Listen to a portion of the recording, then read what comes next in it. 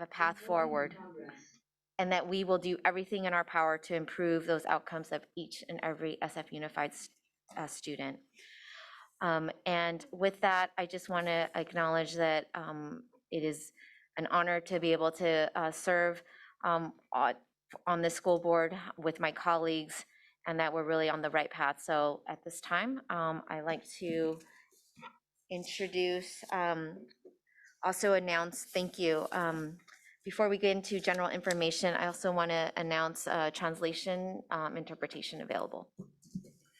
Closed captioning and American Sign Language translation services. SFUSD will provide closed captioning and American Sign Language ASL interpreter services throughout today's board meeting. Live transcription can be found here, https://www.streamtext.net/player?event=SFUSD-board. Attendees who wish to provide public comment to the board and would like an ASL interpreter can use the Q&A box in the Zoom app to type their name or handle and list the item or items on the agenda they would like to comment on. The attendee will need to have a functioning camera in order to communicate with the interpreter and board.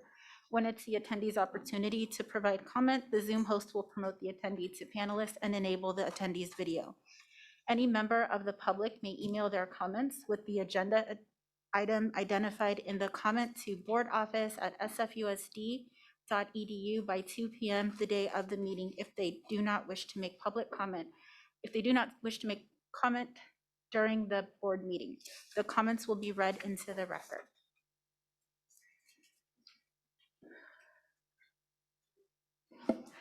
Thank you. Just sorry, President Leon, we need I'm going to pull up the slide for translation. Thank you. SFUSD is offering interpretation services in Spanish and Cantonese. If you need interpretation, please dial the following phone number. After dialing, please introduce the PIN number. This message will be repeated in Spanish and Cantonese. Buenas tardes. El Distrito Escolar Unificado de San Francisco ofrece servicios de interpretación en el idioma español. Si necesita interpretación por medio de Google Meet, por favor marque el siguiente número telefónico, seguido de la clave de acceso. 1-319-382-9676. Por favor, introduzca la clave 665-996-976, seguido de la tecla numeral. Gracias. Cantonese interpreter, please. Thank you. 各位家長晚上好，三藩市聯合校區將會為今晚嘅教委會會議咧提供翻譯傳譯服務嘅。若果你有需要的話咧，可以致電以下呢一個 Google Meet 電話號碼，係1-484-854-3328，密碼係721-609-895，請唔該晒 ，Thank you。 Thank you. That concludes our translation services. Thank you to our translation and interpretation tonight. And as friendly reminder, childcare is provided from 5 to 9 p.m. for children ages 3 to 10. The childcare is upstairs on the 3rd floor in the cafeteria, and snacks will be provided. So general information, we've gone through the translation, interpretation, closed captioning services. I also want to note that for review order of agenda items, tonight we will move agenda items H, 1, 2, and 3 to after the advisory reports, followed by agenda items G, 1 through 9, and then we'll move on to consent calendar after items H and G. Land acknowledgement. We, the San Francisco Board of Education, acknowledge that we are in the unceded ancestral homeland of the Ramaytush Ohlone, who are the original inhabitants of the San Francisco Peninsula. At the indigenous stewards of this land, in accordance with their tradition, the Ramaytush Ohlone have never ceded, lost, nor forgotten their responsibilities as the caretakers of this land, as well as for all peoples who reside in their traditional territory. As guests, we recognize that we benefit from living and working on their traditional homeland. We wish to pay our respects by acknowledging the ancestors, elders, and relatives of the Ramaytush community and by affirming their sovereign rights as First Peoples. Item 2, approval of board minutes, regular meeting of March 22nd, 2022. I'd like to ask for a motion. So moved. Second. Any corrections? Seeing none, roll call vote, please. Thank you, President Lamb. Student Delegate Lamb, Yes. Student Delegate Liang, Yes. Commissioner Alexander, Yes. Vice President Bogus, Yes. Commissioner Shu, Yes. Commissioner Batamidi, Yes. Commissioner Sanchez, Yes. Commissioner Wiseman Ward, Yes. President Lamb, Yes. 7 ayes. Thank you. At this time, I'd like to call upon Dr. Matthews for the superintendent's report. Thank you, President Lamb. Good evening, board members. Good evening, members of the public.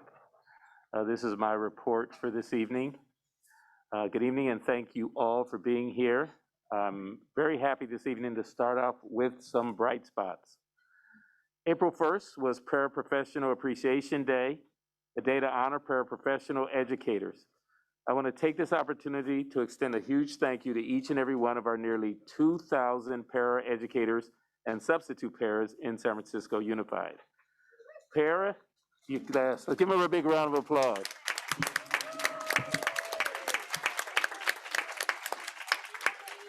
Para is a prefix that comes from the Greek meaning side by side or beside.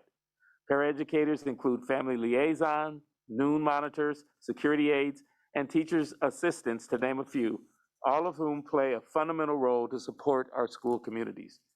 The positions range from working in the classroom to monitoring the students during lunch to supporting the students and families when conflicts arise. Our San Francisco Unified core values resonate deeply with our paras. They remain student-centered, staying focused on our students and their goals. Paraeducators fiercely support our students every day. They unite the classroom and advocate for their students. And most of our paraeducators come from the same communities our students call home, bringing the knowledge and willingness to best reflect and support our diverse student population. Please join me in appreciating our amazing paraeducators every day. Give them another big round of applause.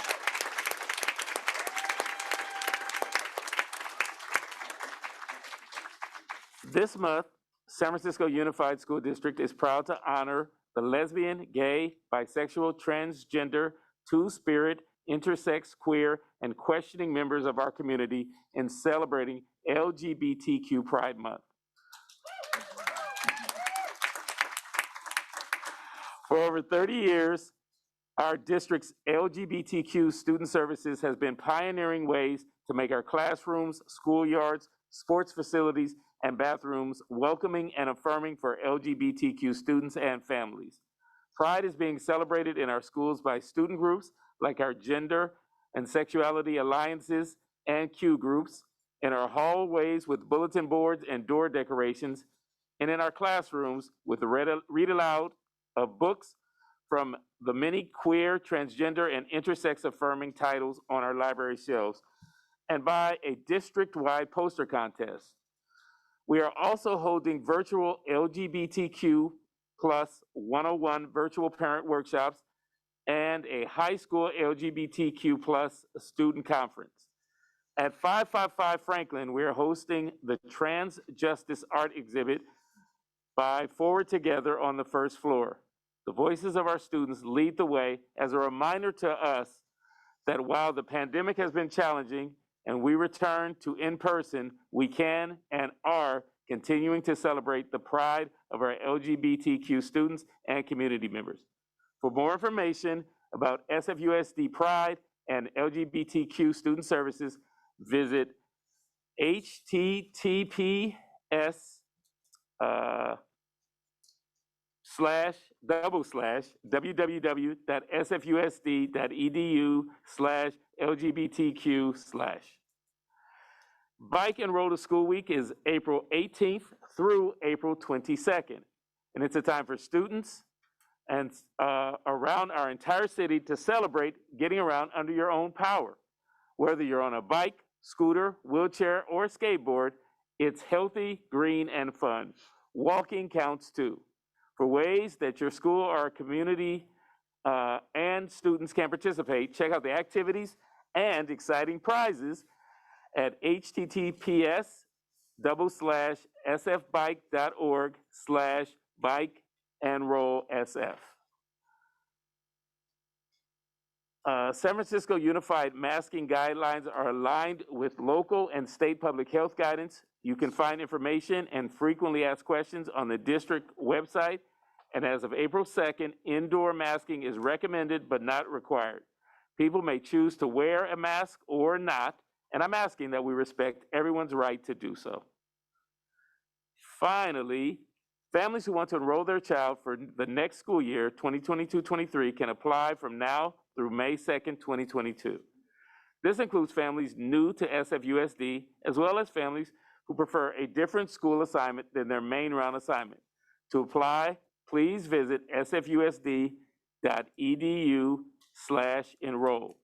We're excited to announce that more families have applied this year than last year, and 88% of students who applied for kindergarten, TK, 6th grade, or 9th grade in the main round received one of their school choices. There is a school for every child in San Francisco Unified, and we're excited to welcome new families. President Lamb, that ends my announcements for this evening. Thank you, Dr. Matthews. Now I'd like to call upon student delegates Joanna Lamb and Agnes Liang for our student delegates report. Thank you, President Lamb. Good afternoon, everyone. We would like to give a quick recap of our Student Advisory Council Cabinet meeting from last night. We continued the planning for our youth summit and the student delegate race. We also were joined by Michelle Jacques-Menegas from the PAC, who gave us an overview of the LCAP engagement process. We have closed the student delegate nomination form, and we are getting ready to prepare a workshop for the candidates that we currently have. We also have our annual youth summit scheduled for Thursday, April 28th, where we will offer leadership development workshops, keynote speakers, and a student delegate candidate panel for all students.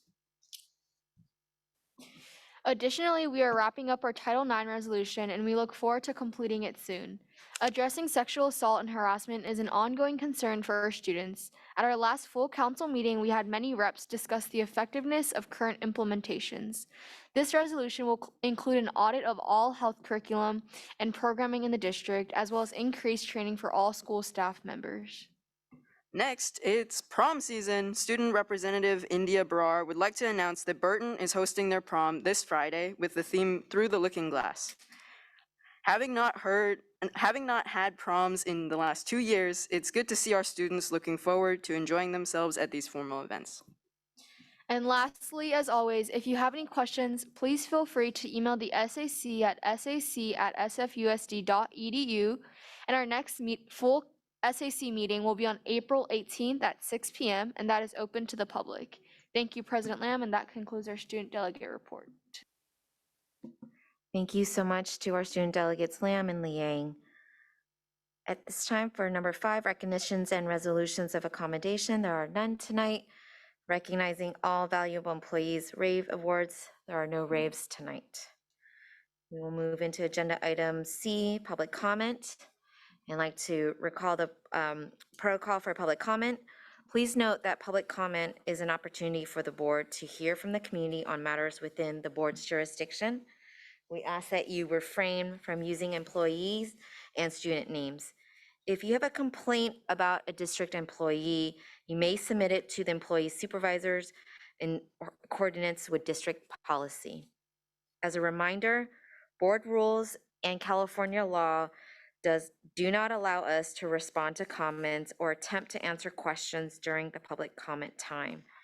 If appropriate, the superintendent will ask that staff follow up with speakers.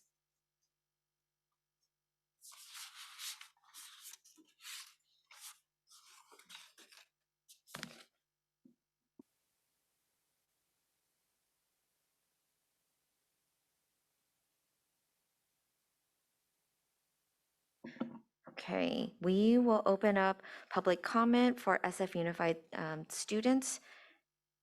And we're going to hear from students who wish to speak on any matter. Students will have up to 2 minutes to speak unless otherwise indicated. And we have allocated 15 minutes for students.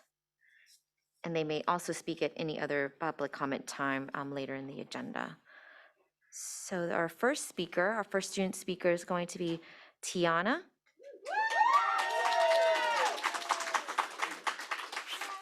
Followed by Emma Pacheco,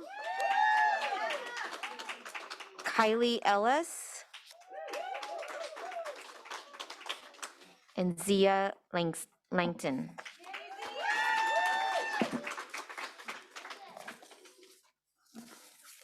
And then once the fourth students speak, I'll call up the following 2 students.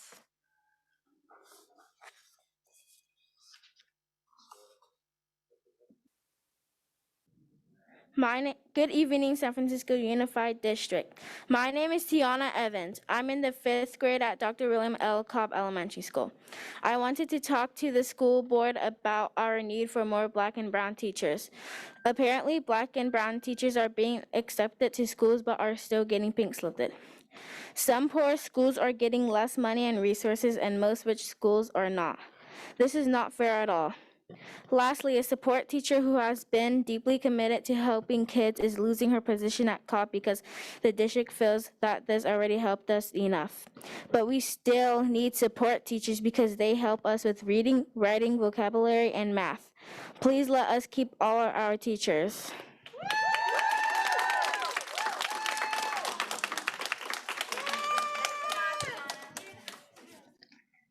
Hi, my name is Emma, and I want the teacher to be here. I don't want the teacher to leave. I want them to stay. Please don't leave us. I want all of the teachers to stay. I don't want them to be fired. They are the best teachers, and they are very kind. Please don't leave the teachers.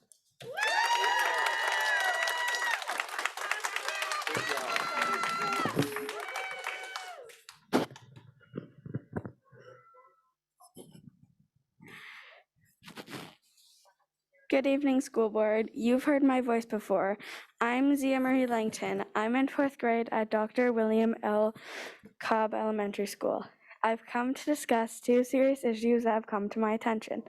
The first issue is that we are going to lose some of our beloved support staff, and this is happening because we are being moved from a tier 3 to a tier 2.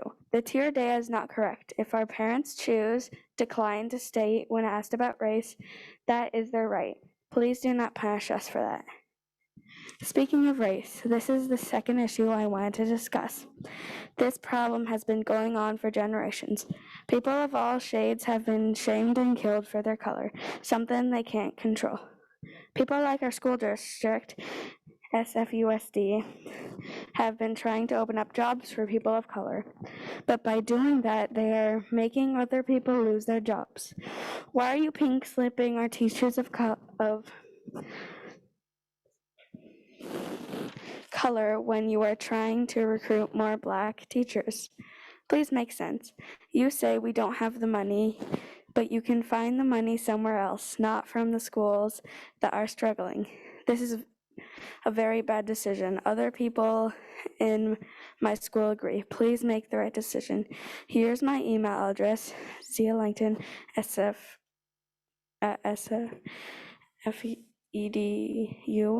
Email me for more suggestions to make education better.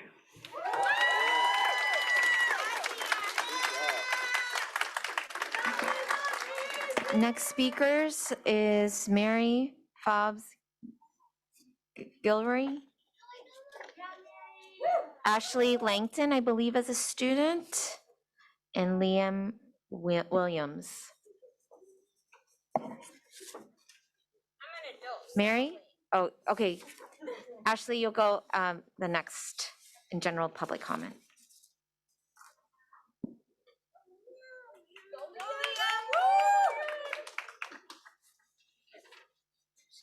Hi. Hi, my name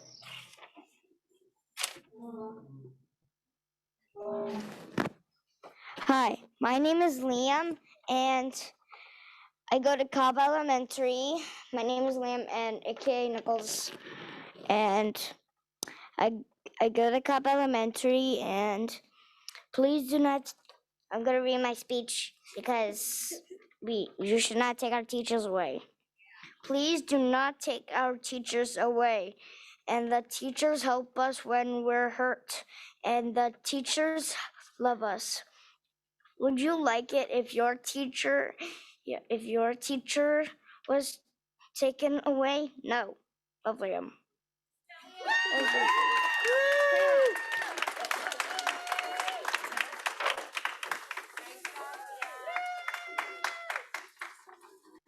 Hi, I'm actually speaking on behalf of a student. They couldn't make it tonight. My name is Ashley Langton. I'm actually a parent Excuse at me. Dr. William L. Cobb, but I'll have you speak in general comment. Thank you. okay.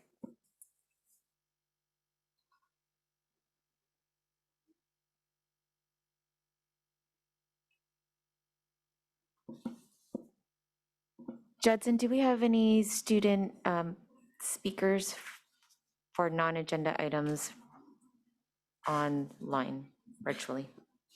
Yes, President Lamb, we do. Ms. Brias, you want to go ahead and call on the item? How long would you like for the students to speak on Zoom per? How many minutes are we within the 15 minutes allocated? We have nearly 9 minutes left. How many? There are 6 hands raised right now. Okay, we'll take all 6, please. Okay. 1 minute each, please. If you're a student and you care to give public comment, please raise your hand and I will call on you. You'll have 1 minute to speak.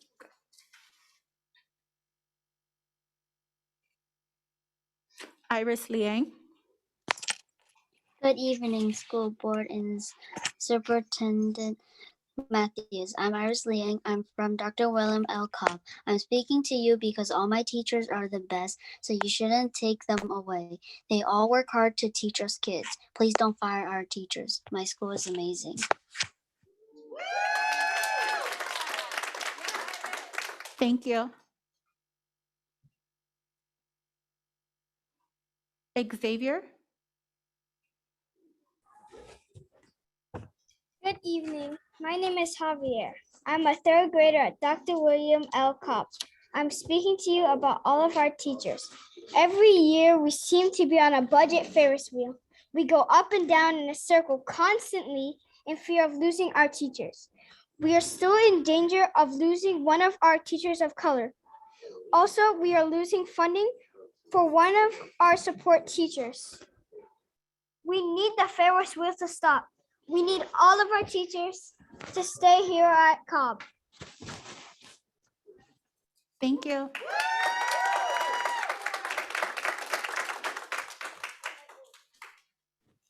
Aya. Hi, my name is Aya, and I'm a senior at Galileo High School. I've been a part of SFUSD. Thank you.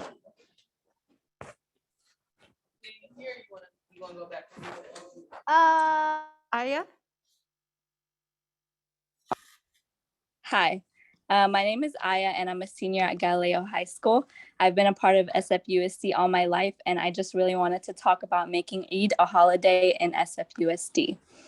I feel like SFUSD has catered to almost every minority group, so I'm disappointed that they refuse to acknowledge this issue. We had a 2-day holiday for Chinese New Year, and we get a few weeks off for Christmas and Hanukkah. But for some reason, my culture and religion rarely gets the recognition we should be getting. Every year, I've had to miss a day of school for Eid. And I know this may not seem like a big deal, but it is when I have to go back to school the next day learning that I missed one assignment for each of my classes and a test. It is a big deal when I'm supposed to be celebrating Eid with my family, but instead I'm sitting in the restaurant typing up my essay. Soon enough, Eid will line up with finals week, pressuring SFUSD students to skip this important holiday. Overall, my community just doesn't feel represented, and I'm disappointed. Thank you.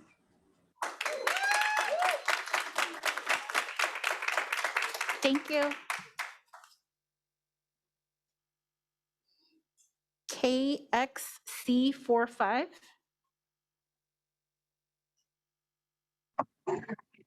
Hi, I'm Miss Carla, and I am the site coordinator for the YMCA. I'm sorry to cut you off, Carla. This is, at this time, we're hearing from students. Yeah, I was just trying to mention our student that we have. He's right here next to me. Oh, thank you. Yeah. Hi, I'm Ronnie Burley, and I'm sad that you're trying to fire all of our teachers. We really need our teachers to support us when we're reading and stuff. You're just trying to fire our teachers, and we really need them. And you guys, Okay, that was Johnny. Thank you. Thank you. Hi, Donovan. I'm going to need to promote you to panelist in order to speak. So that means your camera will show. So I'm promoting you to panelist now.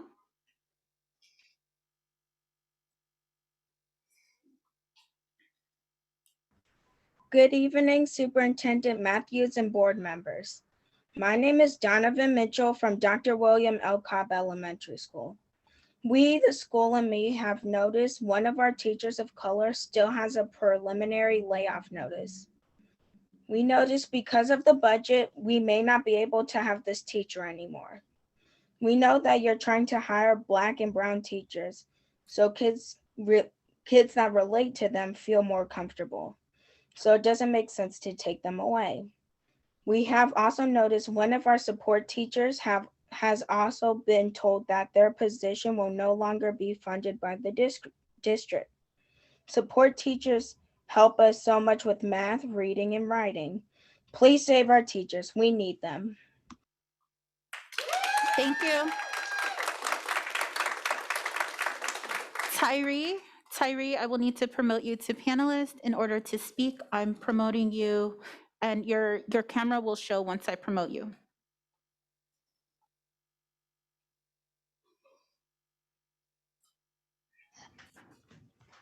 Good evening, Dr. Matthews and board meeting. My name is Tyree and I'm in 5th grade at Dr. William Cobb Elementary School. Today I'm here to talk about a serious issue. It's laying off our resources.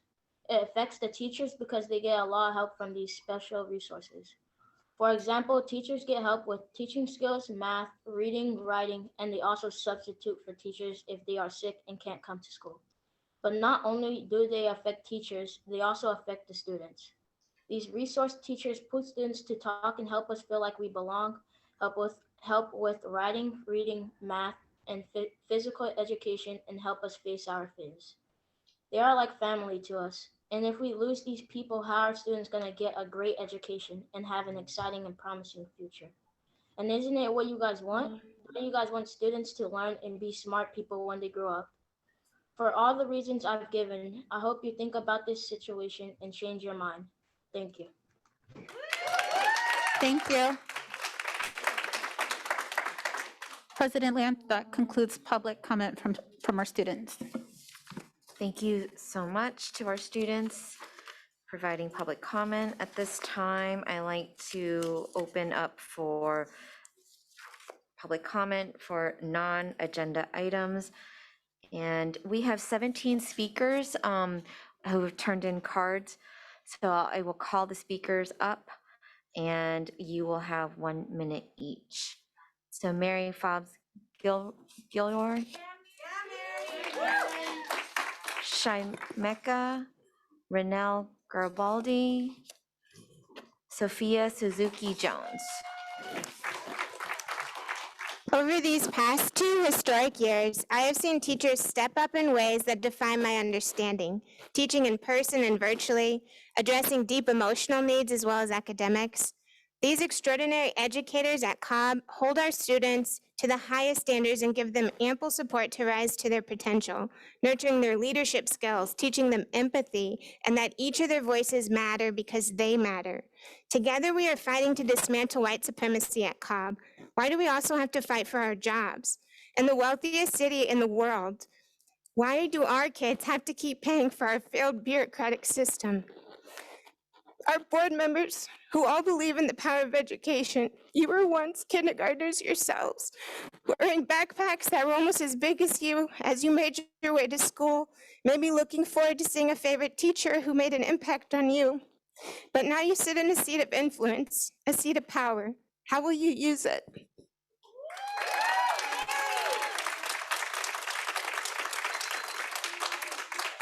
You mentioned someone else before me. Do you want to go? I'm Renelle Garibaldi. Shamika? Okay, she's not here yet, sorry. Okay. So you Renelle? Yes, Renelle Garibaldi. Please go. Okay. Good evening. Our Dr. William L. Cobb community is devastated by the news that one of our dedicated teachers, a teacher of color, received a preliminary layoff notice. Ms. C, one of our kindergarten teachers, has helped our community immensely. She quickly understood that Cobb students are all of our responsibility. Ms. C takes all the students under her wing like a mom. She goes out of her way to make sure students feel loved and seen. Dr. Cobb's school on paper is 58.6% African American. The number is actually much higher, but many of our families choose to decline to state as they have a right to do. Research shows that students need to see teachers who look like them. Do I have to stop? Thank you. Katie, before you go, I like to call up Katie Nunes, Holly Combs, Darren Wong, Cindy Lee.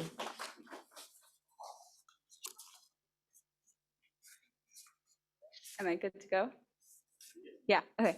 Hi, my name is Sophia Suzuki Jones, and I'm here to ask the board to reconsider laying off our kindergarten teacher, Miss C. This school year was her first at Cobb, and the impact that she has made on our students, family, and staff would make you think that she has been here for much longer. She is a phenomenal kindergarten teacher that has created a fun, loving, and academically rigorous learning environment. She is also one of the only Black teachers at our school, where our students and families are predominantly Black. I can't even begin to tell you how much that means to our families, that their child's first teacher looks like them. She means the world to our students that have not even had her personally as a classroom teacher, because representation matters and is essential at Cobb. Students at our school were devastated to learn that we might lose her, and they immediately wanted to take action and protest this in hopes to create change. Our school works to foster change makers that stand up, speak up, and fight for what is right. Here are the letters from our students requesting that you reconsider her layoff. Nice job, Sophia.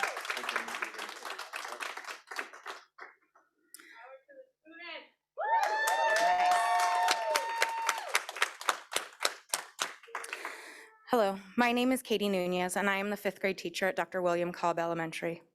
What you are doing to our school is not only deplorable, but it's fiscally irresponsible. I'll let some of my colleagues speak on that. Dr. William L. Cobb Elementary School is named after the first African-American principal to serve in San Francisco Unified School District. It is a beacon in its community, and though it does not seem appreciated, though some do not appreciate its charm or value, our community has deep roots. And it is the place that they continue to come back to for its commitment to excellence and safety net it provides for its families. SFUSD should be using Cobb as a model school and helping our enrollment, not setting blockades. We created an anti-racist task force in the middle of a pandemic to educate, support our families and staff. Before SFUSD implemented the new CCT model, we had already begun helping to disrupt and dismantle systems and structures. We've created a White Allies group to help support our teachers, kids, and families of color. I have volcanologists, marine biologists, zoologists, politicians, basketball players, writers, dancers, engineers, and so many more in my class. But if we fail to support these students now, they will never be able to reach their goals. Not because they can't, but because we pushed them down and we wouldn't let them. Our community has been marginalized, underrated, and pushed down for years. Please stop the injustice and help support our community and the neighborhood schools with deep community roots. Thank you.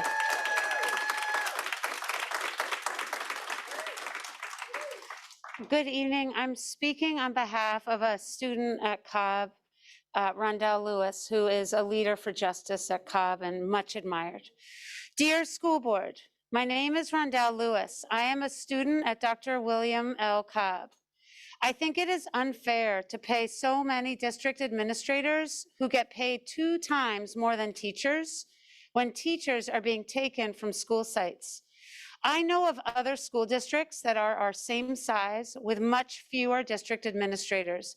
I strongly believe that you should reconsider your decision to keep so many administrators. Then you will be able to use that money to make better schools and students will have an easier time learning and thriving. Thank you.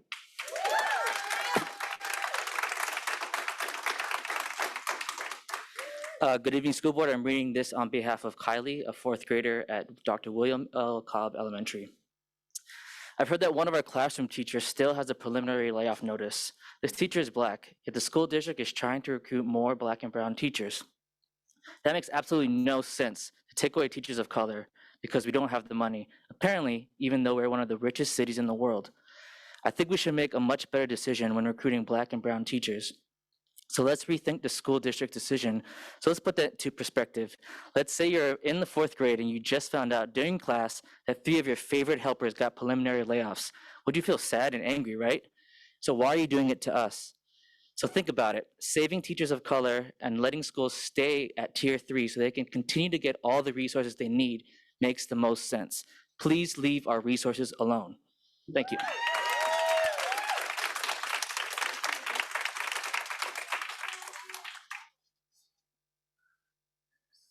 Sorry, I need to translate. Good evening, everyone.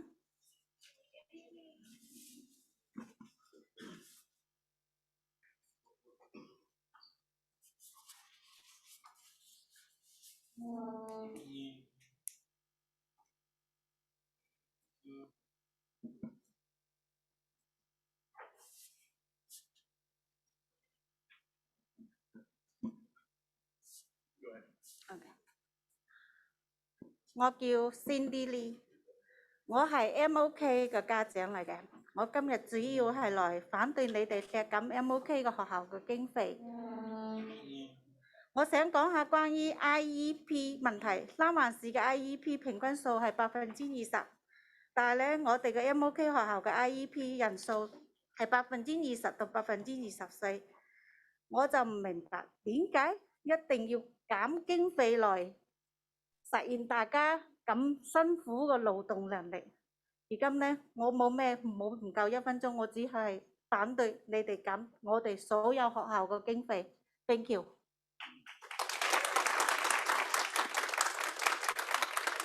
Hi, my name is Cindy Lee. I'm from Is Chen here? Translation, go ahead, please. Okay. Hi, my name is Cindy Lee.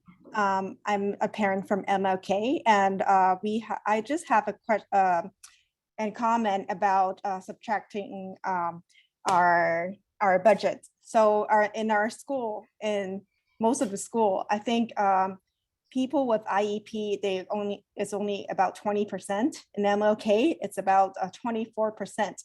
So I wonder, why do the school board subtract our budget? I think that's all of my comment within a minute. Thank you. Thank you. Our next speakers, Irene from MLK, Susan Guan from MLK, Haiti Diaz, and Sandra Benyon. Go ahead. 大家好，我係 MLK 中學嘅家長。今晚嘅主要目的係想問下教委，為什麼每年減少 MLK 嘅收生人數？從幾年前我第一個細路仔讀 MLK 嘅時候，500多名學生，減少到今日嘅407人。現在你們又以學生人數為由，學生少為由削減 MLK 學校嘅經費。請問你哋咁樣做嘅係有咩企圖？為什麼同樣級數嘅學校？冇削減學生人數，而 MLK 卻一年比一年少。你們係對這間學校同埋呢間學校嘅學生有意見嗎？你們係想刪除呢間學校嗎？你們這係赤裸裸嘅欺負同埋歧視。對你們這種不公平嘅對待同埋做法，我們一定會抗議到底。另外想問一下各位，點解上一次嘅教委會議中，我們學校用中文郵寄嘅意見冇喺會議上面讀出嚟？呢個剛好係證明咗你們對我們嘅不同嘅態度。我們為什麼會用中文寫？係因為我們唔懂英文啊！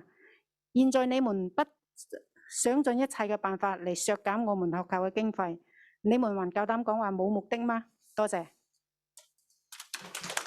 Thank you. Translation, go ahead, please. Good evening, everyone. I am a parent from MLK. Tonight, my main goal is to ask the Board of Education why is our enrollment number go down every year? And from my first child going to MLK, it was 500 something to now, today is 407 students. Now you are making this as an excuse that to subtract our budget. And I would like to know, is there a reason behind it? Why is other school with the same enrollment number do not have a lower budget? But for MLK, it's like 1 year after lower than the other. Hold on. Do you have an opinion? Oh, do you have an opinion for the school and the students? Would you like to eliminate a school? If this is a discrimination and bullying,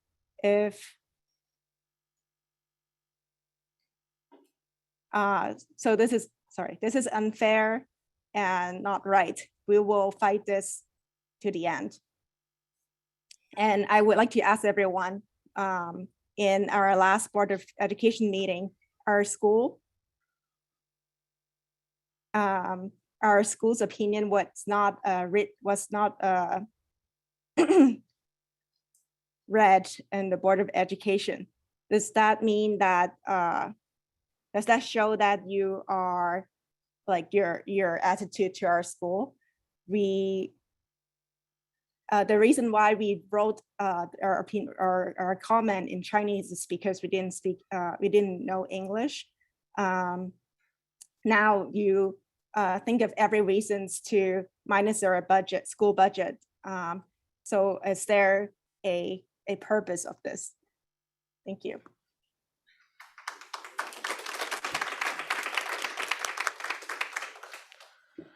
係，首先咧，我就係上個星期寄信嚟，你哋冇讀我哋嘅嗰啲家長，我係 MLK 嘅家長。而今晚我哋嘅標題咧係反對校區削減我哋 MLK 經費，因為我係 MLK 嘅家長，我嘅小朋友係讀 MLK， 因為我好榮幸我嘅小朋友可以讀到 MLK， 因為 MLK 嘅領導好，教職員工好，我們好鍾意 MLK。但係他們有幾好都冇用啊！就係你們一句教育局一句經費唔夠要削減，就一減就減我哋幾十萬。咁你嘅做法係咪想取消我哋學校啊？如果唔係，點解你哋三番四次不停咁向我哋啲學生開刀，唔重視我哋，歧視我哋？我哋嘅學校所有嘅人，呢啲就係歧視啦。多謝。Thank you. I'm one of the parents from last week. Last week, we wrote a letter to Board of Education. You guys didn't read it out loud. I oppose in lowering our school budget because our school has extremely good leadership, extremely good teacher. But yet the Board of Education trying to lower our budget for at least like thousands of dollars. And are you on the track of trying to eliminate our school? This is not fair for our student. This is discrimination toward our school and our student. Thank you.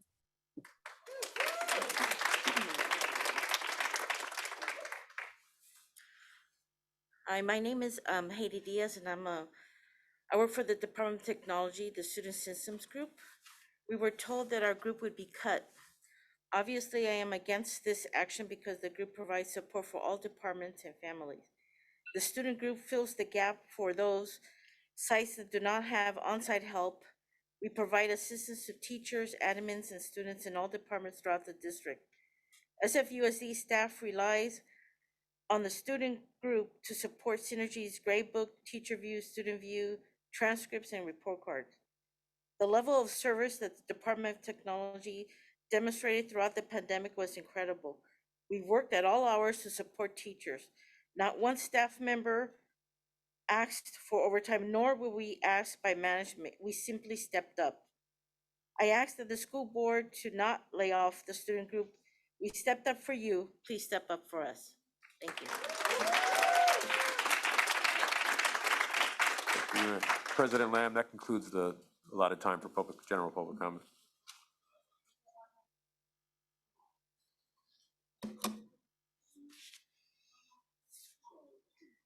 Can I speak?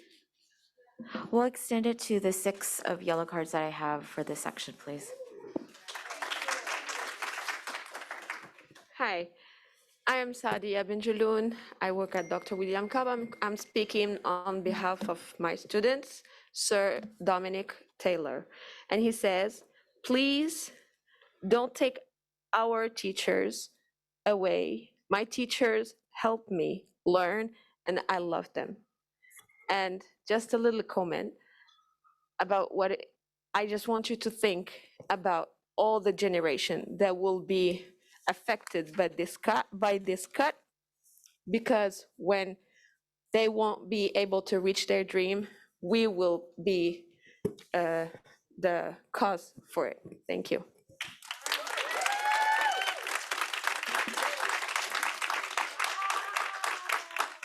Ashley Langton, Amber Ulrich, Aaron Bullock, and Rich Miller.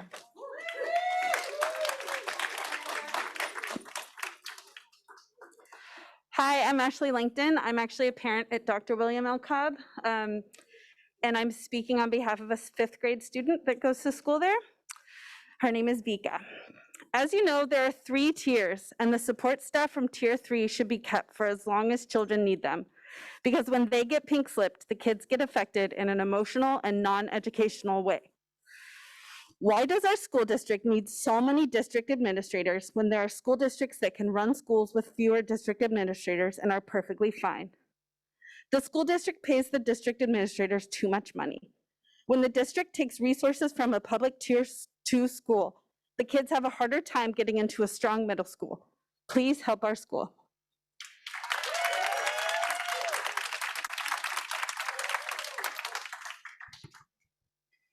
My name is Amber Ulrich. I am a science teacher at Martin Luther King.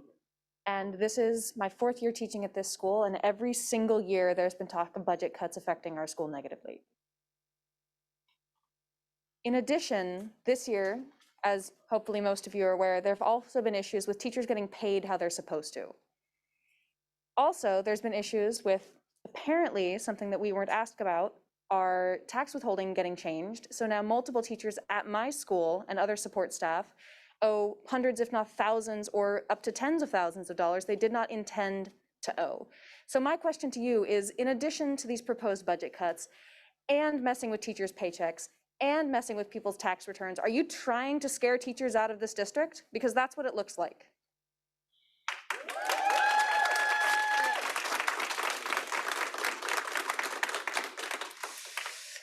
Good evening, members of the board. Thank you for taking the time to hear me. My name is Erin Mosisa Bolick. I'm a San Francisco native and a graduate from public school system, and I'm a dedicated teacher at June Jordan. This is my 17th year. I also serve as a high school representative of our union. These past 2 years during a pandemic has been one of the most challenging experiences of my career. It's been made even more difficult by the unprofessional and negligent mishandling of our new payroll system, Empower. This new system has resulted in an error on my tax deductions and our 13th check. The result is of $5,300 tax bill for the year 2021. Imagine my shock when I have never before had to pay taxes. I don't know how on a teacher's salary I'm going to manage to pay this year's taxes. Next year I'll be in the same situation, owing taxes in 2023 for the taxable year of 2022. It's caused and will continue to cause into next year hardship for me, my family, and my union brothers and sisters. It is hard to comprehend for a dedicated educator how this mismanagement could occur. Let us not forget who we serve, the children. This will trickle down to the hundreds of innocent students and families who rely on us to help raise their children during these difficult times. I know I'm just one of many, and for some educators, it's worse. This is unacceptable in a city like San Francisco. It's disrespectful to our chosen profession as an educator, and I hope that you do the right thing. Hold the district management financially responsible for your mistake. Let me say that again, this is your mistake. Do the right thing. Hold management responsible. Let me continue to teach. Thank you.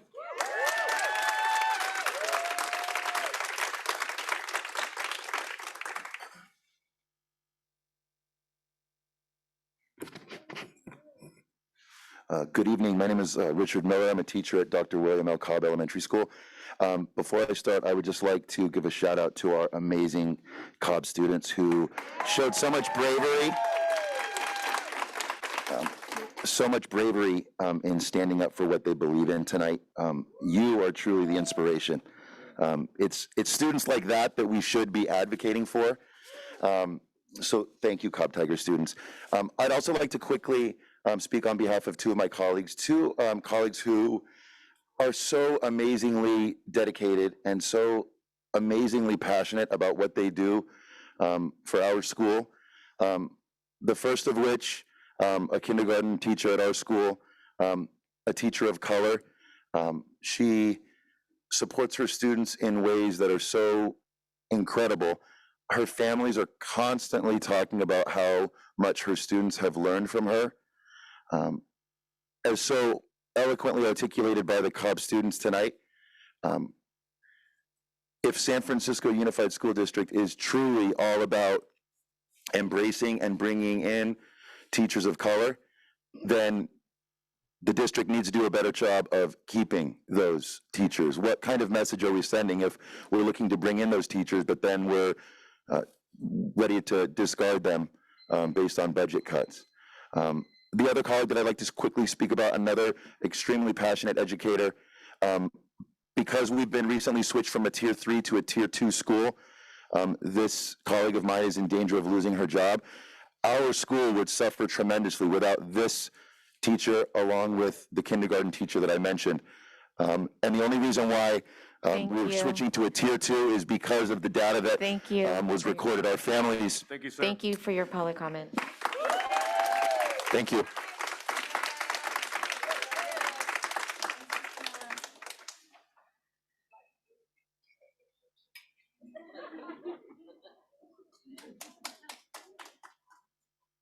Okay, I'm gonna call the next grouping. This will conclude our non-agenda items for public comment. Inan Alamari, Sharif Zakau, Noor Bohassan, Wasian Haj, Julie Roberts Fung.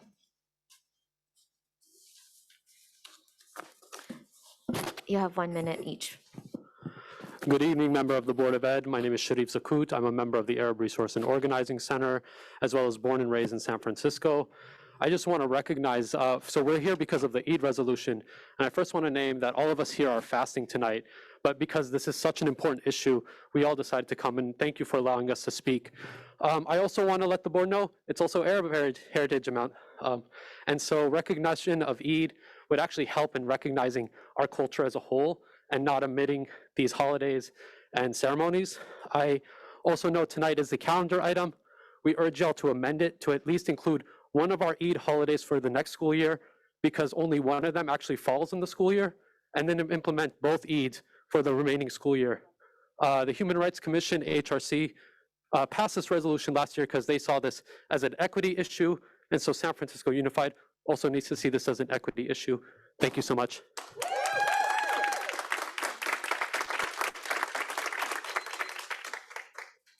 Hi everyone, my name is Noor and I'm here translating for a community member, Fatima.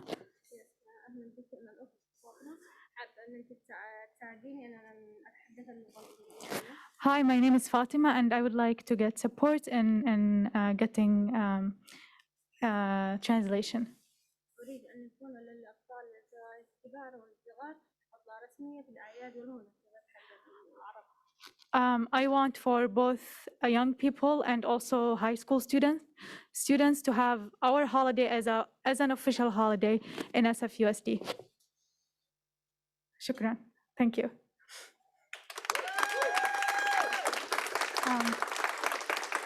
I would also like to speak. So my name is Noor, and I'm the youth coordinator here representing the Arab community with the Arab Resource and Organizing Center.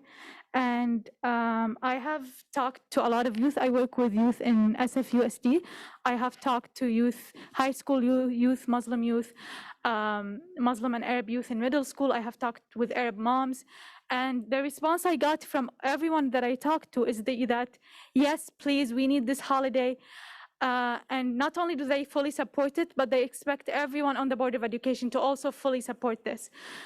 As an immigrant, I can also say that it means a lot to us, to all of us, to feel seen and heard in SFUSD. And just imagine, like, as a student walking into the classroom and not having to explain to your teacher what Eid is, and also being greeted by your teacher who says Happy Eid. So we really need this as an official holiday, and we expect this to be on the calendar for next year, and to also have this as an agenda item, please, for next month. And I also fully support the teachers here, and we stand in solidarity with all the teachers. Thank you.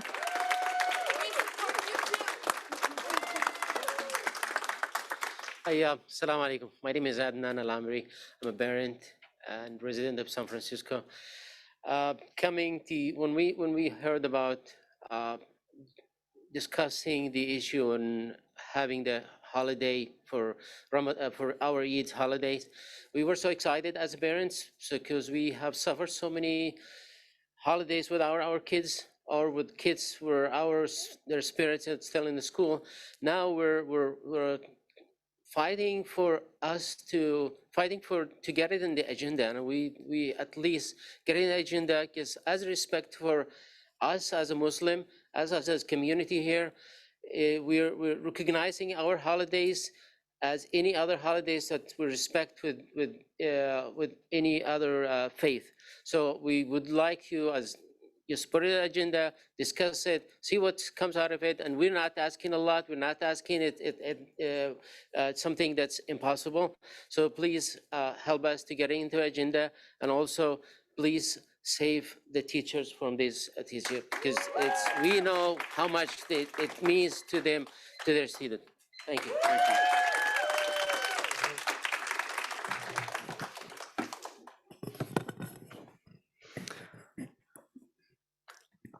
Hi all, my name is Wasim Haj. I'm a caseworker and a longtime member of the Arab Resource and Organizing Center. We're currently in Ramadan, one of the most spiritual times of the year for our Arab and Muslim community, and in many ways it's one of the most difficult. As a caseworker, I've worked with many families struggling to make ends meet to get food for iftar, which breaks fast at the end of a long day. Every Arab and Muslim who came up in the American public school system can attest to the difficulties they face during this time. Long days without food while attending to their studies, facing unsympathetic administrators and skeptical peers, and at the end of Ramadan comes Eid, which celebrates the end of our month of fasting. We're asking you to add a resolution recognizing Eid at SFUSD to your agenda ASAP for implementation next year. Our families are relying on you, the school board, to recognize our traditions and holidays. Eid goes beyond prayer and celebration. It is about survival for our community. Arabs and Muslims have been hit by Trump-era immigration policies, anti-Asian discrimination. Also support the teachers. Thank you.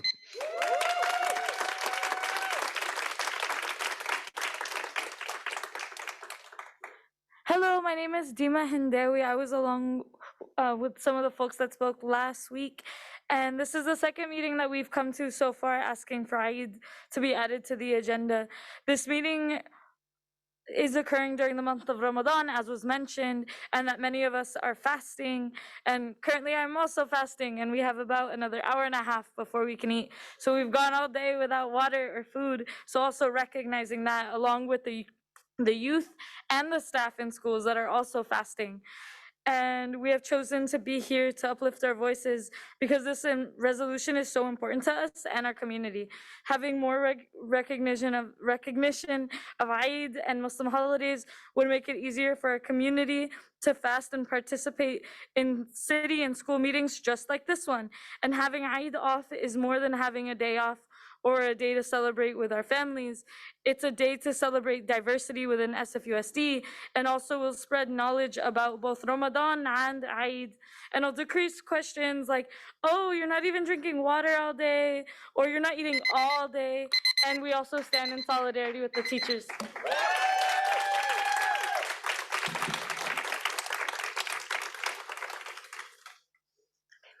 Hi, my name is Julie Roberts-Fong. I'm also asking SFUSD to amend the calendar to celebrate the Eid holiday right away. Changes are still being made tonight to celebrate Juneteenth, which is terrific. I urge the board to support that change and to stop the layoffs of Black teachers at Cobb's, a school that serves Black scholars too. It's trouble that Eid is being blocked from even being on the agenda during Arab Heritage Month. It's troubling also that public comment and PAC report times are becoming more and more limited, and that in-person comment is being prioritized over virtual comment. People should get equal time, whether in person or Zooming in from home. I know there are people waiting at home to speak on this issue while fasting. Lastly, the only link to the Zoom that works is buried deep on board docs. Please keep the one that is the more accessible landing page updated to allow access to these meetings for people who have barriers to being in person. Thank you.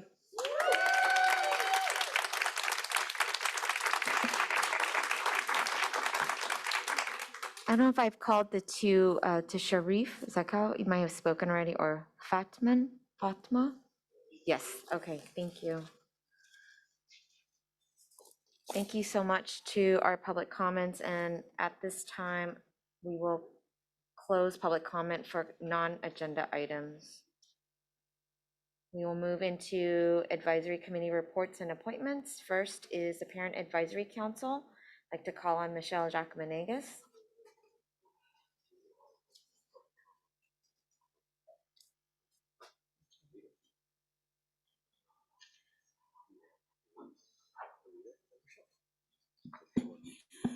Good evening. I just wanted to clarify, so there's no online call-in for general public comment? No, because we exceeded our public comment in person. Okay, thank you for the clarification. Good evening, President Lamb, commissioners, student delegates, superintendent, staff, and members of the public. My name is Michelle Jacques-Menegas, and I am the coordinator for the Parent Advisory Council to the San Francisco Board of Education. I am joined this evening by SFUSD parent, PAC member, and advocate Thyra McCandless, who is has a professional background in law and public health. The role of the PAC is to represent parent perspectives in order to inform Board of Education policy discussions and decisions. This is our report for the April 12th, 2022 Board of Education meeting. We will begin with celebrations, touch on some recurring issues, provide a recap of our recent PAC meeting, and conclude with information on upcoming parent engagement opportunities, including our next PAC meeting.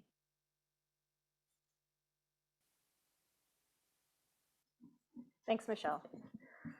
April is SFUSD's Pride Month, and the PAC had the honor of supporting Kenna Hazelwood, SFUSD's LGBTQ Student Support Services Coordinator, in presenting an LGBTQ 101 workshop in Spanish, English, and Chinese.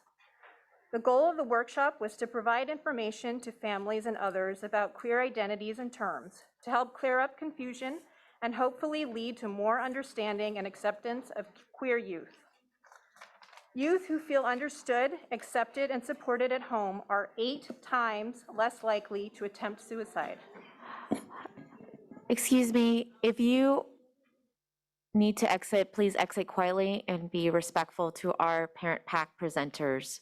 So I'm going to give about 30 seconds for folks to get adjusted, and if they're going to be leaving the boardroom, please leave in a quiet manner.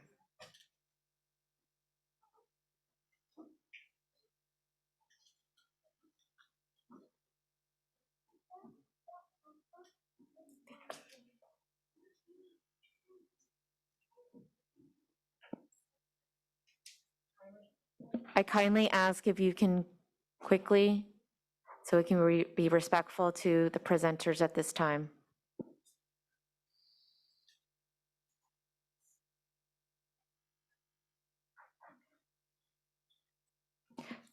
Thank you so much, and apologies. Just wanted to make sure we had cleared the room. Go ahead. I'm just going to reiterate that because it's important. Youth who feel understood, accepted, and supported at home are 8 times less likely to attempt suicide. It is imperative that we educate ourselves on what they need in order to thrive. The workshops were recorded and will be a part of a library of resources available to students, families, and educators. A big shout out to Kenna and the rest of the Student and Family Services Division who made this happen. More information on SFUSD's LGBTQ student services can be found at sfusd.edu/LGBTQ.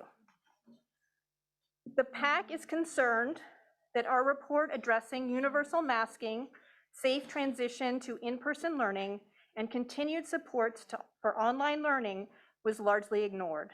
We encourage the board to review our last report in particular, and we appreciate President Lam reaching out this past week to let us know that the board is exploring ways for us to be able to engage in productive dialogue on issues raised in our reports, now and in the future.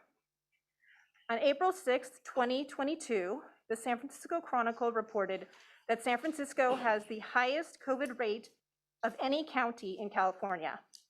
Universal masking is still needed to protect those most vulnerable among us and needs to be strongly encouraged. If masks are required at public meetings, as it actually says, attending a public meeting in an SFUSD facility is required to wear a mask regardless of vaccination status. Why not at schools, where we know not all the children are vaccinated? The district's change in masking policy was not well implemented. The PAC is frustrated that the needs of families who volunteer on the advisory groups were not taken seriously when the Board of Education voted to return to in-person meetings in mid-March. Rather than waiting until the end of March, when the governor's state of emergency was set to expire, in debate by the board, only the board's regular and committee meetings were considered, despite public comment that highlighted the impact on advisory councils and committees. This has left us scrambling to secure meeting space and line up other supports necessary to ensure that families can easily and safely participate in our meetings, and led to the cancellation of some meetings. Staff has been incredibly helpful in this process, but we feel unheard and unappreciated by the Board of Education commissioners. We also request that you advocate for changes currently in discussion at the state level that would update the Brown Act to allow for advisory committee members to participate remotely without having to disclose their location, which in the case of our volunteer family members would mean their home. Finally, the PAC would like to express our support and solidarity with the educators and staff of SFUSD whose paychecks have been and continue to be processed improperly. We have had to fight in order to be paid, properly, and who have suffered needless stress and financial hardship as a result. These are the people who, despite all the obstacles, are working tirelessly to educate and support our children, and they deserve better.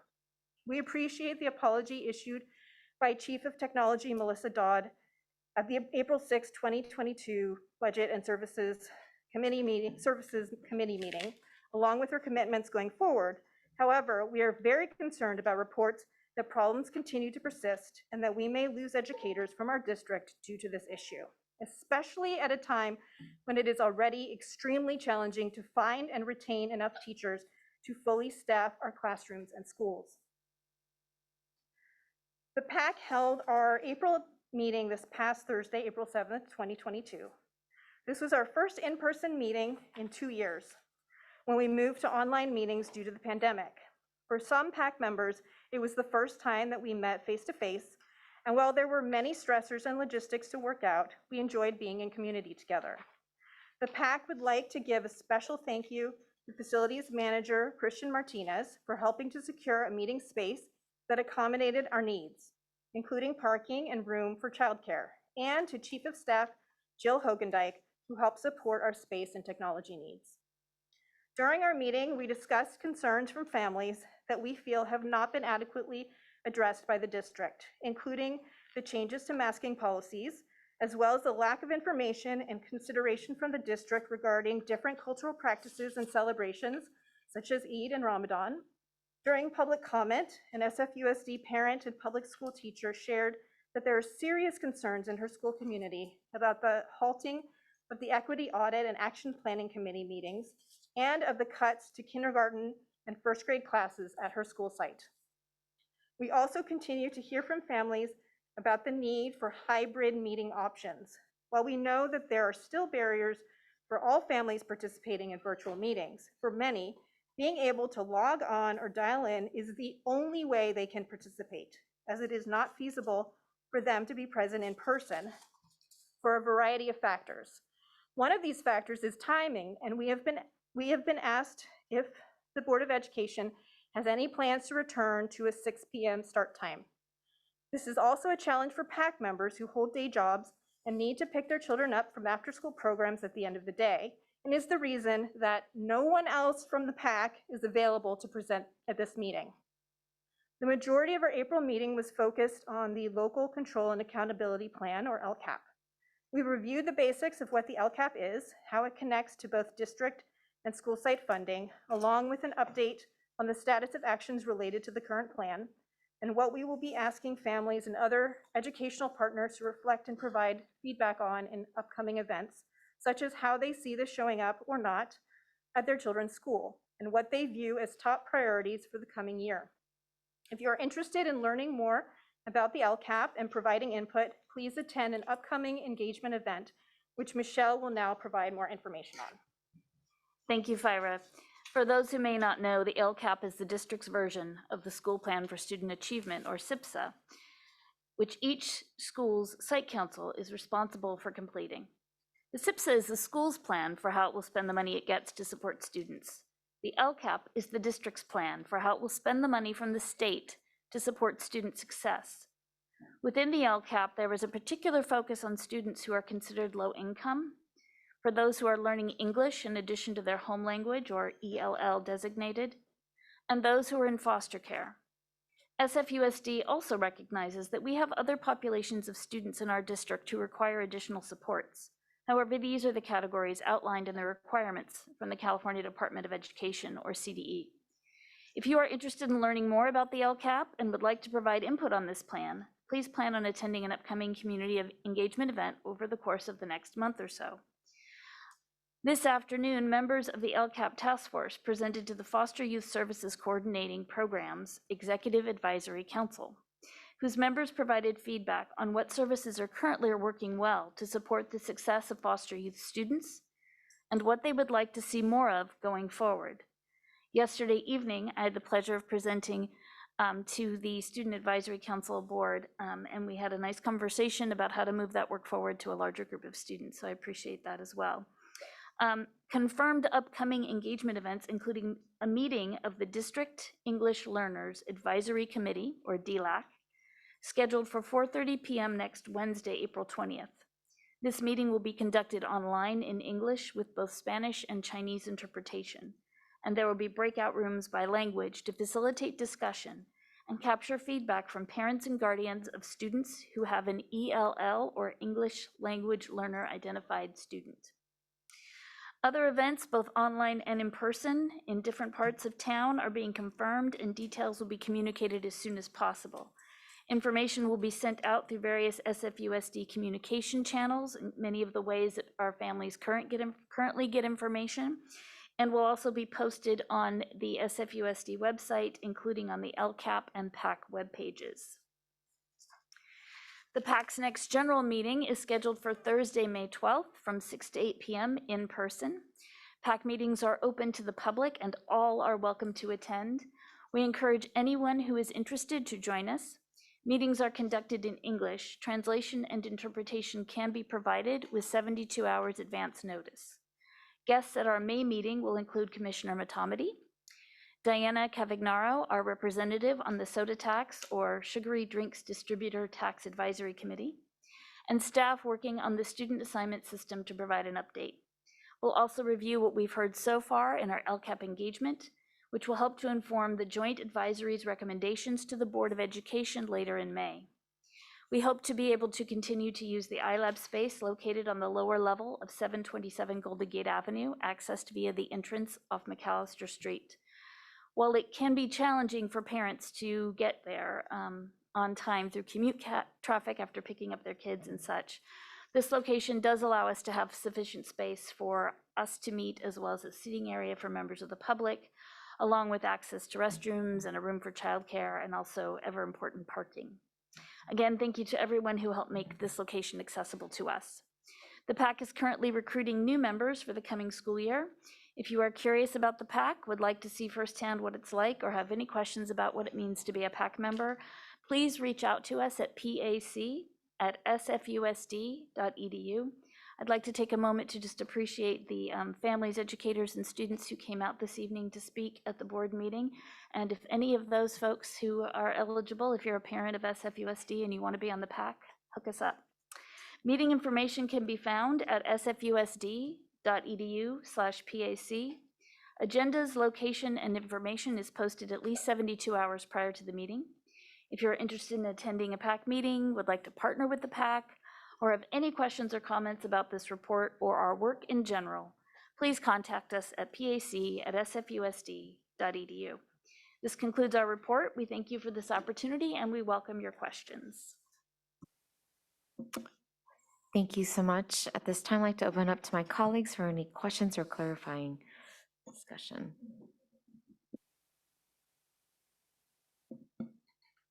Go ahead.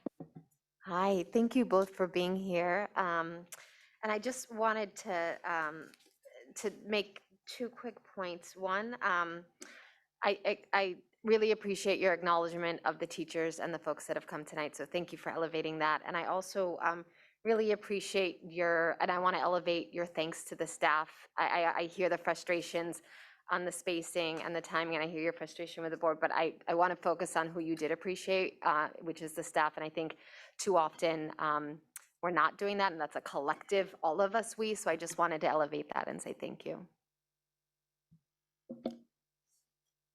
Vice President Bogus? Thank you so much for your comments. I would guess my question is to district staff. Is there any conversations or where are the spaces kind of happening with the advisory councils around COVID safety precautions and kind of the steps that we've taken or steps that we're taking next? And I'm just interested in kind of what kind of dialogue is available or kind of being exchanged with the advisory committees, especially based off the last few reports. And if you want to also share what your experience has been with that as well. Yeah, I'm happy to speak a little bit to that. Chief of Staff Jill Hogendijk has been very communicative with the advisories, with the coordinators and liaisons, sharing with us and answering any questions we have about what the current protocols are, and strategizing on how to build a sort of a list of spaces that we can use for meetings and things like that.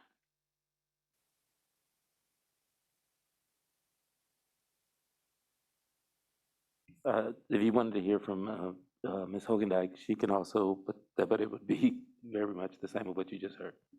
Okay, if there's nothing more to answer, I guess I would just really be interested in figuring out how we have conversations that are really about the successfulness of what we're implementing at school sites and how families are feeling about that. And I guess more than just being able to kind of answer questions about what the policies are, but how are they being implemented and whether or not we feel like they are effective strategies and approaches. And I think too, just figuring out how we as a board can be more available to you and the other advisory committees so that you can direct that to us directly as well, so we can figure out how to support and to kind of make sure our goals are kind of being fully implemented at the site level. Thank you, and I'd like to open it for public comment. I have Alita Fisher. 1 minute. Thank you. Hi, everyone. First of all, I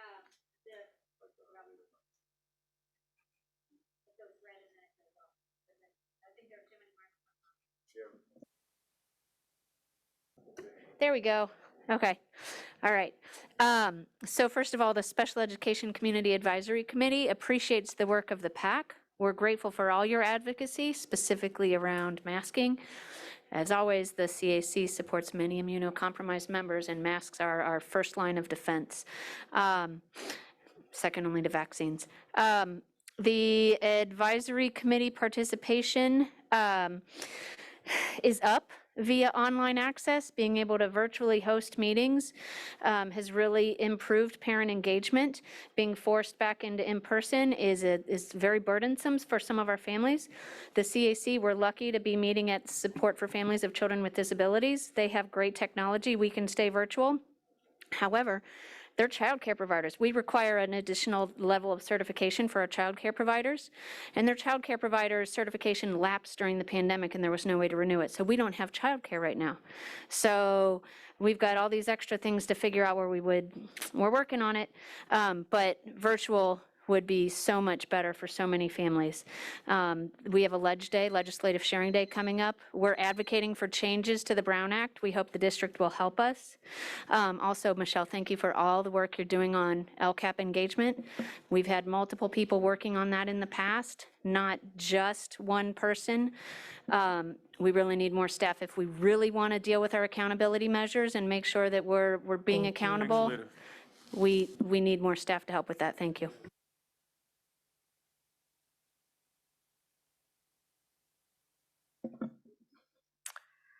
At this time, we'll take public comment virtually, 1 minute each, up to, we've had 7 minutes, up to 7 minutes. At this time, we will hear public comment on the Parent Advisory Council report. Please raise your hand if you care to speak to this item. We will have a total of 7 minutes, and each speaker will have up to 1 minute to speak. Can we please have that repeated in Spanish and Chinese? Buenas tardes. Por favor, levante la mano si desea añadir un comentario público. Gracias.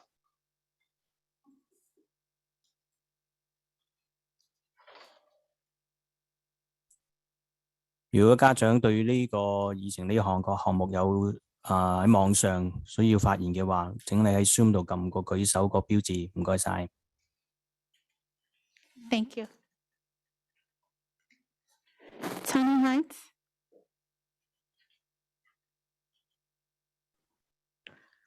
I actually want to speak about teachers using the N-word. Is that appropriate now?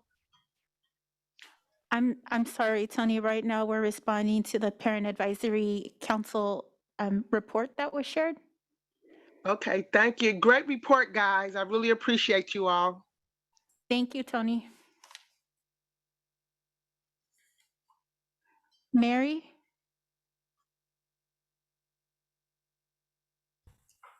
Hi, good evening. My name is Mary Lahori. Actually, I echo what Tony was sharing. I did want to say thank you for the PAC presentation. I did want to uplift, though, the concern around the N word being used to schools, and I know that's something that the PAC will continue to lift up. So just wanted to thank them for their work. And please give more time to folks to speak from virtual settings into the board meeting. Thank you. Thank you. Hava? Yes, first, yes, I second. Please split the time for public comment for virtual. The second is I wanted to highlight the importance of advocating for the Brown Act to be changed legislatively. I'm a CAC member and I am immune compromised. I have to be very careful. I also suffer from chronic pain and I'm a single parent. So there is limits, but I want to serve and I want to participate. The Brown Act currently as a member, I could be excused, but I cannot vote. I cannot do both unless I go in person. That is why it's important to support it. The other thing is please continue to support hybrid options, including in curriculum committees, BOE curriculum committees, budget committees, etc. I appreciate what you've done so far, but please continue the work. The last thing is, I'm hoping that there is dialogue with those that are immune compromised, families and students at some point as this mask mandate and as this surge kind of unfolds. I'd be grateful for that. And I wanted to thank the PAC for their work. And I also wanted to highlight what Lee already said. There is no childcare currently at CAC.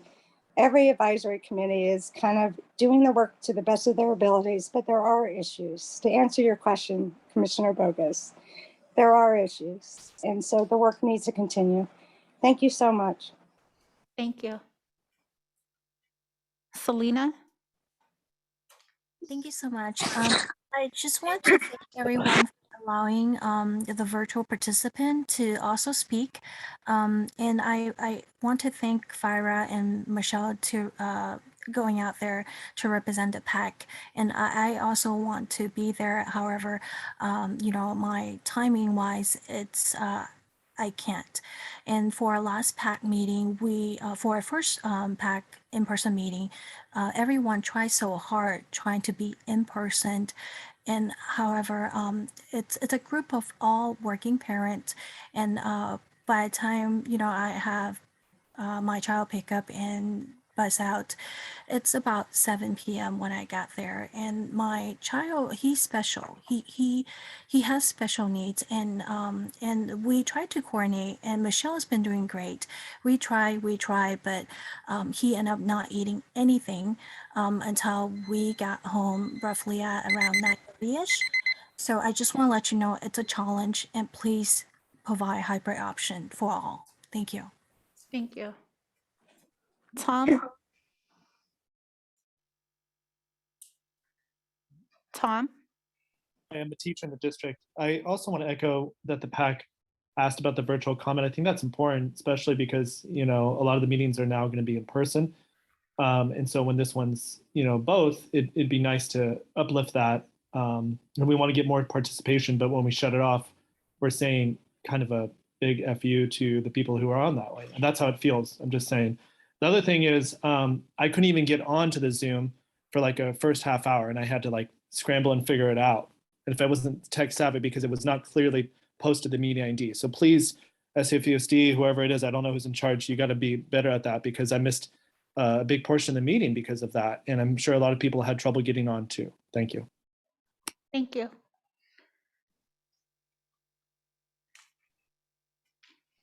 Caller 7853, number ending in 7853.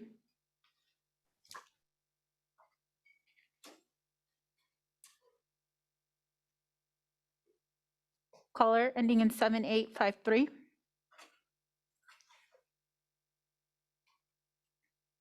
Yvette?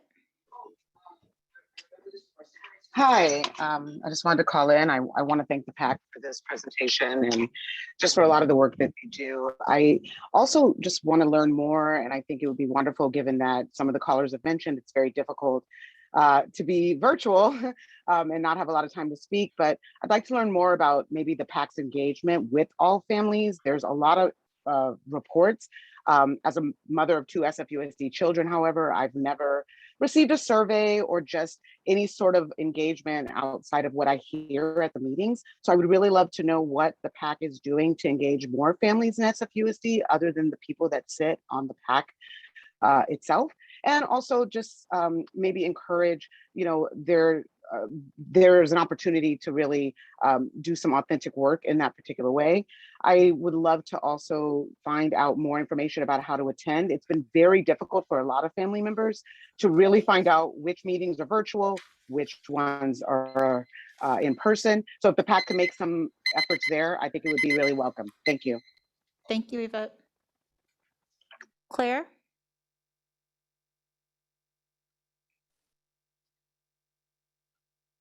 Claire?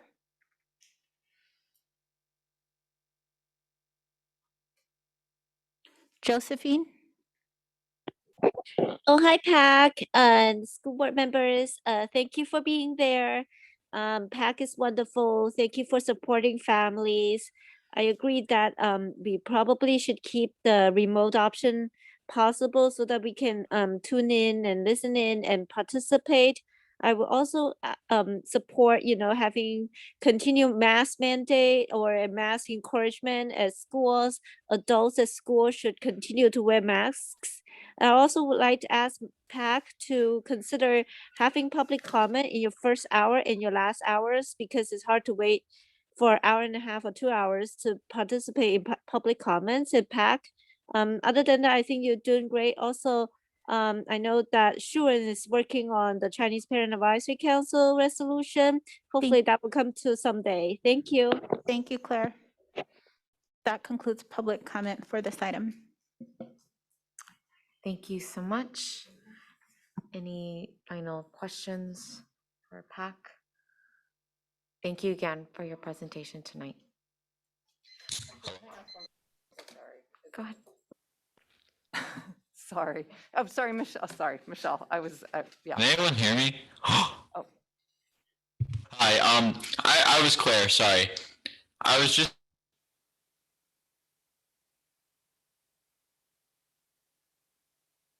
Hi. I wanted to thank you for the LCAP outreach. As you know, I served on the LCAP task force, and I appreciate the work that you've been doing on that. And I just wanted to understand, and I look forward to joining the next PAC meeting. Can you talk more about the LCAP process and what is being presented for input, if there's specific goals or actions or parts of the implementation? Absolutely. Thank you for asking, Lainey. Commissioner Matamati, excuse me. With the LCAP this year, the engagement events, we are starting off with a little bit of a background so we can give, some of our folks that come, actually most of the students on the executive committee for SAC, they all knew what the LCAP was, but that's a pretty high percentage compared to most events that we hold. So we start off with a little bit of basic information. What is the LCAP? Why you should care about it, how it's connected to school site funding, and then look at some of the work that's been done, especially over the last year, looking at both things that were highlighted in previous years' recommendations from the joint advisories that were actually implemented. Also, staff did a mid-year review of all the actions in the LCAP that related to their divisions, and they elevated things that they basically ran them through a filter. So like what was actually implemented, to what level of fidelity, what kind of quality, all these factors. And then they came up with things that were really successful. And so we're kind of pulled some of those examples out. And we'll be asking folks to take a look at those examples and tell us if they have seen that in their kids' school. Or in case of the students, are they seeing it? And then we'll also be asking folks to look at the list of things that are sort of elevated for priority for the coming year based on that mid-year process. And asking folks to say, what do you think out of this are the most important things? And then also just asking, what else? What else is important to you? Currently, like I said, we've met with the students, and they'll be doing a broader outreach event, and we're looking to do in-person events, probably about 3 of them. We're looking potentially to do one in maybe around Chinatown, one a little more midtown, and one probably in the southeast. And then we're also looking to do a district-wide online event, and then specific events, for example, working with community partners like CPAC and Parents for Public Schools and others to do language-specific online events, like for our Chinese speaking community, and like I mentioned, the Dlac event. So, Thank you so much for all of that outreach. And I did want to ask, and sorry, next time I'll check in with you before, so I don't mean to put you on the spot if That's you're not okay. ready. Have you had an opportunity to see the draft LCAP at this point? A full I haven't looked at it. Okay. That's just to say a matter of time that I haven't really poured over it. Okay. And is there anything that staff can be doing, or are there ways that the PAC and your advisory work could be supported around the LCAP to bolster that work? Yeah, I think in the long run, as you've heard Ms. Fisher mention, and it's come up before, our district really needs an LCAP coordinator. I'm not that person. I'm not even a district employee. I'm employed by a nonprofit, and so I don't have the teeth when it comes to certain kinds of things. And we really need someone who holds this work completely and utterly responsibly and isn't stretched with various things that, like I am. I'm only a 30-hour-a-week position, and my primary priority is the PAC and making sure the voices of all our families are elevated. So, and in the short term, I think just anyone who can step up and help, support an online event for us, or help us get the physical spaces confirmed, and anybody who wants to show up and help out and support the events would be helpful. Thank you. Yeah, thank you so much for pushing the work forward. I really appreciate it. And thank you so much for the presentation from the PAC as well. Thank you.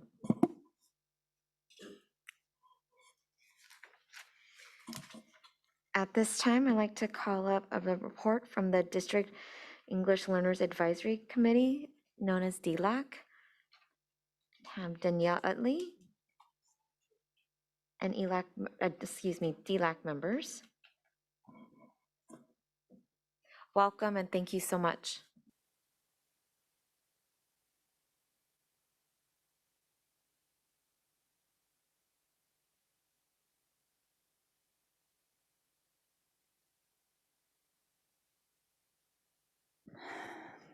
Buenas noches. Good evening, Superintendent Matthews, Board of Ed Commissioners, newly elected commissioners, congratulations, student delegates. My name is Danielle Utley, and I am the Family Education Integration Specialist within the Multilingual Pathways Department. My main role is to ensure that our sites are moving from compliance to commitment in service of our students and families around ELACs, or English Learners Advisory Committees. I also have the distinct privilege of working with these wonderful leaders that you see here today, our District English Learners Advisory Committee. Next slide, please. The purpose of the District English Learners Advisory Committee is to provide guidance and advice to you, the Board of Education and district staff, on the needs, services, goals, and objectives for programs that serve our emerging bilingual, multilingual students, also state identified as ELs or ELLs. As a state and federal requirement, each California public school with 21 or more English learners must form an English Learners Advisory Committee, or ELAC. And each California public school district with 51 or more English learners must form the District Level English Learners Advisory Committee, or the DLAC. Next slide, please. The promotion of meaningful, effective, and efficient education for linguistically and culturally diverse students includes work to support families through the ELAC with the development and understanding that if their student is identified as an emergent bilingual student or English language learner, it is an asset that should be celebrated with the student's identity as being multilingual and multicultural. This image shows 10 advantages to being bilingual, multilingual, but there are so many more. And just to orient you, if you're looking at the slides, this is the way we project for the District English Learners Advisory. We try to keep the English on the far left, Chinese in the middle in orange, and blue. As we go through the slideshow, you'll be able to notice that. This pandemic has highlighted the inequities our families faced prior to these challenging times, and the media has consistently provided a contrary narrative of our beautiful city, great schools, and amazing people. The DLAC would like to acknowledge and celebrate all of the amazing teachers and staff at our school sites and highlight the hard work and dedication by SFUSD teams across this district, including the Student and Family Services Division for their ongoing work to support mental health programs, student nutrition services for providing meals to our families, the Department of Technology team, Curriculum and Instruction and Multilingual Pathways Department for providing tools and resources to serve the complex needs of our emergent bilingual students, and any others that I failed to mention today. I do want to especially take the time to thank the Translation and Interpretation Unit who supports our mission to engage our families with over 13,300 emergent bilingual students and tirelessly works to help us connect and our staff, students, and families by providing ongoing interpretation and translation services, including work to find resources to meet the needs of 67 identified languages in our school district. Sorry, and that's the next slide. Thank you. That's the one I was referring to. Thank you, Ms. Varillas. So Dlac members' collaborative projects include work that began the summer of 2019 around the transition of the Lao Consent Decree to the new Master Plan for English Learners. Dlac members Ana Aviles and Yuan Zhu are members of the EL Plan leadership, working with consultants and district key stakeholders to help with the new development of the Master Plan for English Learners. Collaborative work with the Joint Advisory Coalition representing families in the San Francisco Unified School District, including the African American Parent Advisory Council, the Community Advisory Committee for Special Education, the Native Hawaiian Pacific Islander Matewa Advisory Council, the Parent Advisory Council, and staff representing foster youth, migrant families, Native American families, and the Queer Trans Advisory Council work collectively to elevate family voice and family partnership as vital and intrinsically linked to higher student academic achievements, and work to ensure that it is part of practice in every corner of our district's being. And now I'll hand it over to my colleague and friend, Maggie. Thank you, Danielle. Next, this is right. Good evening. My name is Maggie Zhou, and I'm the EL Family Engagement Liaison for the Chinese community, and I'm a member of the Multilingual Pathway Department. Dlac board representatives elected for a 2-year term by their peers to represent the underrepresented voices for emerging bilingual learners and their families. So Dlac board members' interactions with ELAC leaders, Dlac surveys, and questions that facilitate deeper and more meaningful learning regarding the effectiveness and implementation of programs and services for English learner students at the school sites, and capture emerging themes which are reflected on the final report of the recommendation that our Dlac representatives will share with you this evening. Thank you for your time, and we look forward to our continued collaborations in support of our emerging bilingual learners. As an accountability measure of our Dlac representatives, we respectfully request a formal response to our recommendations in a timely manner. Next slide, please. So as you see, those are our board members, Dlac board members. So I'd like to express our sincere gratitude to our Dlac board members represented here this evening for their ongoing advocacy for our emerging bilingual, multilingual students and families. And now, with our first recommendation, Anna Evelis. Thank you. Thank you, Maggie and Danielle. Good evening. My name is Ana Aviles, and I'm the Dlac chair. I have 2 children at Daniel Webster Elementary. Before I continue, I want to say a big thank you to President Lopez for all the support, love, and dedication in our community. I truly appreciate her and Commissioner Collins. And I also hope that you all read all the students' letters. I truly do. Our kids' voices do matter, and this is why we're here today. I became involved because when I was just a kid attending San Francisco Unified School District, my mother was not informed, and maybe she didn't understand how the education system works in this country for our families with students that are English learners. I became a 10-year-old advocating for tutoring and additional support so I can reach my full potential. In 10th grade, I also remember that I didn't know about reclassification process, and I was still receiving EOD classes. I believed I met the criteria to be reclassified when I was in the 11th grade.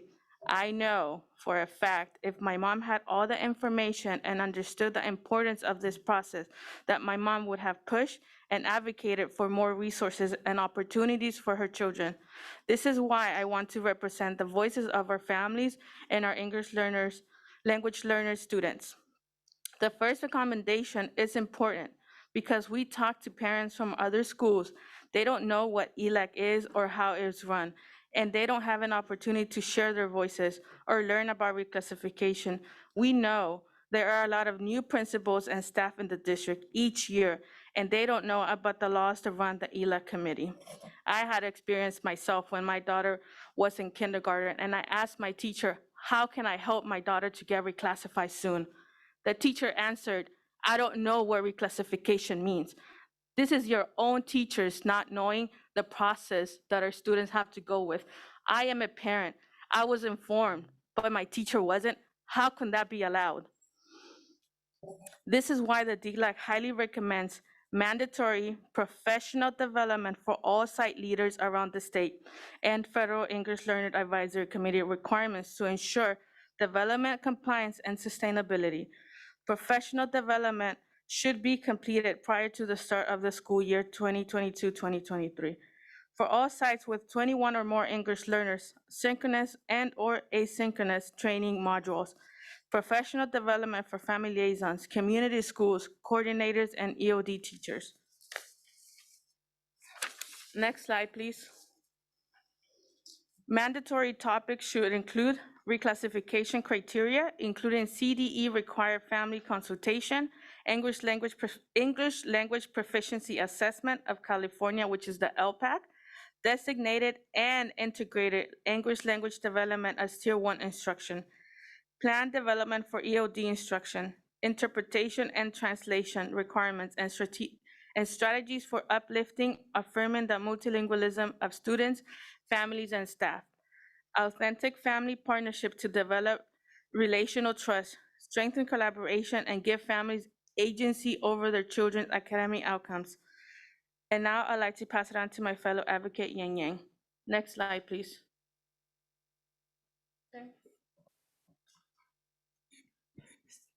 Thank you, Anna.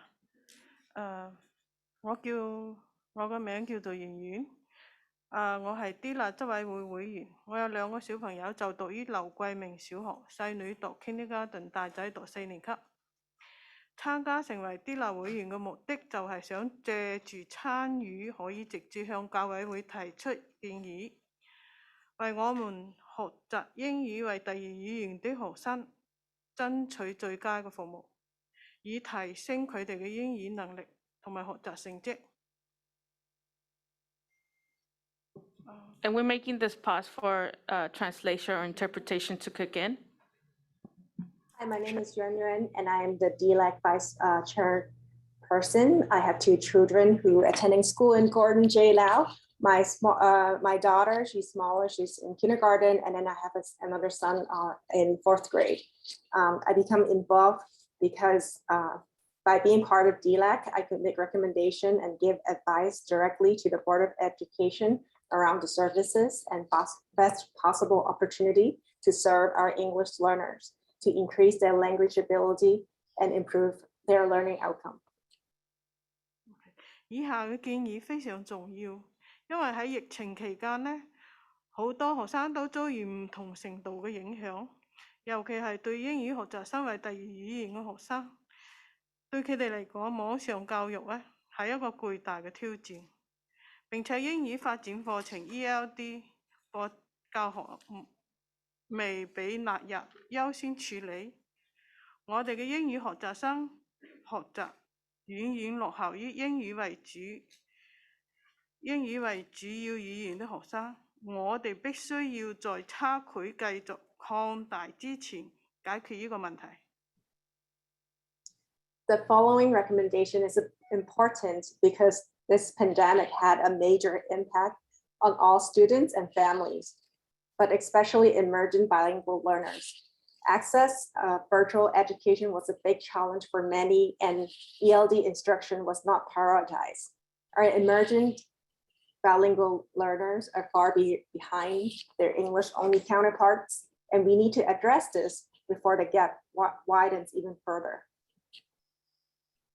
以下建議係針對幫助英語學習生為第二語言嘅學生特殊嘅需求，為 Kindergarten 到5年級學習英語為第二語言嘅學生提供結構性個暑期課程計劃，為 Kindergarten 到5年級的學生學習英語為第二語言嘅學生提供結構性暑期課程計劃。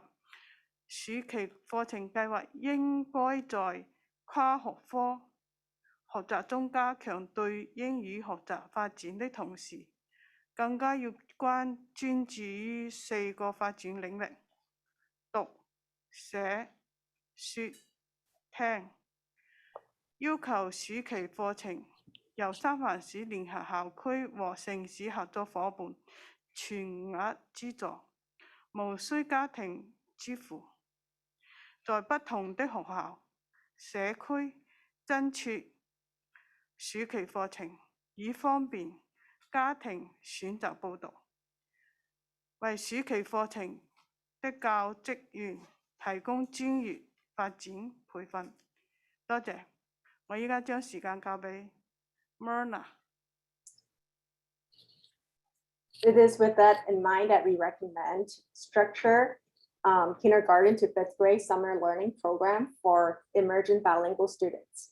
Summer learning program that provides English language development in a supported interdisciplinary environment focused on 4 domains: reading, writing, speaking, and listening. Fully funded by SFUSD and city partners, which means free of cost to families. Programs in multiple locations or neighborhoods that's easily accessible to families. Professional development components to summer program teachers and staff. Thank you, and now I would like to turn it over to Myrna. Next slide, please. Thank you, Joanne. Good evening. My name is Myrna. I am the Dlac language representative, and I have 3 children at Cleveland Elementary and Lincoln High School. I am involved because it is important to me all the students continue to receive education in their native language while they learn English. Today, I want to share with you about Mayor's brief comment that she heard from many families during the pandemic. Unfortunately, our community was the least listened. Many of the families were essential workers that also live in home sharing with other families. And at the time, our family were not prepared to return in person due to the fear contagion, and also because the school were not 100% prepared. As a parent leader and working in the community, I have heard most from families in San Francisco Southwest about the needs and lack of support for English learning and students in general. The families think that the district and the city of San Francisco focus more on politics instead of seeking more support for education. Our families hope to find a good representative to support our community as President Lopez did. She was by our side from the beginning of the pandemic, sharing food, giving in-person workshops so that parents could have access to the children learning platforms and so much more. Now, the third recommendation is focused on the transition for elementary to middle school. We recommend Enroll priority to middle school option for emerging bilingual students who have not been reclassified, one-on-one counseling and guidance for families on middle school option to ensure students are supported in supporting and meeting benchmark and criteria for classification, action for prioritizing bilingual middle school programs to support language development for emerging bilingual students, opportunity for families with emerging students eligible for placement change to their EPC enrollments and programs. And now I'm going to pass the voice to Luz. Gracias, Mirna. Mi nombre es Luz Rodríguez, soy copresidenta del Dlac. Tengo 2 hijos en la Escuela Buenavista Horseman y uno en la Escuela Secundaria Lincoln. Estoy involucrada porque para mí es muy importante aprender sobre el sistema educativo, ya que año tras año luchamos contra un sistema que no favorece a nuestras escuelas públicas. Decepcionada tengo que decir que no somos su prioridad. Estoy aquí para alzar mi voz y llegar a crear cambios. Con las voces de nuestras familias y con perseverancia lograremos. Hemos tenido grandes golpes muy fuertes, pérdidas de líderes de la mesa de educación que creían en el cambio, pero esto no nos para. Seguimos en la lucha para que los líderes de la mesa de educación y el distrito hagan su trabajo. Y no solo estén sentados en sus posiciones para escalar. Queremos líderes que representen, nos apoyen y saquen adelante nuestras escuelas públicas, que son hermosas. Lo único que los hace ver feas es el sistema, su sistema. My name is Luz Rodriguez. I am the Dlac co-chair. I have 2 children at Buenavista Horaceman School and 1 at Lincoln High School. I am involved because for me, it is very important to learn about the educational system since year after year, we fight against a system that does not favor our public schools. I am really disappointed. I'm here to raise my voice and come to create changes. With the voices of our families and perseverance, we will achieve it. We have had very strong blows and losses of leaders in the education table who believed in change, but this will not stop us. We continue in the fight for the leaders of the Board of Education and the district to do their job and not just sit in their positions to climb. We want leaders who support us and take our schools forward, which are beautiful. The system is what makes them look ugly. En la última recomendación, les pedimos al distrito que comience un programa, proyecto y campaña anti-bullying para toda la escuela y todo el sistema. Punto número 1, basada en la investigación con estrategias para administradores y profesores. Punto número 2, planes de elección para cada nivel de grado, desde preescolar hasta la secundaria. Reuniones de asesoramiento, participación de los estudiantes y empoderamiento de los espectadores. Punto número 3. El programa debe incluir la participación de todos los padres, de la comunidad y todos los elementos y componentes que deben estar presentes en los programas efectivos contra el acoso escolar. De antemano agradecemos al superintendente y comisionados por su tiempo esta noche.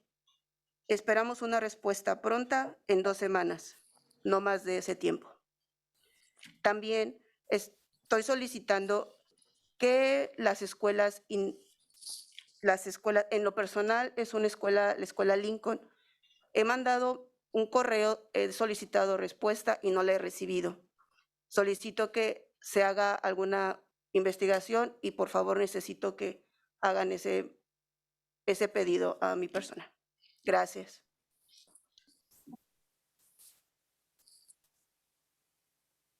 The last recommendation we are making is that the district begin a comprehensive school-wide and system-wide anti-bullying program, project, and campaign. Number 1, research based with administrative and teacher strategies. 2, lesson plans for each grade level, preschool through high school, advisory meetings, student involvement, and bystander empowerment. The program should include parent involvement, community involvement, and all of the elements and components that must be present in effective anti-bullying programs. Thank you, Superintendent and Commissioners, for your time tonight. We expect a formal written response in a timely manner. Also, at a personal level, I would also like to hear from you. I did write a letter. I'm a mom from Lincoln, and I never got a response, never got a reply. So I would really appreciate it if you could read that letter, investigate, and give me a response. Thank you.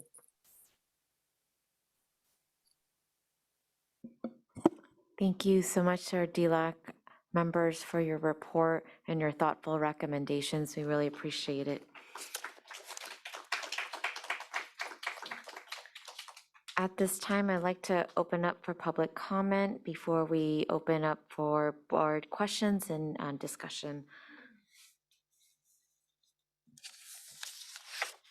We have two speakers, Alita Fisher and Michelle Jacques-Menegas for in-person, and then we will also open to virtual public comment. Hi, everyone. On behalf of the Community Advisory Committee for Special Education, we thank the Dlac and your parent volunteers. We appreciate all of your work. And I just want to highlight Ms. Utley's comments from compliance to commitment. That should be everything right there. I steal that from you all the time. Thank you very much. Parents are our first teachers. We need to recognize that. I want to highlight in the document that was attached on board docs in the recommendations, recommendation number 4 deals with specifically dually identified students who have IEPs as well as being English language learners. There is a whole lot of compliance in there that we have a little bit of work to do there. There's so much, IEPs have to contain special goals for kids. Not everyone knows that. The reclassification process, not all kids are able to pass the test, but guess what? There are forms we can just fill out to reclassify kids. Most people don't know that either. Translation and interpretation, oh my gosh, if you're sitting in an IEP meeting and you can't read the document in front of you, how can you meaningfully participate? And if you're given the same amount of time as an English speaker, as someone who needs interpretation, you're getting half the meeting. That's just not fair. Thank you.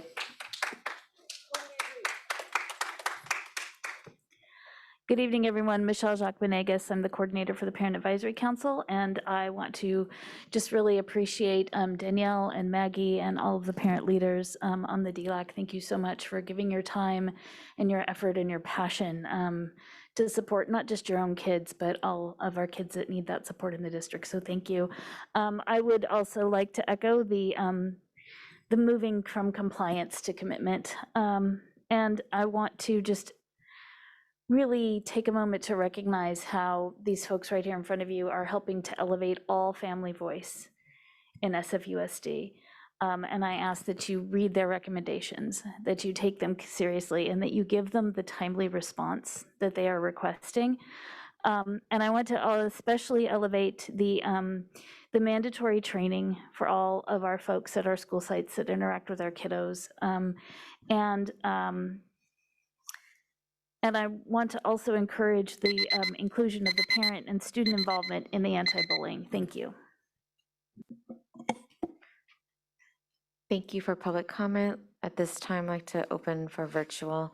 And it'll be a total of 10 minutes unless there's translation required for public comment. And each speaker has 1 minute? Yes. Thank you. At this time, we will hear public comment on the Dlac presentation and recommendations. Please raise your hand if you care to speak to this item. We will have a total of 10 minutes, and each speaker will have up to 1 minute to speak. Can we please have that repeated in Spanish and Chinese? Buenas tardes, por favor levante su mano si desea añadir un comentario público. El comentario público es sobre la presentación de Dlac. Tenemos un total de 10 minutos. 1 minuto por cada persona. Gracias. 各位家長好，如果你哋就頭先嗰個 Dlac 嗰個報告咧，有公眾發言的話，需要公眾發言的話咧，而家可以舉手㗎啦。咁總共有10分鐘，每人1分鐘嘅時間嘅。唔該。Thank you. Tony Hines. That was for something earlier, sorry. No problem. Thank you.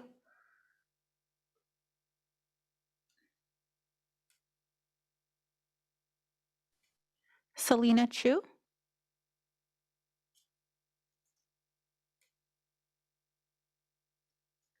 Selena Chu. Oh, hello. Hi.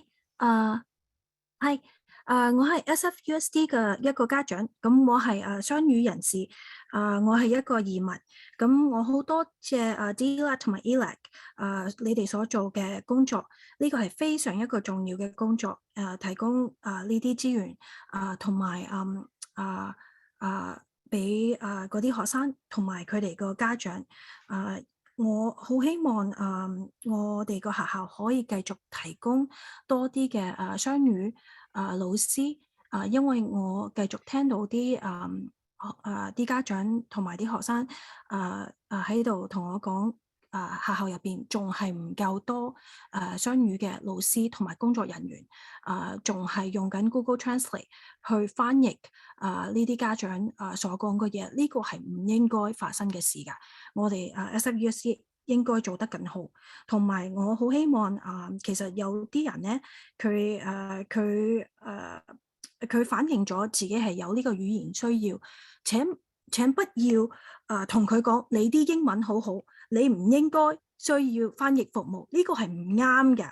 如果一個人佢提出咗佢需要翻譯服務，佢係雙語人士、英文學習者，你係唔可以同佢講佢唔需要呢項服務㗎。佢已經有呢個勇氣同你講，好勇敢咁同你講，我係有呢個需要。點解你可以咁樣講？呢個係非常唔尊重㗎。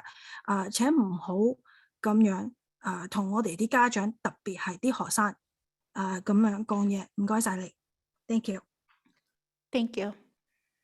Translation, go ahead, please. Hi, I feel that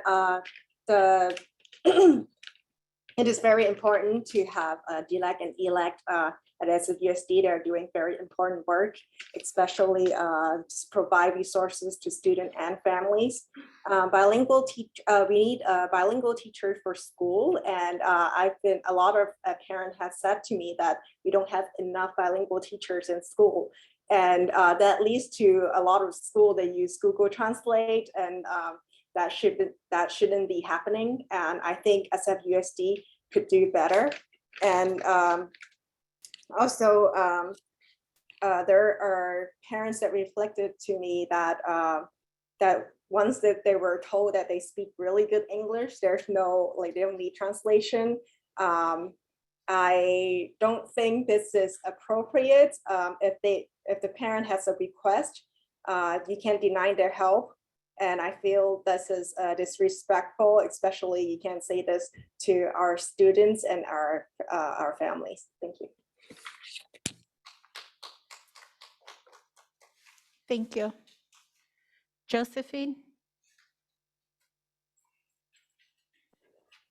Hello, hi, Danielle, Miss Joe, and Yun Yun. I'm gonna say it in Chinese so that Yun Yun can understand what I'm saying.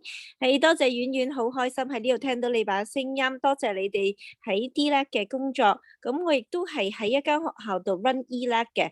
咁我希望咧，你哋做嘅呢啲防止呢個欺凌啦，同埋第三方嘅呢個干預嘅呢啲活動咧，可以同每間學校嘅 Dlac 一齊更好咁樣合作就最好啦。多謝晒你哋 ，Thank you so much。Hi, my name is Josephine, and thank you, Yun, and thank you, Dlac, for all their dedication to their work. I also run an Dlac in school, and I feel that their work is what they're doing to prevent bullying is very important to us, and I would like to thank you for the effort.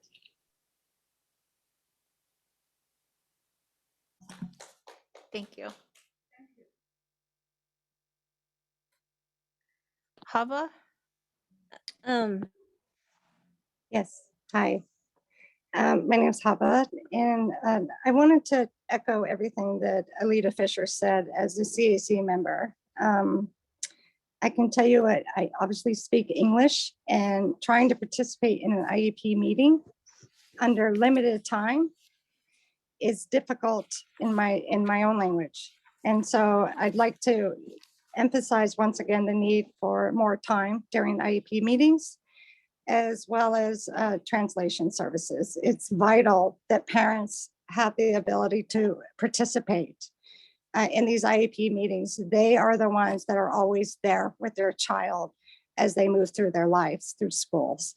The second thing is I noticed during recommendations, there was a request from 2018 to 19 approximately, and it was asking for either accountability or some form of measurement to see how effective the workshops and training modules that the district is currently providing for English learners. And I'd like to highlight that as important. We need the data to know how things are going. And thank you so much for your work. I'm with you. Thank you. Caller ending in 853. Good afternoon. It's Virginia Marshall. On behalf of the NAACP and the Alliance of Black School Educators, we commend both the Dlac and the District Advisory Council and the APAC. We support all PACs because they give an extra point of service to our students. However, I'm very concerned that you need to allow equal time for both groups. This group now has 10 minutes. For public comment, we only had 7 minutes, and many of us could not speak. So going forward, we're listening, we're watching. So please make sure that all parents and all community members have equal access. Because I have some things now we're putting to you in an email, because no principal should be allowed to use the N-word and other things of concern to us that we're going to share that we did not have the opportunity to share today during public comment. Thank you so much. Thank you, Ms. Marshall. You're welcome. Diana? Hello there. Can you hear me? Yes. I would just like to get your opinion on students selling N-word passes at McKinley Elementary School. What? What did you say? Got him. Next. What?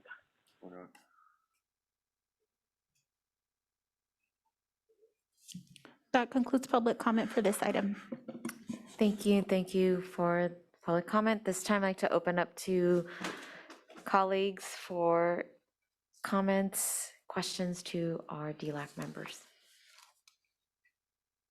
Commissioner Shu. Yes. Hi.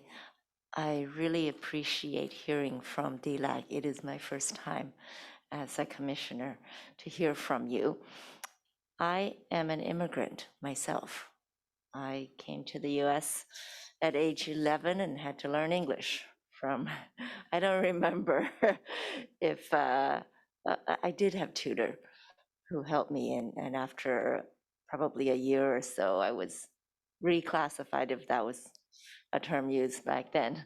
But so I really understand the path that students and families go through, immigrant students and families go through. So I really appreciate your work, and also the recommendations. Especially, I agree with number 1, that all of SFUSD staff and site leaders and everybody needs professional training, because my son's high school has nearly 50% Chinese students, many of them immigrants, and 25% Spanish-speaking students, many of them immigrants, and yet we do not have any family liaisons. And when I asked my principal, she did not know what a family liaison does. So I think it is very important that our site leaders and all of the district teachers and staff get professional training. So I agree wholeheartedly with that recommendation as well as the others. So thank you for your work.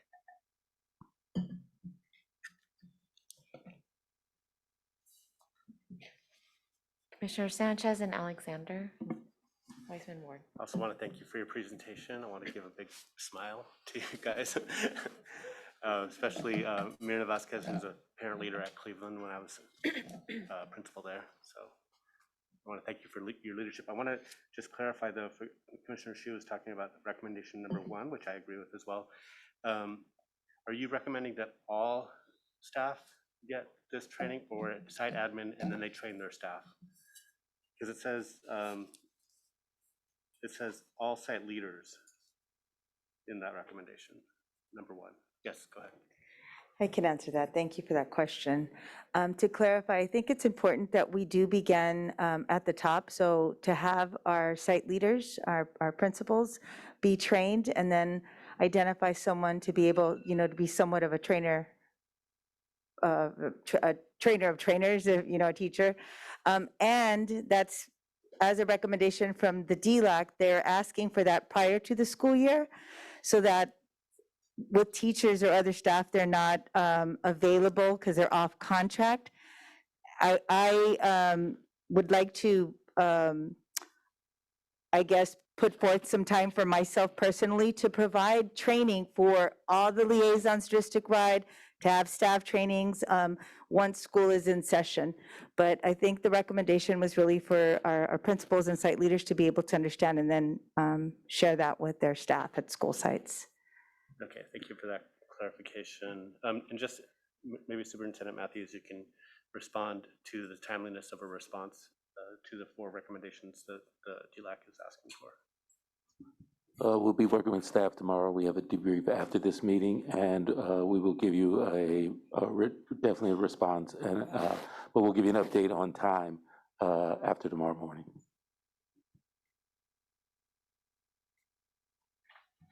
Yeah, thank you so much for the presentation and the recommendations, and also the clear accountability and follow-up. I really appreciate last year's recommendations here with the outcomes listed. That's really, really helpful. I guess my question for staff, and this is sort of, Commissioner Hsu was mentioning some statistics at her children's school. If I'm not wrong, I think over half of our parents in the district are immigrant families, when you add together particularly Chinese speaking and Spanish speaking, and then a bunch of other groups as well. So it's really not, I guess I would love to hear from staff on this. I feel like sometimes these presentations are an add-on, when to me it actually is the core of our work, because we're talking about the majority of our families. And so I'd just love to hear from staff, if I don't know who would be the best person to respond, but how are we thinking about integrating this work to serve English learner students and families into our core priorities as a district, so that it's not a sort of separate thing?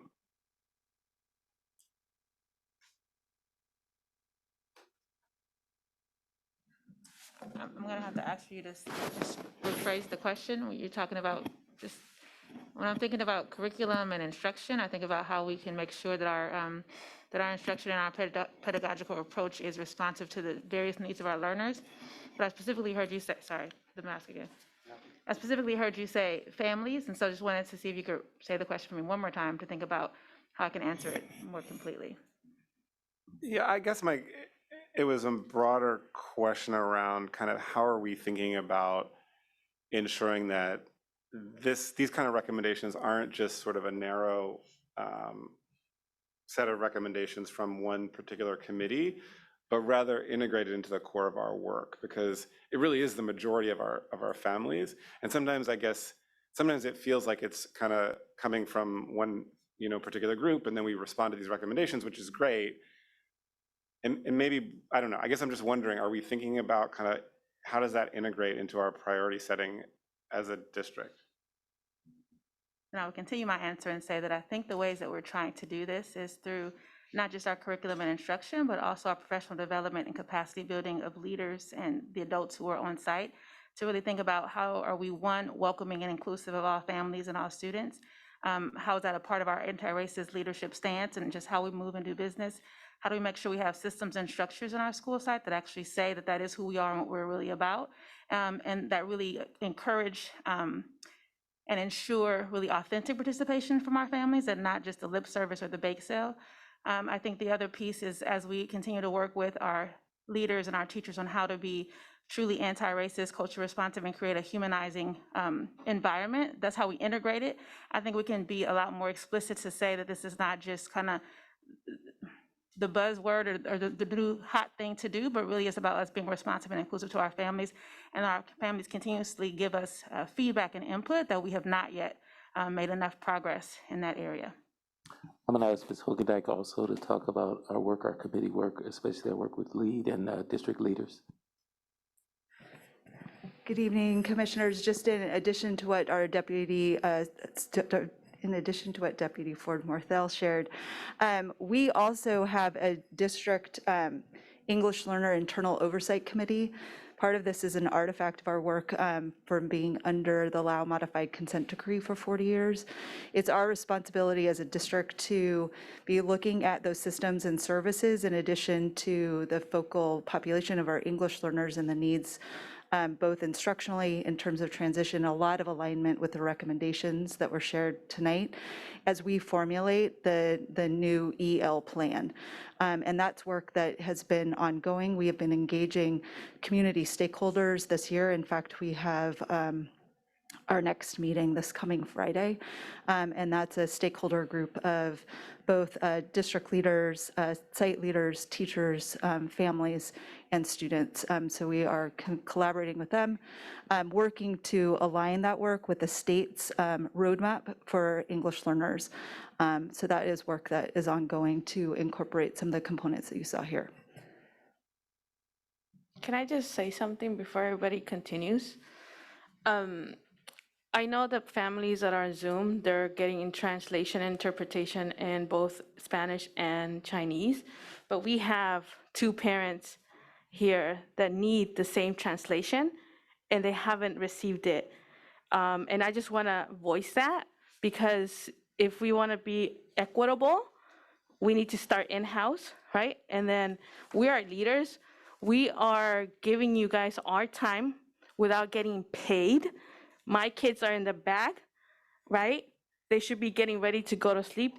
But because I truly believe in the system and I truly believe that my kid deserves a good, high quality education, so all our kids get and reach their full potential, this is why we're here.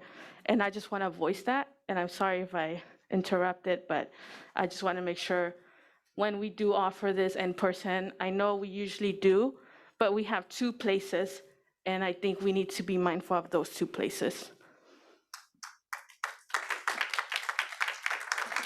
Thank you for raising the interpretation needs for our Dlac members and all of our parent PAC members who need interpretation services. I have one more comment, a suggestion for Dr. Matthews and the staff when you do meet to talk about these recommendations. If you could also define some measurements of before, or maybe the state of affairs now, and then if and how we implement some of these recommendations, what are you going to measure to compare to what is now, so that we don't just do a bunch of things without having actual measurements. And I also want to just voice for future recommendation, I'll work with staff, but if we can do simultaneous interpretations, I'll be mindful of that because I know that there are potentially equipment that we can also look to utilize. So just want to acknowledge that. Thank you. Thank you so much for. I'm sorry, Commissioner Weissman Ward and then Vice President Bogus. Thank you. And thank you all for being here. And I was noting that looked like most, if not all of you, are mamas/caregivers. I see some kids here. Thank you to the kiddos that are still here. I appreciate it, and I appreciate you all and recognize and acknowledge the time that you're giving and the information that you're sharing with us. I also want to acknowledge that there's a series of short-term and long-term harms that result in the lack of language access, and so really appreciate the work of Dlac and recognize that y'all's work is critical to ensuring language access and English language learning while also honoring and respecting our community's varied native languages. Language access to students and their caregivers ensures access to equitable outcomes that starts in the school, but is critical to engaging in the other systems, whether they're political, social, economic. So I really appreciate the work that y'all are doing. And I had a question that I think builds on my colleague Commissioner Alexander's which is, you know, thank you for recognizing, this isn't like a niche issue. This is an issue that we should all be focusing on. It elevate, you know, yes, it impacts certain communities more than others, but ultimately it's going to elevate the level of education for all of our students. And so if we're really focused on being student-centered and student outcomes, this conversation shouldn't be happening sort of piecemeal. And so, and not to say that, I'm not sure where it's happening at the staff level. And I guess one question for you all is, it seems like this comes within certainly the curriculum and instruction division, but I'm hearing how this impacts special education services, the IEPs. And so I wonder when the divisions and staff are having these conversations in the debrief, how are we ensuring that the work is, to use your word, integrated, and that all of the divisions are working together to ensure that things are happening not in a piecemeal fashion, but in a collaborative, coordinated effort. So to the extent that you all are having this debrief tomorrow, I think it'd be great then for us to know as a board and certainly as to the public, how the different areas are thinking about this work to make sure that the steps that are being taken are done so in alignment with student goals at the center. Thank you. Vice President Bogus, Student Delegate Lamb, Commissioner Motamedi, and then Commissioner Shu. Thank you. Thank you for the presentation and for the update. I think my question is really around the recommendations and the responses. We do have a document here that has the recommendations and the responses. And do you feel that the responses and the updates to the progress is adequate? And I guess kind of what would you like to see to kind of know that we are in the process of addressing them and kind of making those things real? I think a lot of the recommendations are geared to how can we provide these things to all English language students, and just understanding the really big financial cost that goes with that. So I think for us to be able to budget out the cost of what it means to do this, or to say we can't do it because we don't have the funds. And so I'm just curious, what is it that you feel like you want to see in addition to what we're having now to give more clarity and more direct answers to what you're proposing? I can speak to it. Gracias, Ana. Solamente para ser bien enfáticos, ustedes como líderes electos tienen que trabajar con todas las familias, porque sin familias y sin estudiantes no hay distrito, no hay escuelas. Así que a trabajar y hacer lo que tienen que hacer para proporcionar mejores recursos y mejores estudiantes para nuestra comunidad. Gracias.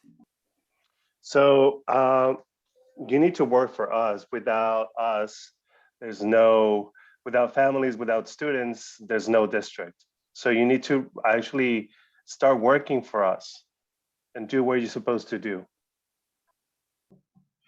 She says start working with us. And we actually created an Excel document with all our recommendations from the past, I think, maybe 4 years. And I feel that it needs to be a conversation versus a, here's my response, here's my email, because there's a lot of gaps in between those emails and maybe misunderstanding. And in the Excel sheet, we ask, is it possible? Will it be implemented? By when will it be implemented? What is the cost? If it's not possible, why? Not just no. As parents, we tend to tell our kids no and leave it as that, but we need an explanation. Yes, we're in a deficit in the budget. I understand that, but then there's modifications that we can do. And trust me, families, we want to work with the district. We do. But I feel that there's always a door that is letting us out instead of letting us in and have those conversations. Hello, Thank you so much for that. I'm sorry to interrupt. This is Laia, one of the Spanish interpreters. I just wanted to address the fact that we are not in person interpreting. Since we are still even if we were in person, we are still not using our interpretation equipment. So we would still be asking parents to call the Google Meet line. So what I'm suggesting is that I know it's not the same, but parents in the meeting in person can still call the Google Meet line and they can listen to us interpreting. If you allow me, I can just repeat this message in Spanish so that the moms there can understand what I'm saying. Buenas tardes, soy Laia, una de las intérpretes de español. Simplemente quería decirles que aunque estuviéramos allí en persona, todavía no estamos utilizando el equipo de interpretación y estaríamos pidiéndole a los padres que llamaran a la línea de Google Meet. Entonces, lo que les proponemos es que si quieren escuchar la interpretación simultánea, pueden llamarnos a la línea de Google Meet desde allí con su teléfono. Ya sabemos que no es lo mismo, pero la interpretación se está proporcionando igualmente. Muchas gracias y disculpen. Thank you very much and I'm sorry for the interruption.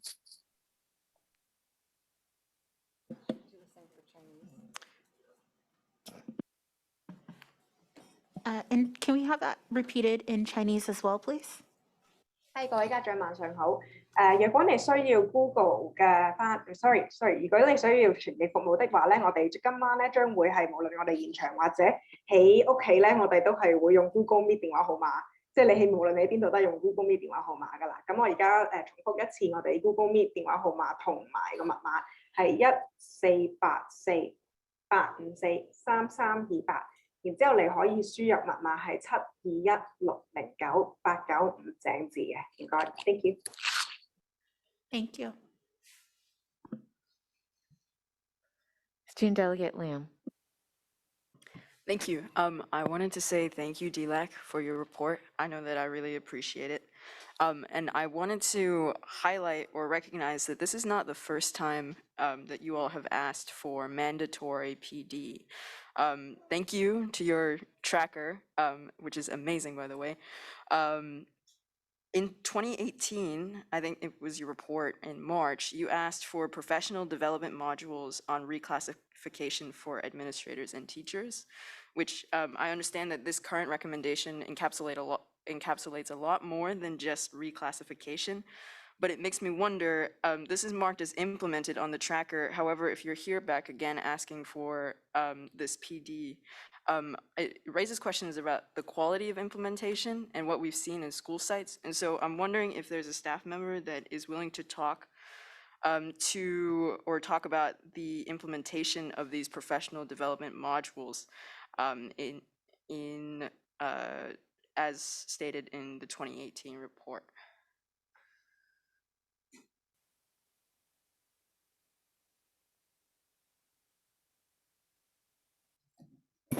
I was going to ask Dr. Priestley or a member of her team to come. It looks like they're talking about it, though.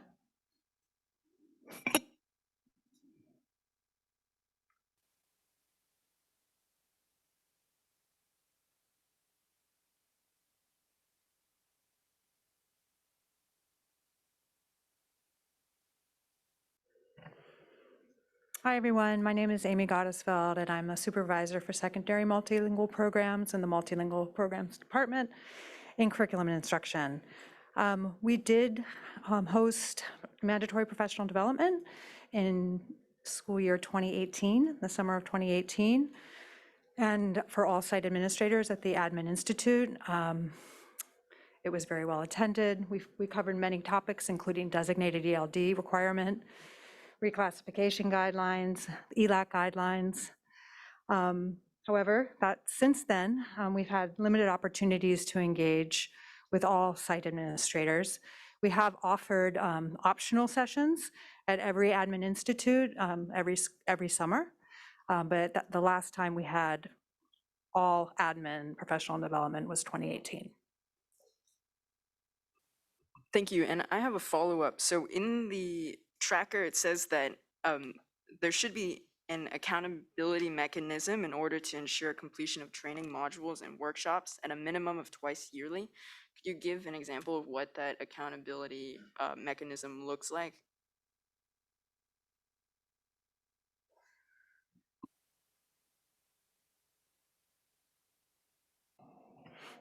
Just a clarifying question, are you asking how do we know who has been trained and who needs to be trained?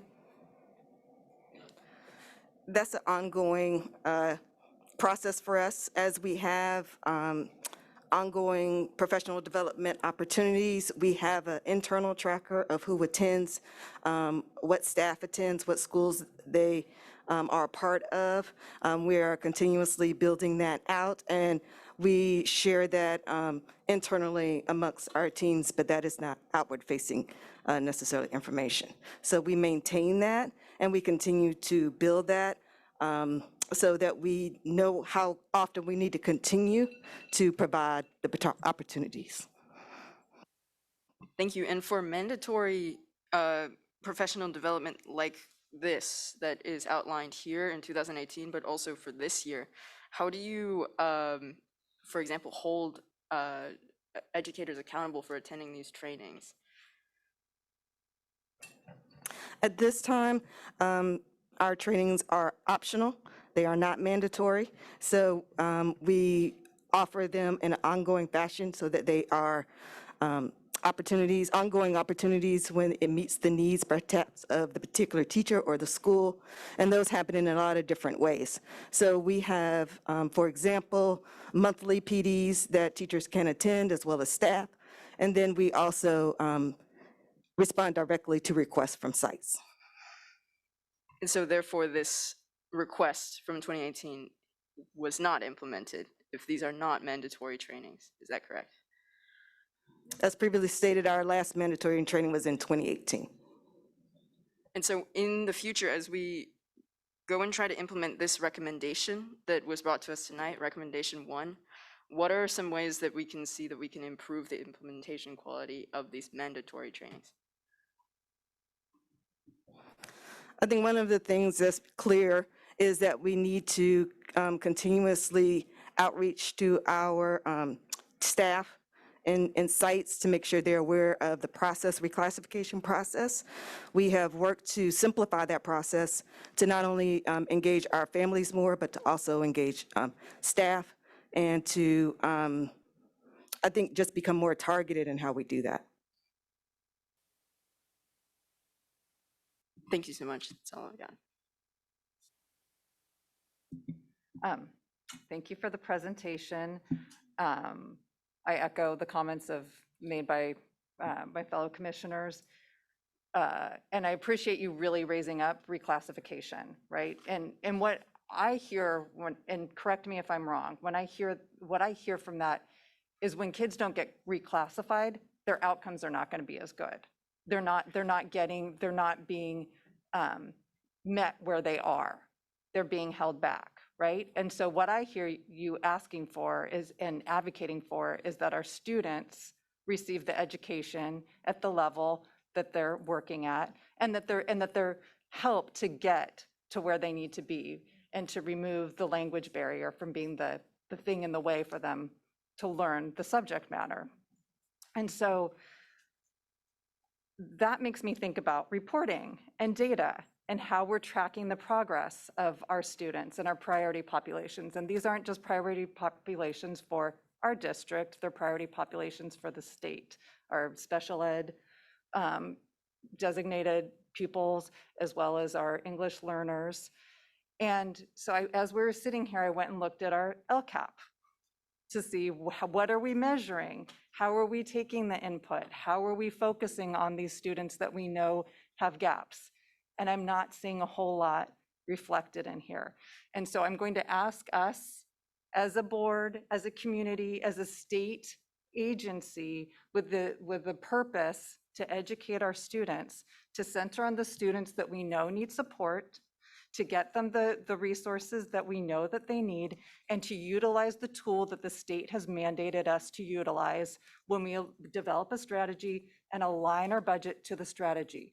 Not take the budget and cram the programs into the budget, but look at the strategy, the priorities of our students, because you know what? 13,000 kids is 25% of our student population. I mean, it's a significant, it's not just a, you know, a group that is an afterthought. It's a central part of our student population. So I really appreciate you. I mean, just like this basic information, this is SFUSD. You know, this is not just a tiny part of our population. So I really want to center, since we're, you know, whether it's a strategic plan, but let's use our local control and accountability plan and have that be the place where the recommendations are considered and included, and we can see the allocations and the outcomes, and we're tracking them. So when you come here, there's actual data and reporting, so you have a sense of whether progress is being made. So it's not just your immediate experience, but also you can see across the district, are there areas that we're not reaching within our ELAC population or our English language learner population. So thank you very, very much. And it's just affirmed for me the need to focus on the plan and to align our budget and our activities and our reporting and our data around the plan. And we all need to be aware of what the plan is. And your work, your volunteer work needs to be informing that plan. So thank you. Commissioner Shu, did you have a comment? Okay. I just wanted to echo what my colleagues have also raised, but I will also focus on recommendation 2. I am very interested in seeing the staff's response, because the summer learning is basically here, right? That the planning and the operationalizing of summer happens now. And that we know over the last 2 years that we know our students who are English learners have also, you know, really struggled with their development. So this is a really important recommendation, and I feel like this is a theme throughout all we've heard from this board as a body, the accountability and how we're delivering for student learning, particularly tonight as we've talked about our children in special education, our students as English learners, how critical and core the students and families are to SF Unified. So I look forward to the superintendent and the staff's response, but know that this is something as a body that, as a governing board, what have we been talking about? How do we focus not only our core of it are our student learning, student-centered decisions, but that budget and that LCAP. And I think that will be working towards so that our entire school communities, as a district, really being clear about how are we measuring ourselves around what student success progress looks like. So I just wanted to thank you all for these recommendations. And, you know, those are important to also open the time for dialogue. And I take that to heart, what you've raised about bringing families more in. And that is something else that we've talked about as a body. How do we go into community as a board to really get the engagement, partnership, and collaboration with our families and our students. Thank you very much. I just would like to add on that there's a lot of CBOs in our communities that are embedded in our own communities. And I think we need to utilize and stop trying to do this work by ourselves, but with each other. Because at the end of the day, we're not here. Everything that we're doing is to support our students and remind ourselves that our students are the future of this country. And if we want this country to be a good place to live, a city to be replicated, and people want to come here, well, we need to do that job with our kiddos. Thank you again so much for the discussion and presentation. Appreciate you. Solamente para recordar, 2 semanas, no 2 años, 2 semanas. Just to remind you, 2 weeks, 2 years? No, 2 weeks. Colleagues, at this time, I'd like to call for a recess, 10-minute break. We will return let's return at 7:58. Thank you. Discussion of other educational issues. Item 1, the Fiscal Crisis Management and Assistance Team, FCMAT, Fiscal Health Risk Analysis of the San Francisco Unified School District and County Office of Education. I'd like to call on Dr. Matthews to introduce a designee for this item. Thank you, President Lamb. So our designee for this item, at least opening it, will be Megan Wallace, our Chief Financial Officer, and she will then turn it over to the FCMAT team. Thank you, Dr. Matthews. Good evening, President Lamb, commissioners, public. Yes, sorry about that. So this evening, I'm pleased to invite Mr. John Von Flew. He is joining us virtually, so you can see him up on the screen. And Mr. Flew is a chief analyst for FCMAT, or the Fiscal and Crisis Management Assistance Team. FCMAT was directed to work with the San Francisco Unified School District and County Office of Education by the California Department of Education per its letter of September 15th, 2021. So the FCMAT team prepared a fiscal health risk analysis for both the district and the County Office of Education. And Mr. Flew will be presenting the analysis performed by him as well as his team. Mr. Flew? Yes, thank you, Ms. Wallace. Good evening, everyone. Board President Lamb, Superintendent Matthews, and all others in attendance. As Ms. Wallace said, I am John Von Flew. I am a chief analyst for the Fiscal Crisis and Management Assistance Team. And tonight I'm representing the team that of FCMAT staff that conducted the fiscal health risk analysis. I want to start off, well, first of all, thank you for letting me join you remotely this evening. I want to first off give you a little bit of background about the Fiscal Crisis Management Assistance Team, commonly referred to as FCMAT. We are an independent external state agency that works in a supporting role for fiscal stability and fiscal oversight.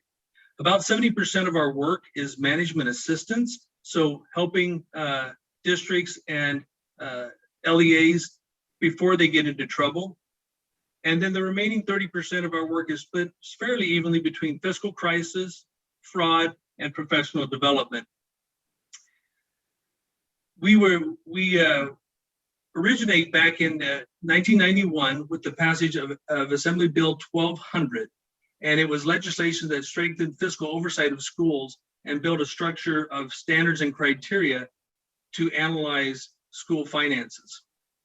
And also the reporting of budget adoption first and second interims as primary review points that can identify a district's fiscal position throughout the year. AB 1200, as it's known, provides various forms of intervention. It allows local control to the extent possible with as little intervention and guidance as necessary, but then can also intensify as needed up to and through takeover of a district. This legislation, out of this legislation, FCMAT was born. Under all circumstances, the Board of Education and your governance team are responsible for the fiscal stability of the district. In the case of San Francisco Unified School District and County Office of Ed, the County Department of Education, under the direction of the Superintendent of Public Education, provides oversight in the process. But the fiduciary responsibility of the district ultimately falls on the Board of Trustees. The fiscal health risk analysis tool that we use to analyze was developed over the years through FCMAT's experience. In 2018-19, in the Budget Act, FCMAT's role was expanded to be more proactive and to ensure accountability of district oversight. Using indicators we've identified throughout our years of experience, the tool, the fiscal health risk analysis tool, was developed. The tool which is available on our website and is, I believe, in front of you tonight as part of the exhibit, has a checklist of over 100 questions that determine what conditions exist in 20 different categories and then assesses a risk of insolvency level. There are two parts to the risk level designation. One is a score that is identified through the 100 questions in 20 categories on a scale of 100. The higher the score, the higher the district's risk of insolvency. Not all questions are equally weighted. Some are more impactful to the district's solvency. Based on the number of issues identified and the levels of risk identified with each question and each response, a low, moderate, or high risk is identified. In addition, there are certain questions that will elevate the risk just by their existence, and they're called material weakness questions. You can see those on pages 7 and 8 from our report. I want to share that all of FCMAT's reports use the deficit model, whereas we will identify areas of issue and not comment on all the good work that is being done in a district. FCMAT's engagement with the fiscal health risk analysis was triggered, as Ms. Wallace said, by the lack of going concern determination. There are other triggers. It could be an unapproved budget, a negative interim certification, 3 or more consecutive qualified certifications, or if the oversight, this being the California Department of Education, were to change the certification of the district. Again, our trigger for engagement was the lack of going concern determination back in September. Getting specifically to San Francisco Unified and County Office, in September of 21, the CDE, under the direction of the State Superintendent of Public Instruction, identified the San Francisco Unified School District and the County Office of Education as no longer a going concern. This means they were concerned about the district's ability to continue operating fiscally. They state, while the district projected adequate reserve for the current fiscal year, the multi-year financial projections demonstrate that the district may not satisfy multi-year financial commitments and maintain required reserves for the fiscal years 2022, 23, and 23-24 without implementing specific board-approved budget reductions. Based on this letter, FCMAT engaged. We virtually visited the district to interview staff between late October and mid-December. In addition, our team reviewed applicable district documents and reports. We continued looking to answer our questions and to confirm our findings. This was a snapshot in time and based on the findings of the California Department of Education's letter in September of 21. The FHRAs, or Fiscal Health Risk Analysis, are a result of that review. While they are separate reports, the findings are common, so I will speak of them as one. I do want to draw your attention in the reports to the summary in the front of the reports, where we highlight the most important and impactful findings. The details follow in the report, but they get more granular and are intended for specific departments and staff in the district. The report does identify several areas of fiscal concern, but it is not to place blame or identify fault, but intended to identify the areas of concern and provide the district some direction. Due to the timely report, we are aware that some of the issues identified have already been resolved and are in process or are in the process of being resolved. The CDE, in their lack of going concern letter, identified issues of deficit spending and the need for the district to identify and implement expenditure reductions, eliminate deficit spending, and maintain ongoing fiscal solvency. FCMAT concurs with the existence of those issues. Our analysis further identifies the district and county office of education based on the information, again, available at the time of our review, to be at high risk of insolvency and identifies several signs of fiscal weakness and risk of insolvency. As with most districts we review, the San Francisco Unified School District and County Office of Ed, we're in the process of correcting and responding to many of the issues already identified by the CDA. For example, we have been informed, but we did not verify, as it was a subsequent event to our review, that a fiscal solvency plan has been adopted and implementation has begun. Although San Francisco County Office of Ed and Unified School District are separate agencies, they are governed by the same board of trustees, managed by the same administration, and essentially operate as a single organization. With that, their staffing, operations, and finances are intertwined with staff and programs that serve and are funded by both agencies.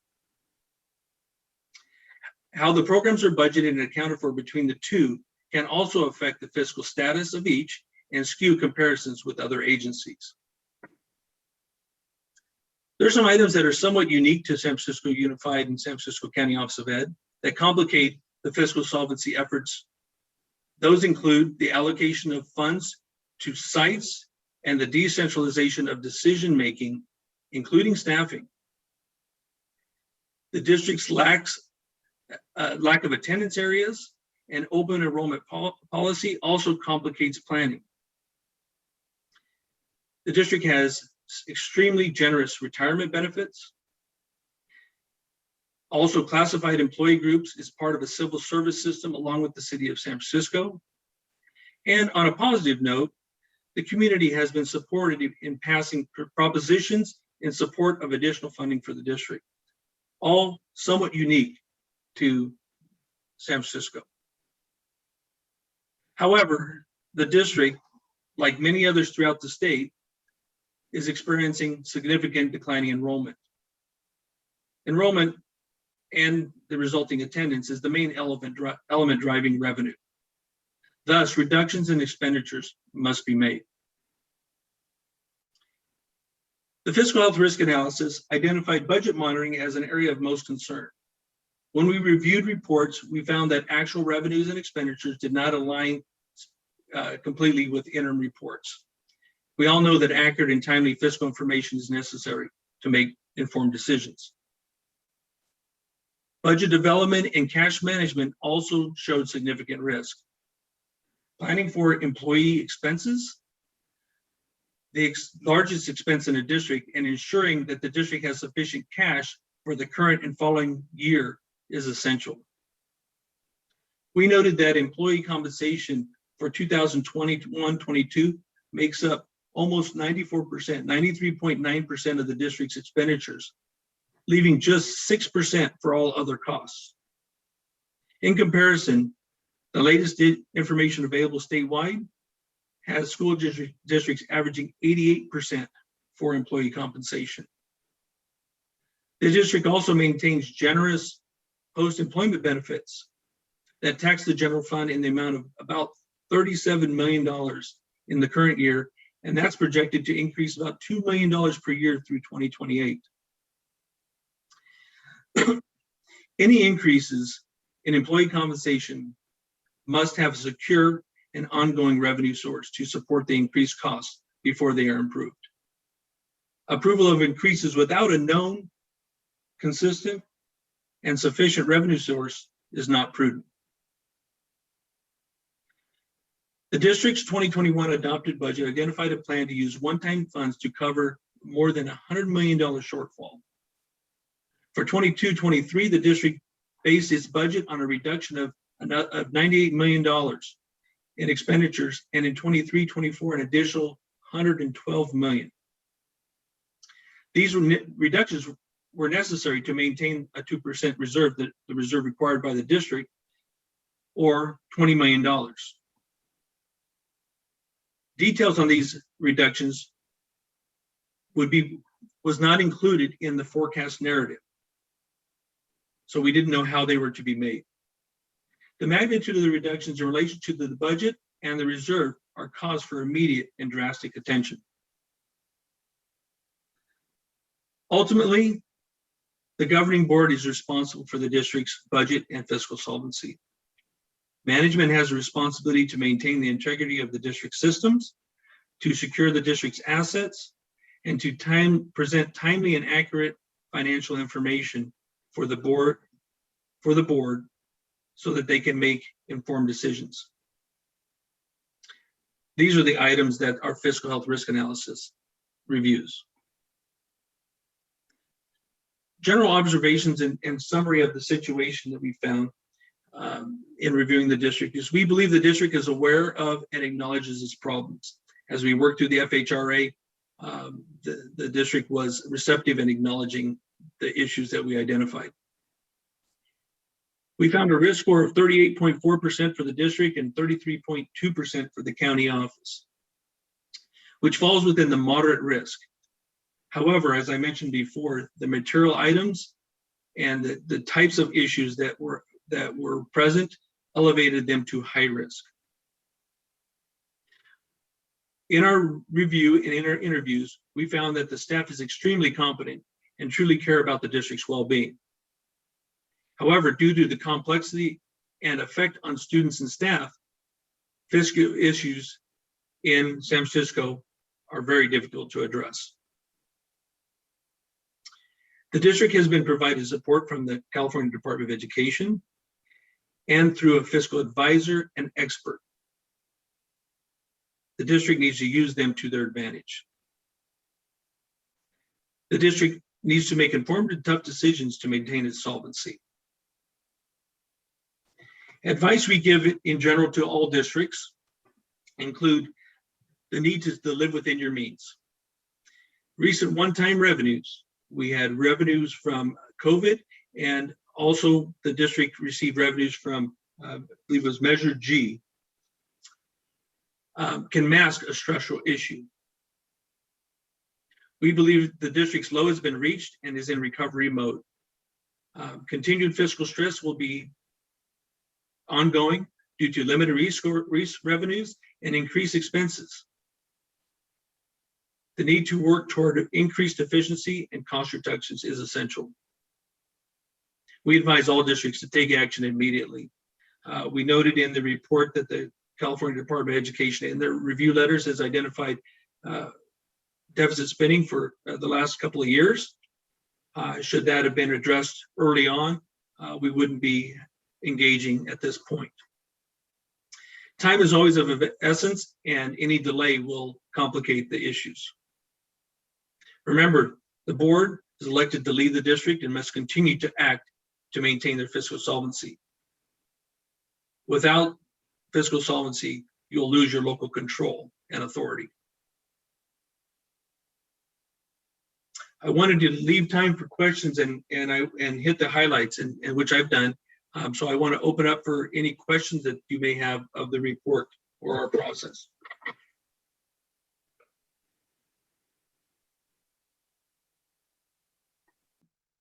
Thank you, Mr. Von Flew.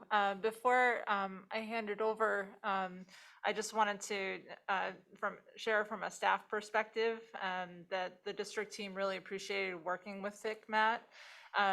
When I first met with the team, I said that this felt like we were going to the doctor's office and getting a checkup. And I think rightfully so, Mr. Von Flew shared that, yes, it's like going through that initial nurse's station where you're getting your temperature and your blood pressure taken, and they're trying to catch those ailments. So I think I just want to share that from the district team perspective, we do recognize that this is a special opportunity to have this assessment done.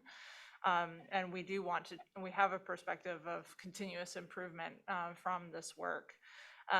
And as Mr. Von Flew shared, he did recognize that the timing of this analysis was a little bit before or concurrent with important steps that the district has taken.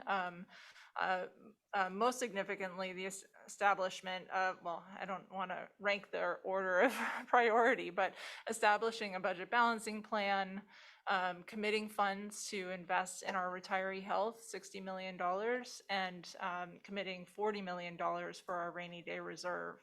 And since that time, CDE has also confirmed the district's positive certification for our first interim report. So I think those are all wonderful steps, but even as I've shared in other meetings, our work is not yet complete by any means.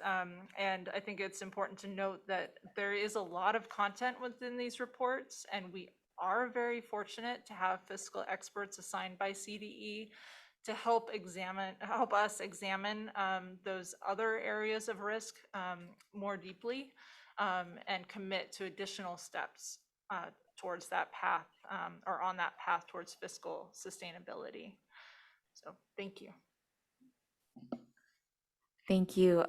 At this time, I just want to open up for clarifying questions. We'll go to public comment and then further any questions with FICMAT. And I also want to recognize that our fiscal expert from California Department of Education, Elliot Duchamp, is also here this evening as well. Seeing no clarifying questions, let's open up for public comment this time. We will do a total of 10 minutes, both in person as well as virtual. I have two in-person cards here. First is Jerry Almanza from UESF and Alita Fisher.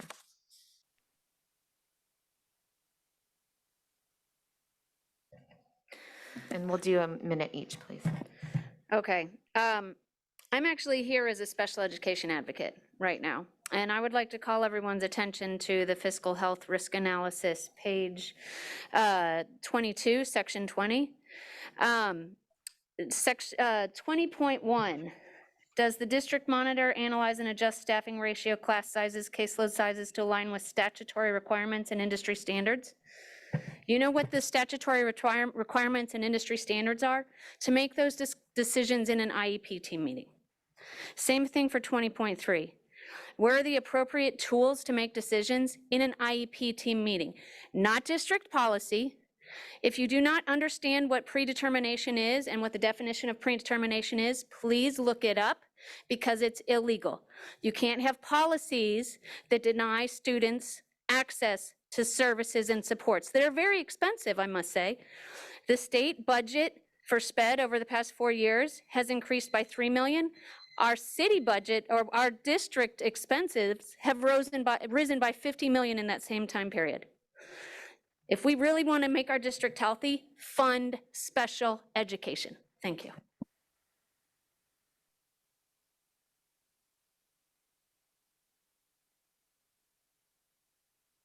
Sorry, thanks, okay. I'm wondering, there's two other members that turned in cards. I don't know if they got there on time. But good evening. I'm like many of the educators and students and families from Cobb and MLK Jr. that organized and participated in today's meeting. I'm here to once again encourage you, the governing members of our school district, to align the use of the projected revenue projections to rescind layoff notices of educators that work every day to support, challenge, and encourage our students in the most challenging times and who have been negatively affected by the overall inefficiencies of administrative management and the implementation of the payroll system, tax bills that are out of control, and a 30% paycheck in July. The current rate of resignations this year is a clear indication that our educators are deserting the district by the hundreds for its failure to meet the basic needs of an employer. In addition, our classrooms and school communities should not be the only ones carrying the burden of under-enrollment. All top administrative staff are also funded by the weighted student formula, but yet the budget balancing measures are disproportionately targeting UESF members who make 2 times to 3 times less than the top administrators. It is crucial that FICMAT recommendations regarding settling labor agreements made in 2017, got that right, Deputy Lee, including the step and column increases and its corresponding COLAs for 2017 through 2020 be reached in 2022-2023 budget. With the transference of leadership, it is essential that finance management and staff devote more time to increase the revenue sources. Lastly, it's difficult to trust that the revenue and expenses are accurate since the budget isn't revised and the budget doesn't match the actuals as indicated in item 3.1 of the FICMAT report. Our budget should reflect our goals, which should be student-centered.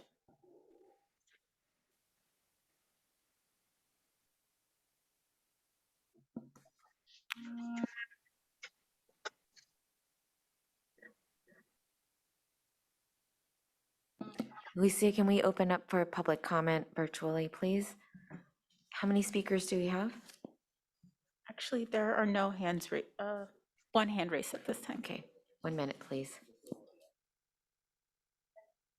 So if you care to speak to this item, please raise your hand. Can that be repeated in Spanish and Chinese, please? Buenas noches. Por favor, levante su mano si desea añadir un comentario público. Gracias. 如果你想就住之前嗰個報告咧作呢個公眾發言的話咧，而家可以舉手啦，唔該。Thank you. Ms. Romero? Yes, I want to echo what my colleague from Cobb just shared. I am also a teacher in the district, and I'm seeing disproportionately these layoffs impact our teachers of color. And we cannot say that we are a district focused on equity and our students when we are not putting their needs first. I understand that we have a deficit and we have under enrollment, but those cuts need to be made in a way that puts our students of color first, especially at this time when the pandemic disproportionately impacted their learning for 3 years. When we look at every study, one of the most important things for those students to be successful is to see their own identities reflected in the adults who are caring for them every day. And as we continue to have low retention for teachers of color, as we continue to have a majority white teaching staff, if we continue with a last hired, first fired policy, we are going to continue to have a disproportionately white teaching staff and disproportionate outcomes for our students of color. We have to reverse that trend in making these choices. Thank you. Caller ending in 853. Caller. Good afternoon. I'm Virginia Marshall. My concern was about the staff from the change we talked about a generous retirement area for staff who retire. And I thought to myself, compared to what? We live in one of the most expensive cities in the whole world. So how can that be compared to what? Teachers work 30, 40 years and still retire broke. So and then of course we need to do some budget cuts, as the college just said, higher, take it from the areas that are not in the classroom. I ran into a community mother the other day and she said, Ms. Marshall, my daughter just got laid off and she's a young teacher. So, and then they're so discouraged they never come back. So the retirement benefits for SFUSD staff needs to remain the same because we give our life to SFUSD. If you don't have a good pension, then where do you go? You live in a mobile home someplace? That's not good. Thank you. Thank you. President Lamb, that concludes public comment for this item.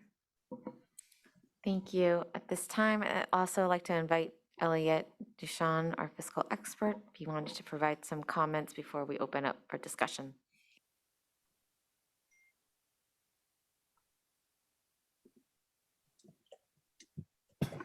Is it on now?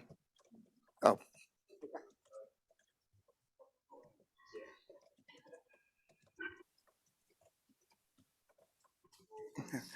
Maybe not heard, though. Thank you, President Lamb, commissioners. Mr. Von Flew, nice to see you. I haven't seen you in person for a long time. So I want to just set a tone for this. I think Chief Wallace made the mention that this is kind of like going to the doctor and not hearing the things you want to hear. But I hope you all recognize that this is more like going to the doctor and hearing that you're on a good path to health, but there's a lot more work to do. And I will tell you, first of all, I would hope, and I don't know how to say this delicately, but this is not a time for finger pointing, it's a time for action. That action must be in line with making sure that your budgetary revenues and expenditures match. They do not. And frankly, they don't match for the next 3 years. And that's the issue that's ongoing. Like over half the districts in the state, you're declining enrollment. The large urbans are declining even more.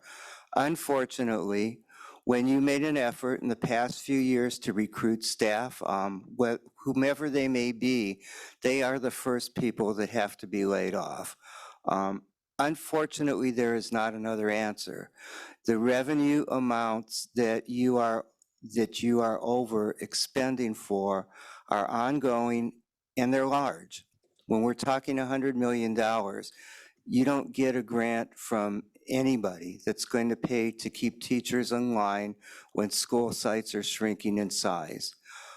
You have done some commendable work from the heart to keep school sites held harmless during COVID. The unintended consequence of that is that as I've listened to your meetings, you spend a lot of time talking about school site budgets, and I know you have some studies going on from Stanford about the MTSS and the weighted student formula. The way the funding comes to you, though, is not by school site, it's by pupil. So when the pupils go away, the money goes away. Hopefully, you're going to have some opportunities when the budget is passed. May will be an indicator, but it is not when the budget's passed, to do some correction of some of the deficit. But ultimately, at least from the standpoint that Ms. Liaison and I see, you're going to have to continue to align your school site staffing with, I'm happy to be quiet.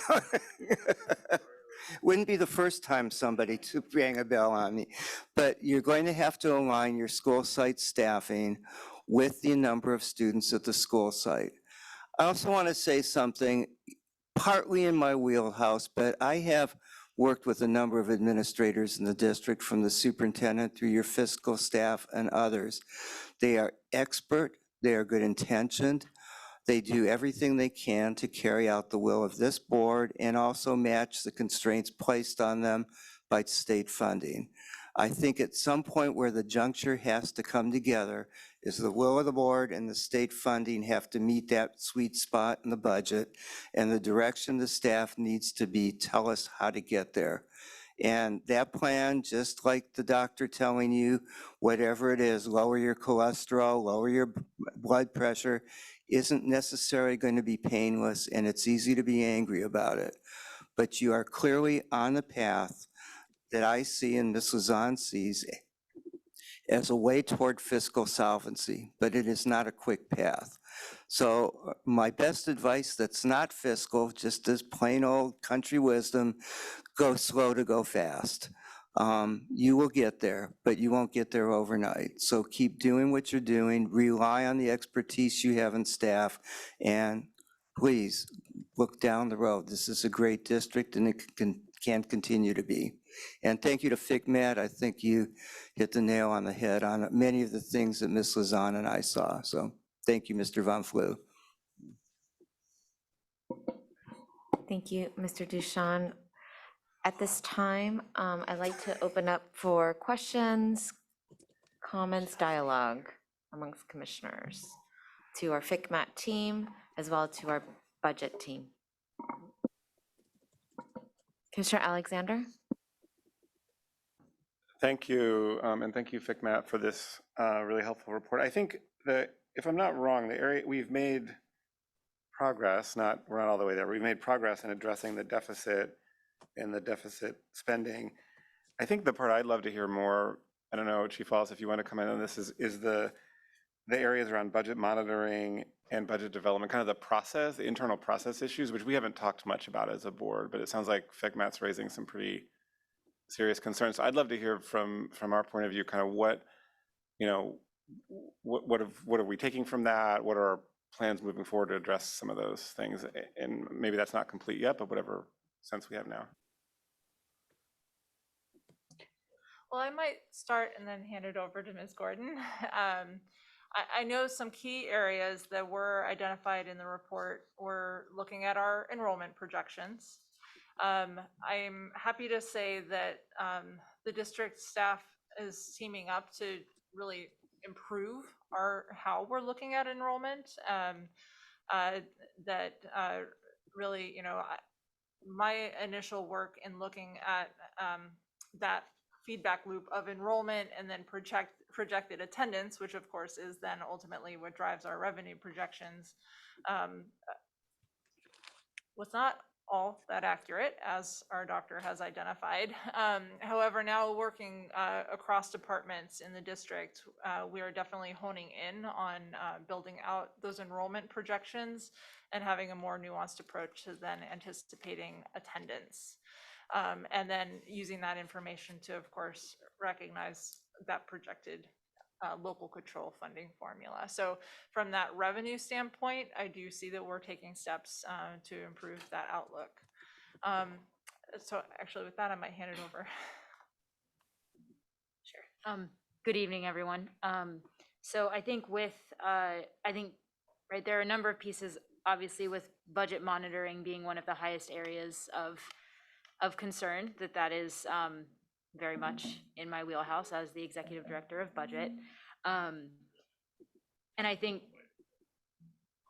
the main area that I wanted to provide some background or response to, or additional context on, is the I guess specifically within the budget monitoring and updates related to budget revisions being posted in the financial system. I think that's extremely critical, and so I think I will say there is some follow-up that I think would be helpful to understand exactly what documentation would be helpful to demonstrate that. But I think in terms of budget monitoring over the course of the school year, the fiscal year, anytime there is a request for a change in the budget greater than $50,000, whether regardless of the resource and regardless of whether it is a school site or a central office, anytime we receive a request of that size, that budget transfer with a description of the changes, the object codes impacted, and the rationale is included on the consent calendar for a regular board meeting before it is processed. So I think that is one example of where we do have monitoring controls in place to review and confirm changes that would affect, right? Once we get to $50,000, we're talking about, potentially FTE impacts of some proportion. So that is one place where we do have ongoing monitoring that you all see on the consent calendar. When it comes to interim reports, if you were to reviewing the primary forms, the original budget column in those fields refers to the adopted budget in July, and the board approved operating budget column refers to our most current budget. So I think that is one place where, again, we are, I'm continuing to work with Mr. Duchamp, with Ms. Liaison on where we can make improvements to make sure that we are, right, that everything is syncing, everything is looking as it needs to look. But I think that there's some evidence that I think that was missed in sharing information with FCMAT for this assessment, but it is also, as a high priority, something that we'll continue to work on and understand what we need to be doing differently and better to make sure that this isn't a concern moving forward. And actually, if I might add one more point just to round that out, I think part of what FCMAT identified is a bit of a tension, and actually this comes from conversations with our fiscal experts as well, is a tension between our role as a district and a county office. A lot of our investments in staff and staff time really has been focused at that ongoing operations at the district level. And not having a county office to serve as that intermediary between us and CDE, I think has actually been a challenge there. I think that there certainly is capacity for us to invest in a staff person who really focuses at that higher level rather than at that the micro ongoing operations level. In all honesty, I have served at that higher level, and my attention is very divided. And of course, Anne Marie has been fully engaged. So I think we're recognizing that there is a need for more of an investment in staff and a dedication of their time that serves more of that county office function.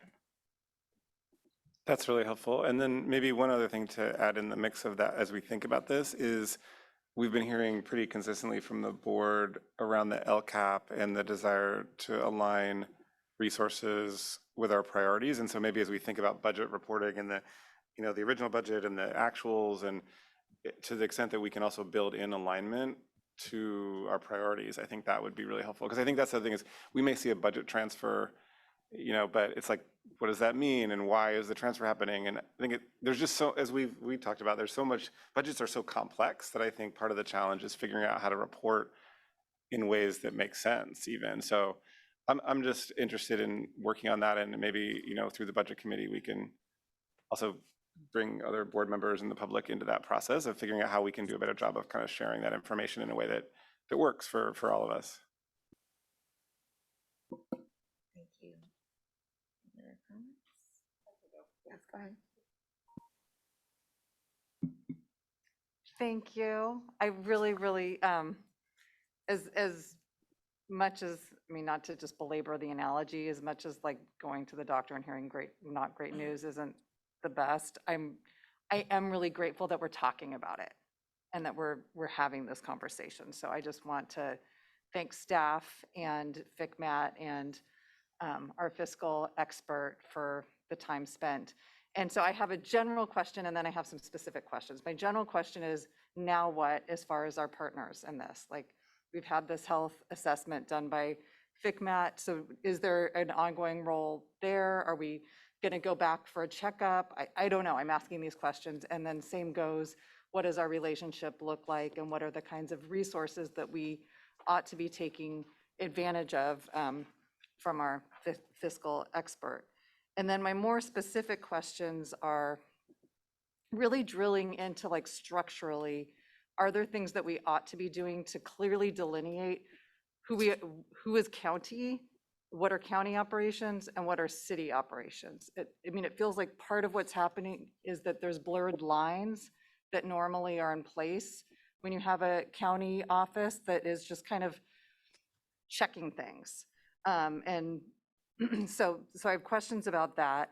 And then I also have questions about, like, the ongoing role of just a partner that's an auditor. I know other districts have a auditor that's just a partner, not someone that comes in after the fact, but just is a continuing, kind of like a controller, to help those processes. So that's one area. And then going back to what was said earlier about the LCAP, when we look at budget sources, because our budget is quite complicated and we have so many large sources coming in, it would be really helpful to not just be looking at state funds, but looking at how we're utilizing other funds that are either unrestricted or restricted, so that we can see the pressure points and what's shifting. So I'd love to see all of them. And then my larger concern, and this is the end now, is SPED and OPEB. So when we're looking at our special education costs and we're looking at our pension liabilities increasing, and they seem to be increasing really fast, is the sense that I'm getting. And so we could be really mindful as a board around cuts, but still be outstripped by what's happening there. And so I'm also looking for guidance on how to be reasonable about what is in some ways beyond our control as a structural problem.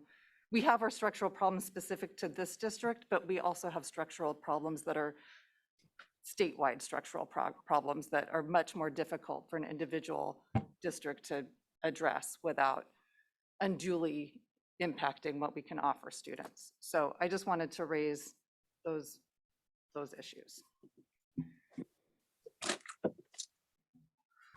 So I think to begin, one thing that Ms. Gordon and I have discussed is trying to do more work about identifying those functions that do feel truly county, to move them from the district into the county. So we have, I'm just going to say, around $10 million of unrestricted general fund that gets appropriated to our county fund. It's not a ton of money, but it certainly is enough to cover payroll, legal costs, communications. These are things that, like, those are just a handful of items that currently sit within the district, but really services the county, could be seen as more broadly having larger goals and purposes for our district and county. So we are looking at where we draw the line on what expenditures get placed in which fund. So that's just a starting point. But I think we're certainly feeling the benefit of regular communications with both Mr.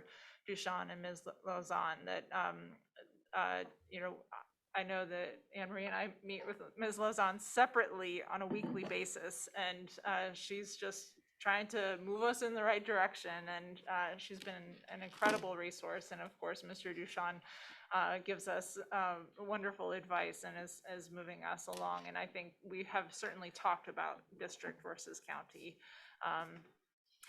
In fact, I shouldn't take credit for thinking about some of the things that I shared about the county functions.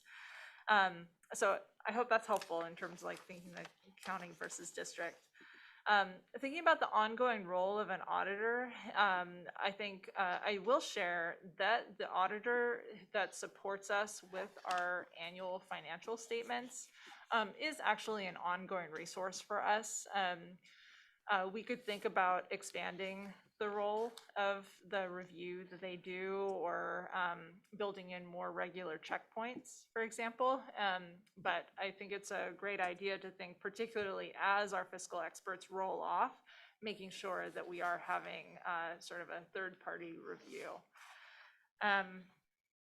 And I think your point about LCAP actually makes me shift to our multi-year projections. I do want to share that, like, at the state level, the multi-year projections are broken out by unrestricted and restricted. And then within that, you have your expenditure categories. So like that's kind of just the basic accounting structure in terms of types of revenues and expenses. But when you get into the restricted resources, you get into much more detail about the intended purpose of those funds. And it gets really complicated to forecast that, because some funds might be 1 year or 3 year or 5 years or ongoing. And what's really come out of all of this work with the multi-year projections, and particularly with these like large sums of one-time sources, is we really have to get more in the weeds. Like, while I want to encourage us to get kind of expand out on LCAP, simplify, we need to get in the weeds when it comes to our forecasting and really mapping out at the resource level what we think those expenses are going to be, how they're projected, and how they line up with anticipated revenue.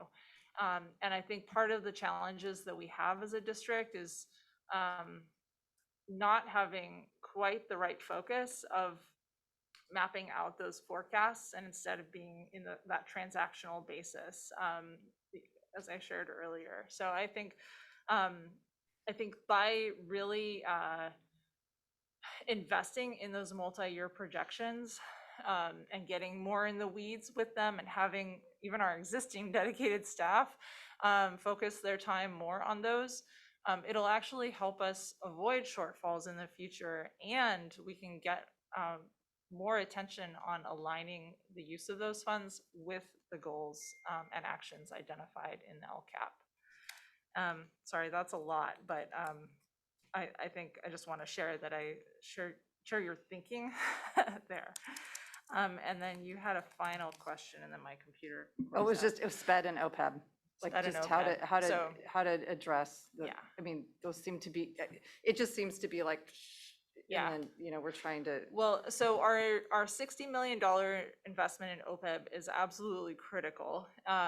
We had a significant increase in our liabilities just because of the changing market, where we went from, say, just under an $800 million projected liability to over $1 billion, right? So this winter, I presented a proposal for the $60 million investment that would take us from $1 billion projection to under 600,000. So there's still a really big number, but the fact that the board has made that commitment is a massive step in the right direction of basically keeping us more of a steady state than where we were suddenly headed.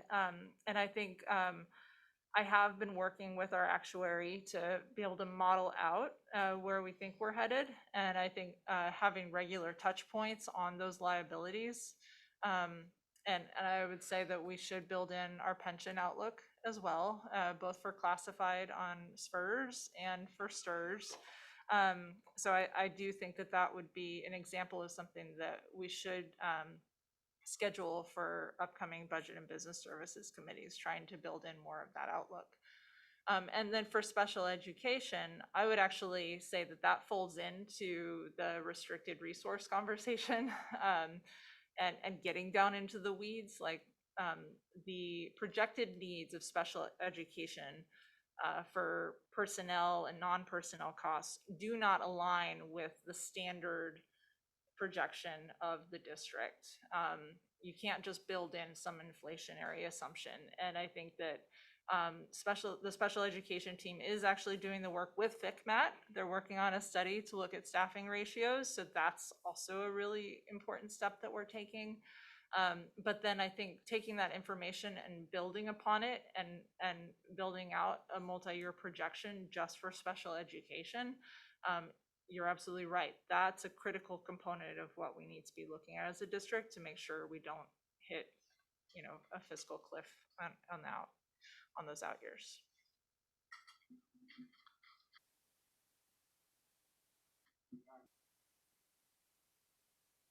Oh.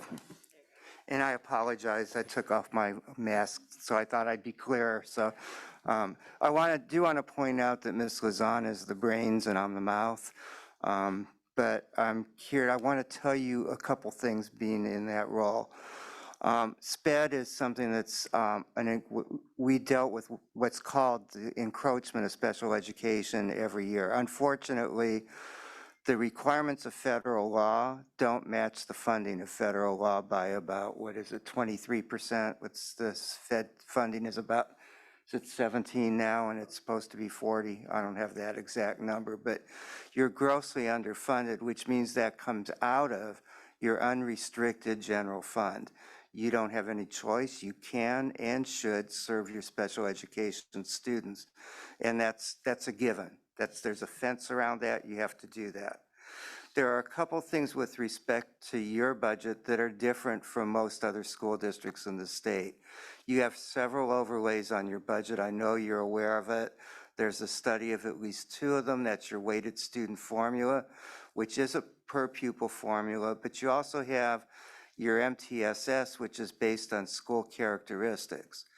So while it may not be comfortable to change your MTSS, it also has to be resilient in terms of what your enrollment is. You can't send the same amount of MTSS money to every school every year, even if their characteristics remain the same, if their student load is dropping. So you have those 2 formulas. You also have your resolutions. Those are all overlays on your general fund, unrestricted and restricted. So when you combine all those, you have a complexity. Add to that, and I want to address the county issue. There are 2 that are missing. One is an LCAP oversight that the county usually does in reading your LCAP. And the second is AB 1200 oversight. And I think you can come a long way to do that internally by developing an expertise of a kind of internal auditor, but you have to listen to them. And that's going to not always be fun either. Last, I want to talk a little bit about in-the-weeds staffing. Most school district financial systems, being their IT system, range from okay to poor. They're big systems, they're enterprise systems, they change slowly.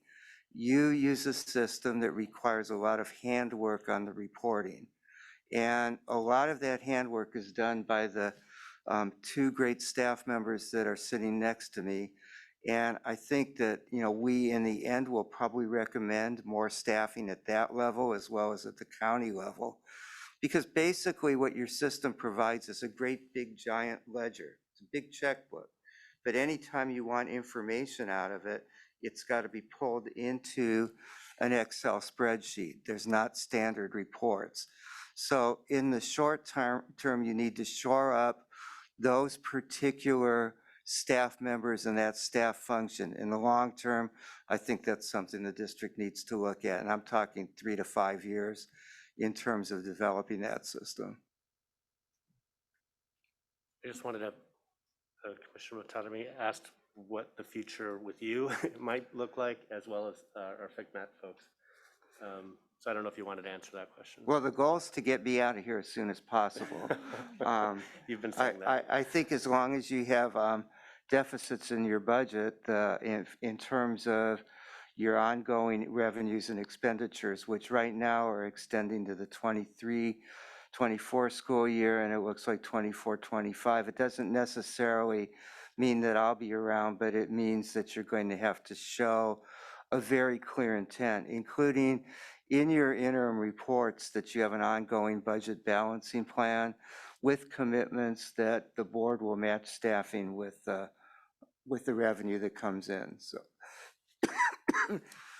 that's ultimately up to the California Department of Education.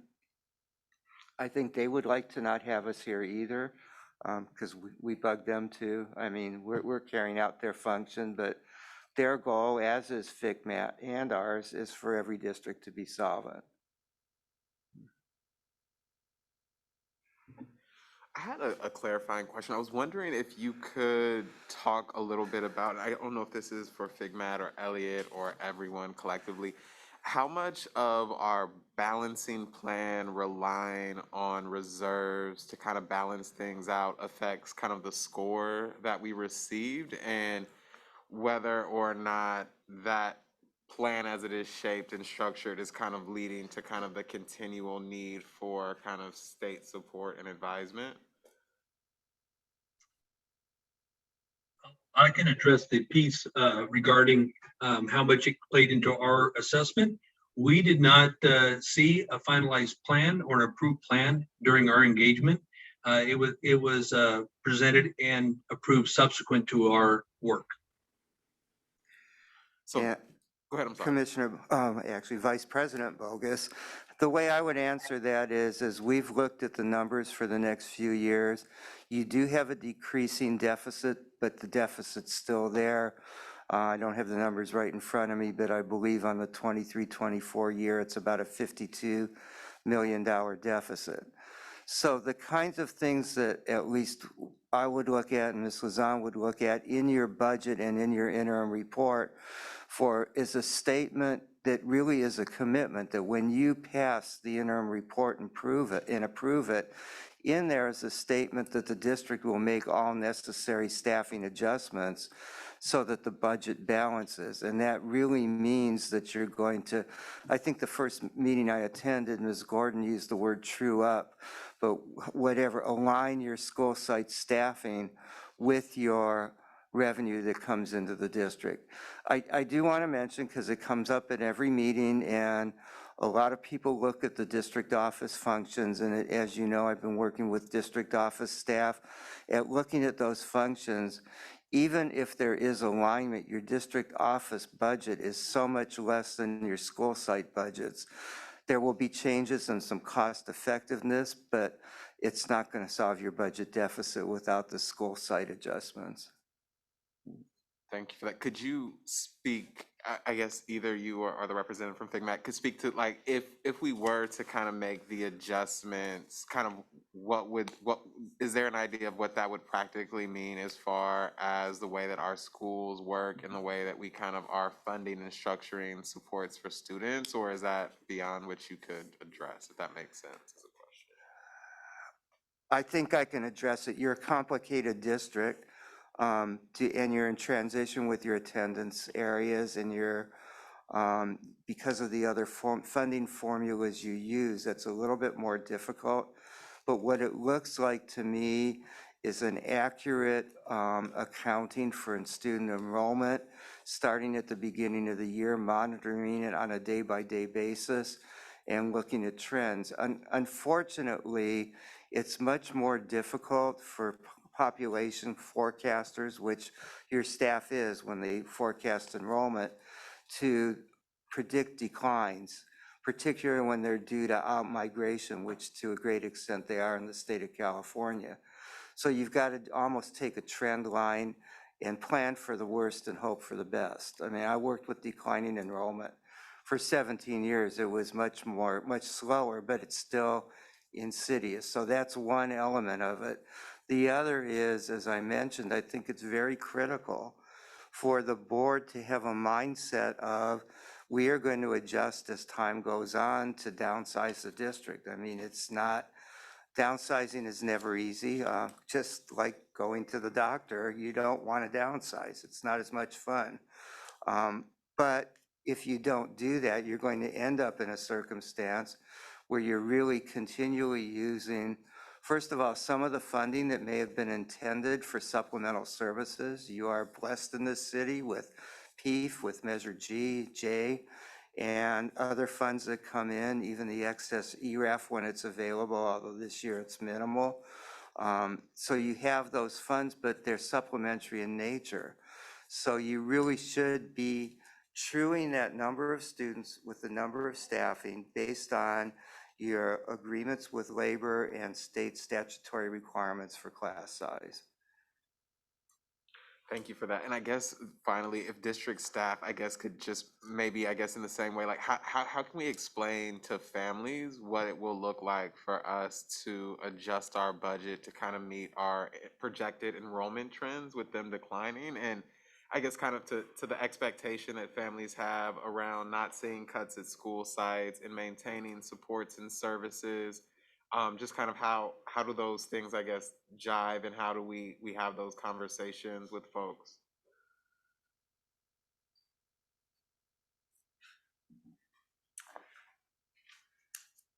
I guess one piece of that I think is challenging and will continue to be challenging is that if we as a district continue to experience declining enrollment, then that likely does mean declining budgets, because we are funded based on our student population. So I think that no matter what, the approach and the intention is always to closely examine what that impact would mean for schools. But I think that and because I would say that because we have the support of, for example, local funding, that gives us the ability to maintain services that without it, we would be looking at much more austere site budgets. Things like PEEF or QTA, FWA, some of those things do enable us to guarantee support services and support staff that other districts don't have the opportunity to ensure at all of their school sites. But I think that it also is going to be an ongoing conversation, because I know I'm personally hopeful that we won't, that we don't want to see the trend of enrollment continuing to decline, right? That isn't what anyone wants, because it means that it's going to be more challenging to ensure the robust amount of support that we want every school and every student to have at their school site. But I also think we're going to have to continue to find a balance between the numbers, right? What we're seeing, the revenue that's coming in, and what that means we can reasonably provide and have stability and sustainability as a district. Let me just take a personal stab at that. Next to something happening tragic to a student, a member of our school community, layoffs are probably the next most difficult thing to deal with. They're indiscriminate. They're by seniority only. They don't take into account anybody's personal life, anybody's ethnicity, anybody's ability to teach. They're just simply numerical based on who came to the district when. And it's not easy. I've been on both sides of it, been laid off myself, had to deal with layoffs. And the only answer is, unfortunately, we were projecting that we were going to have more students, which everybody was. We wanted you when we hired you. We hope to bring you back someday. But the reality is we just don't have the money in the bank, and no child wants to lose their teacher. You heard that tonight. But it doesn't, it only is by number. It's by seniority and by your agreements with your labor. And it's done that way both by practice, by law, and out of a sincere deference to people who have dedicated their lives in the amount that they've dedicated. Not to say that your first-year teacher isn't as gung-ho, enthusiastic, and committed as anyone else. But I really think that, I guess my approach is bluntness, but facts. It does not come, you can't bring emotion into your choice, but you have to deal with the emotion of the people being affected. No.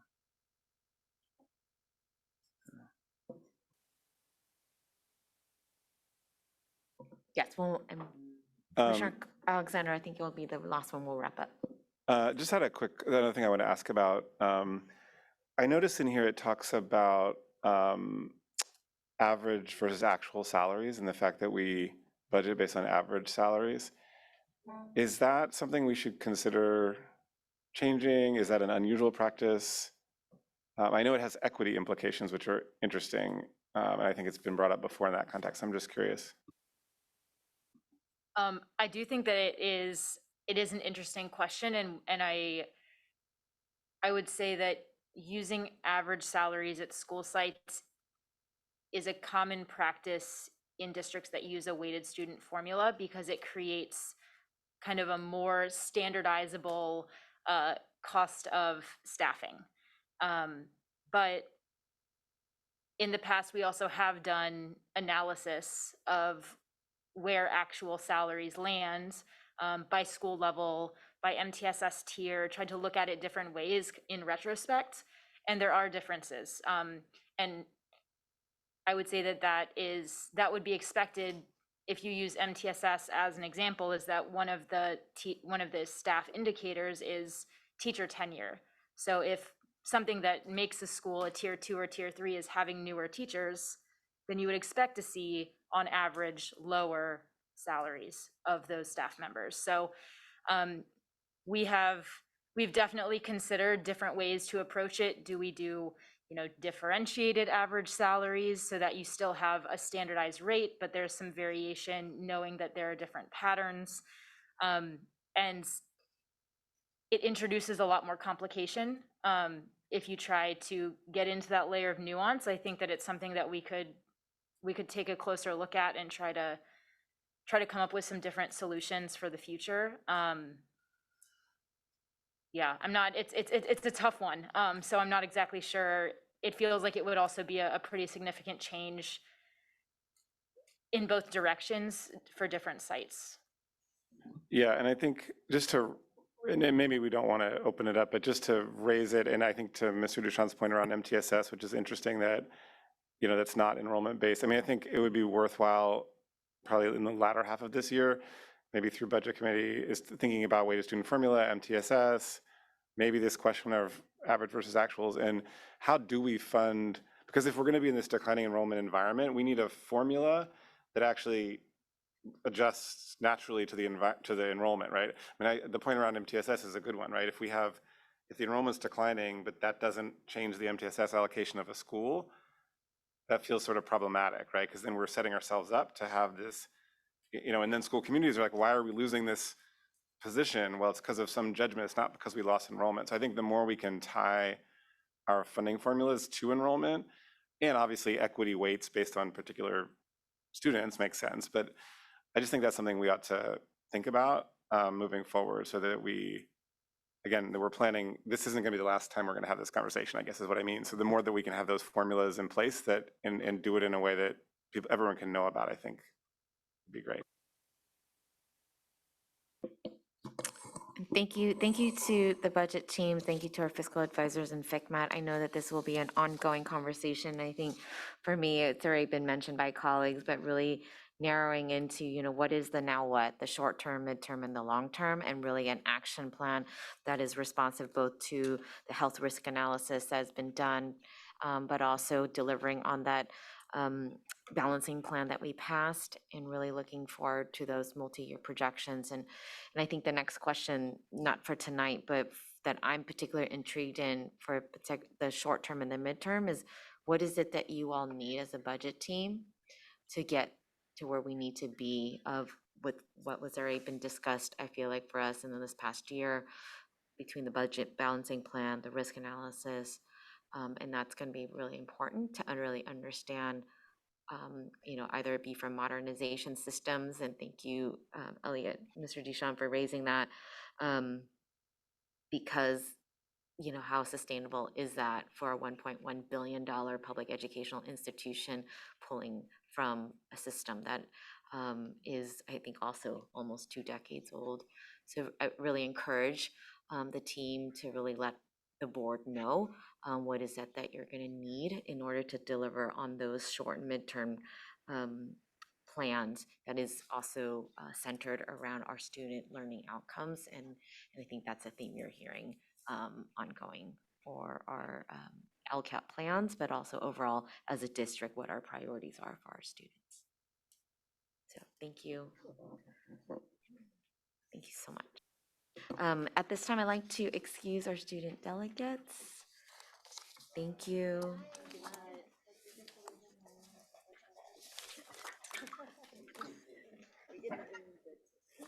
We're now going to move to our next item, which is the discussion of requests to conduct budget scenario planning for school sites, and I'd like to call on Dr. Matthews. So I'm going to ask our budget team to stay there, but I'm actually going to begin the discussion. So at the March 22nd meeting, the board engaged in a discussion around scenario planning. If in fact, the possibility of additional funds that seem to be an initial forecast might come to the district.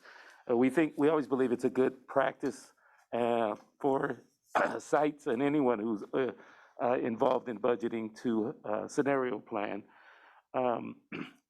So we actually did give sites a target amount so they could begin scenario planning if additional funds did in fact come to fruition. And while we believe that is a valuable component of the budget development, at this time, and as I said, I would come back with a recommendation to the board. We as staff don't recommend allocating additional revenue forecasts, and the governors may revise if higher than current projections come towards restoration of expenditure reductions.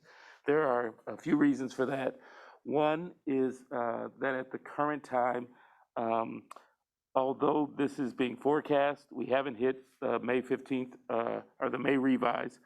And even if the May revise does in fact lead to increased funding, that funding won't come to the later part of June or the first part of July. So it would not hit district funding until July, which would cause revenue uncertainty for us.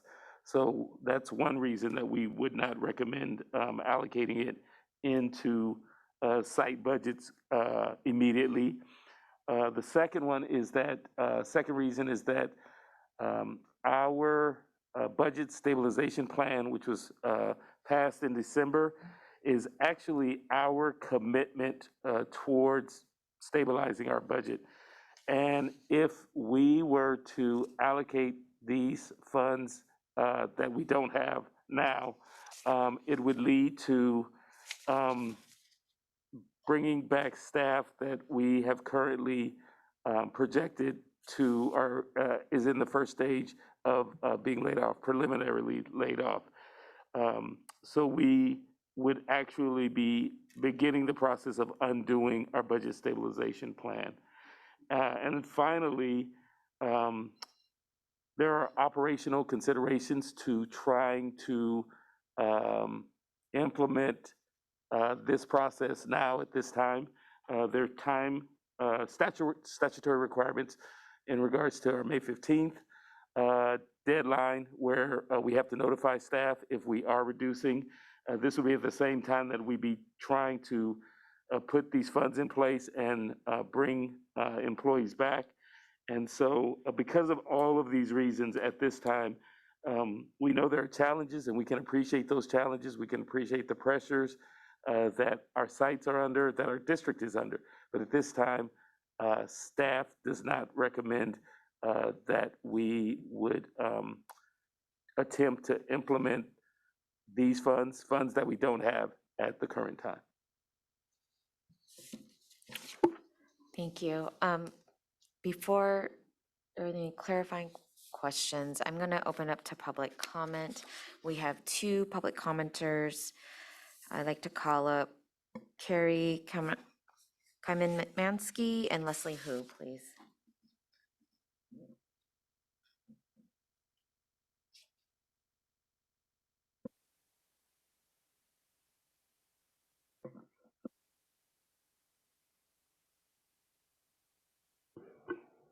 Hi. Good evening. I'm Carrie Szymanski. I'm an SFUSD parent and educator.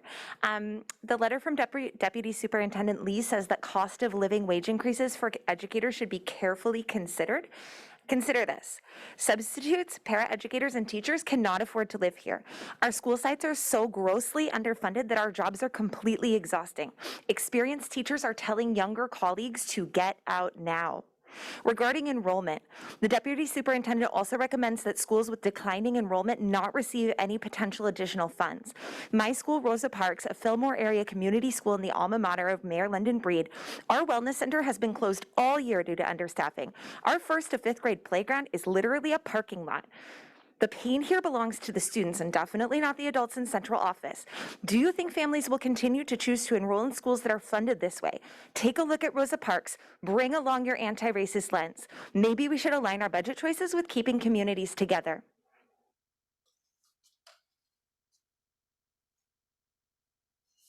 Hello. Good evening. My name is Leslie Hu. I'm the secretary of UESF. As of today, there are 143 educator layoffs. That's 143 educators who have devoted their time, energy, and passion to being educators. A role they love, bring with love and care for the students they serve every single day. Unfortunately, budgetary issues seem to plague SF every single year in some way. And that means our young people are losing the adults that they deeply care about and rely on to grow and thrive.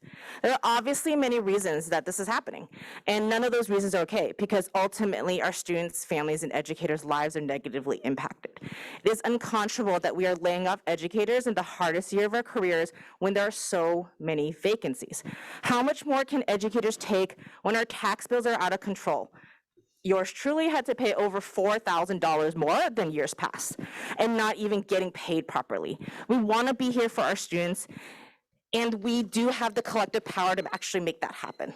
Thank you. Should I turn this off? Thank you.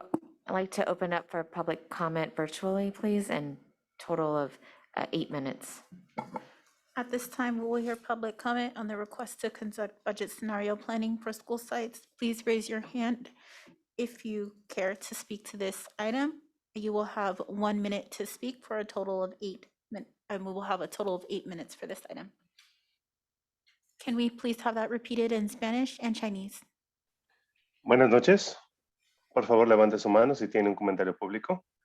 El total es de 8 minutos, 1 minuto por persona. Gracias.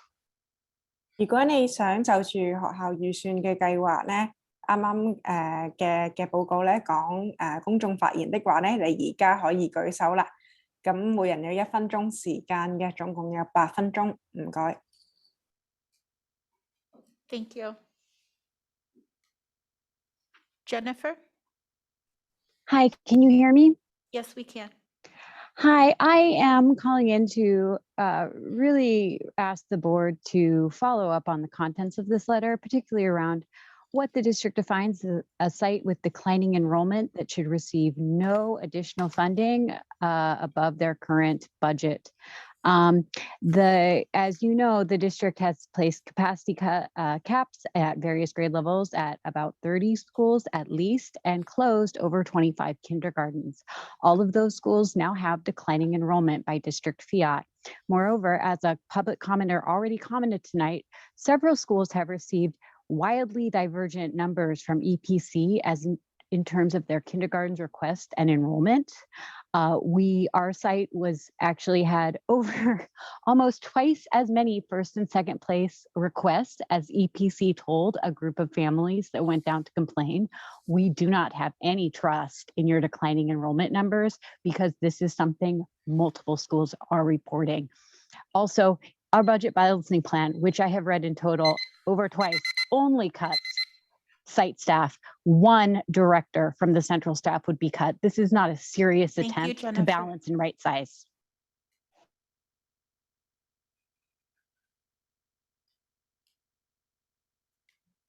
Tom? Hi, yeah, I'm a teacher and a parent in the district.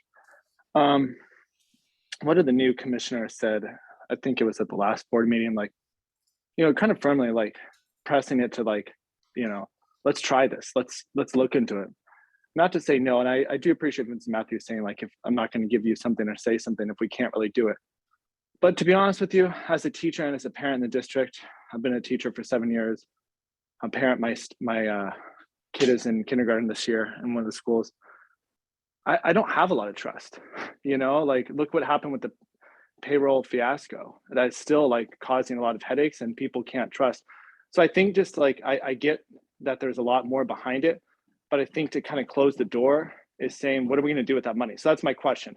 What is going to happen if we do get that money? I think it should be a plan and not just like later on. Are we going to just fund like those central higher up people who get paid so much anyway? Are we going to fund things that people don't necessarily want and need? Are you going to come to the sites and talk to the staff and see how they're doing and what they need? Actually see how they're doing. I beg you of the new commissioners, I've been asking, come to the sites, see what we need, what's working, what's not. I haven't seen any of the commissioners come in this year and do that. Thank you. Thank you. Mr. Jeffries?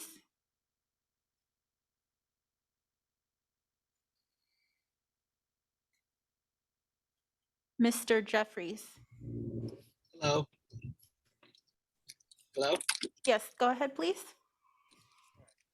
So, my name is Jeremiah Jeffries. I'm a first grade teacher. I've been teaching for about 25 years. I've been on various school site councils dealing with budgets and budget cuts. And regardless of how cuts come down, it's important that they don't happen mid-year, that we don't have consolidations and things happening that actually disrupt the ongoing school year.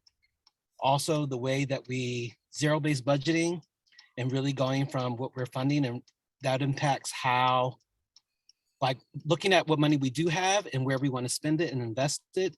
All the investments I heard during the report were all at central office and at higher levels. No talks of investments at school sites. And how we do enrollment matters because you have schools competing for students, and then because a parent chooses a school that other parents didn't choose, their child gets penalized, and that's not right. So we have to look at systemically what's best for all schools so that all schools receive the same level of services, so that then we can really say all schools are getting the same quality education, even if it's all underfunded, and not have it be based on the soft money, based on the income of parents, on rather how many resources their child has at school. So unless you're really willing to dig in and really make those hard systemic changes that have a big impact, then you're just shuffling chairs on the deck of the Titanic. You're really just making things up as you go without really being responsible, and just talk like weighted student formula is a joke because none of the weights have any meaning. They don't actually change any services for any kids. So the idea, so you can just say you prefer and support equity, but it doesn't actually make any actual real difference in the outcomes or experience of the school district. Thank you. I'll leave it at that.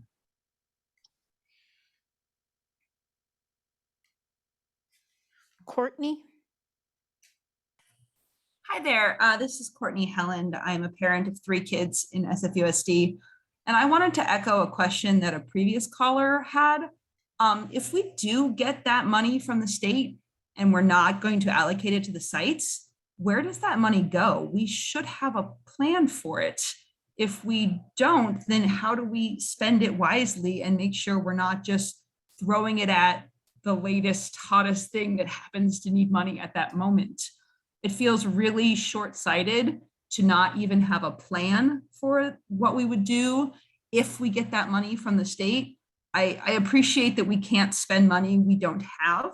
And I think I want to be financially prudent, but I also want to have a plan in case we do get that money, because without a plan, we can't spend it wisely. Thank you. Thank you. That concludes public comment for this item.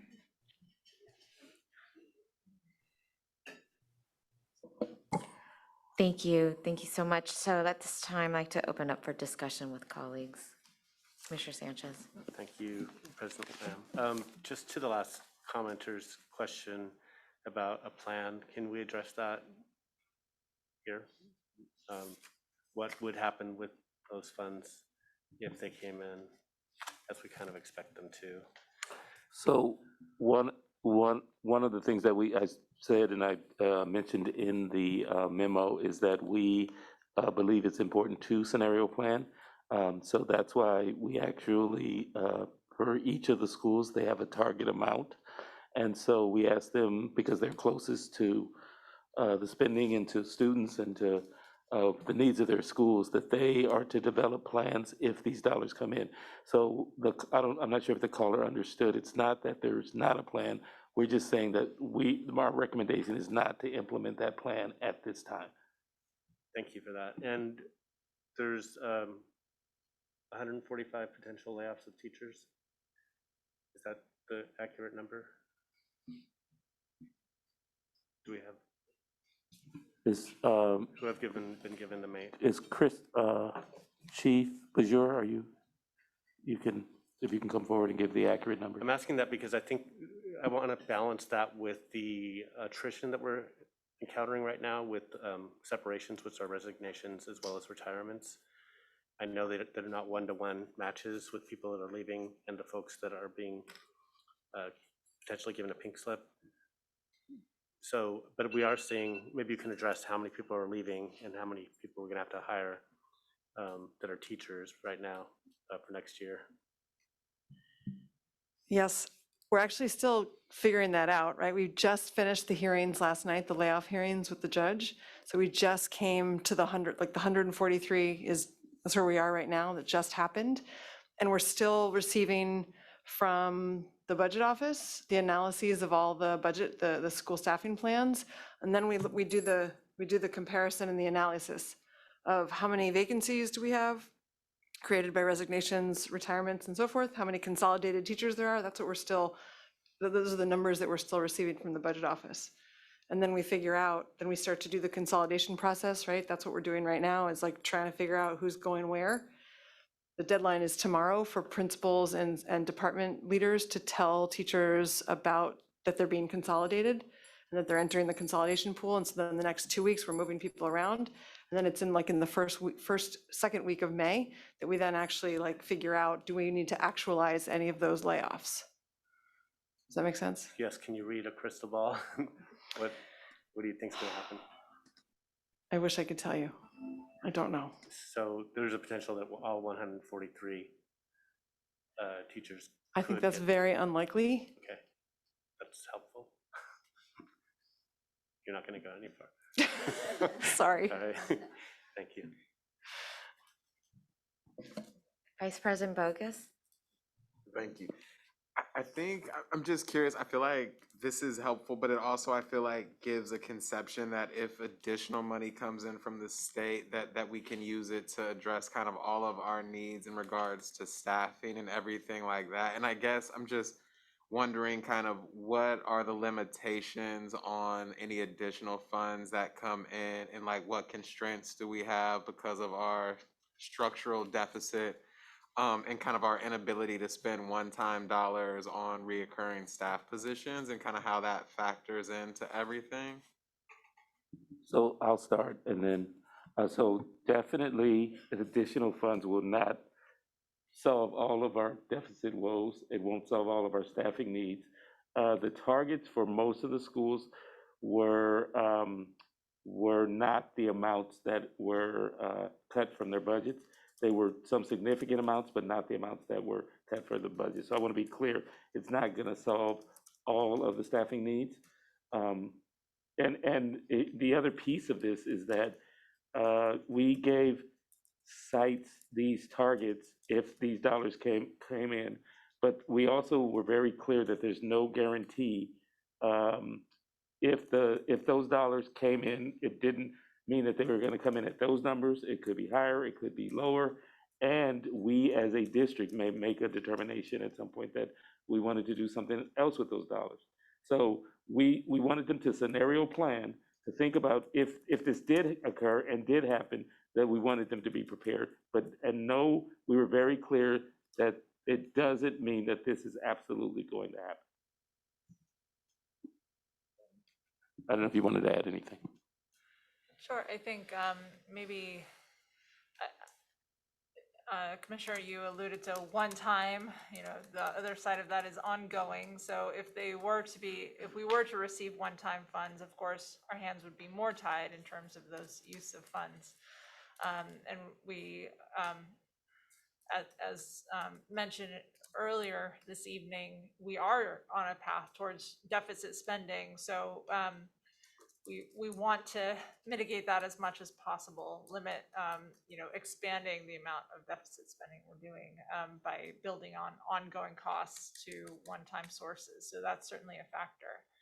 I think another piece to add to the conversation, as Commissioner Sanchez had mentioned about other scenarios that could be put on the table, it is important to note the other priorities that we as a district and you and a board may want to support with increased revenue. It could be anything from, just building in ongoing sources to cover our operating expenses, reducing the use of one-time funds to support ongoing operations. So kind of easing the glide path heading towards fiscal year 2025-26, when we're currently projected to hit a budget shortfall.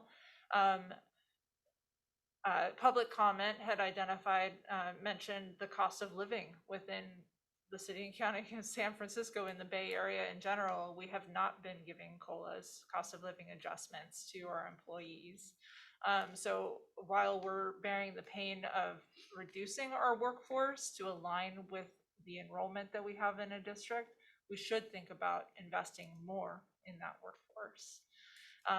And then there certainly are other costs that, just speaking about the county, and I know that there's not a strong desire to invest more in central office, but there are certain functions that are more county-based that should be considered to build in and support the ongoing stabilization of our district.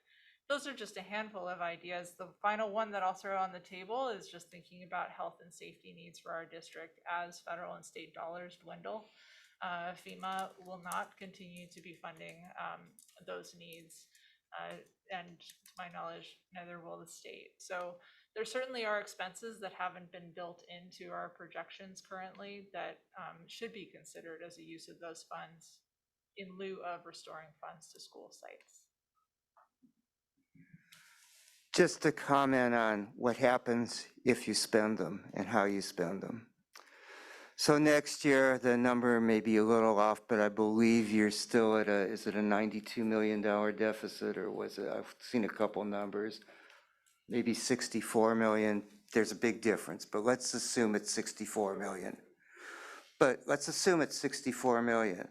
That deficit, your budget plan, is based on reducing your staffing by 166 originally, which were the people in the budget stabilization plan, and making some reductions at the central office, which are being done.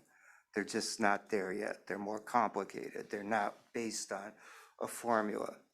If you use that ongoing money to bring back staff that are over and above the number that are budgeted for next year, you're essentially using it as if it were one-time money, because you're already using one-time money next year.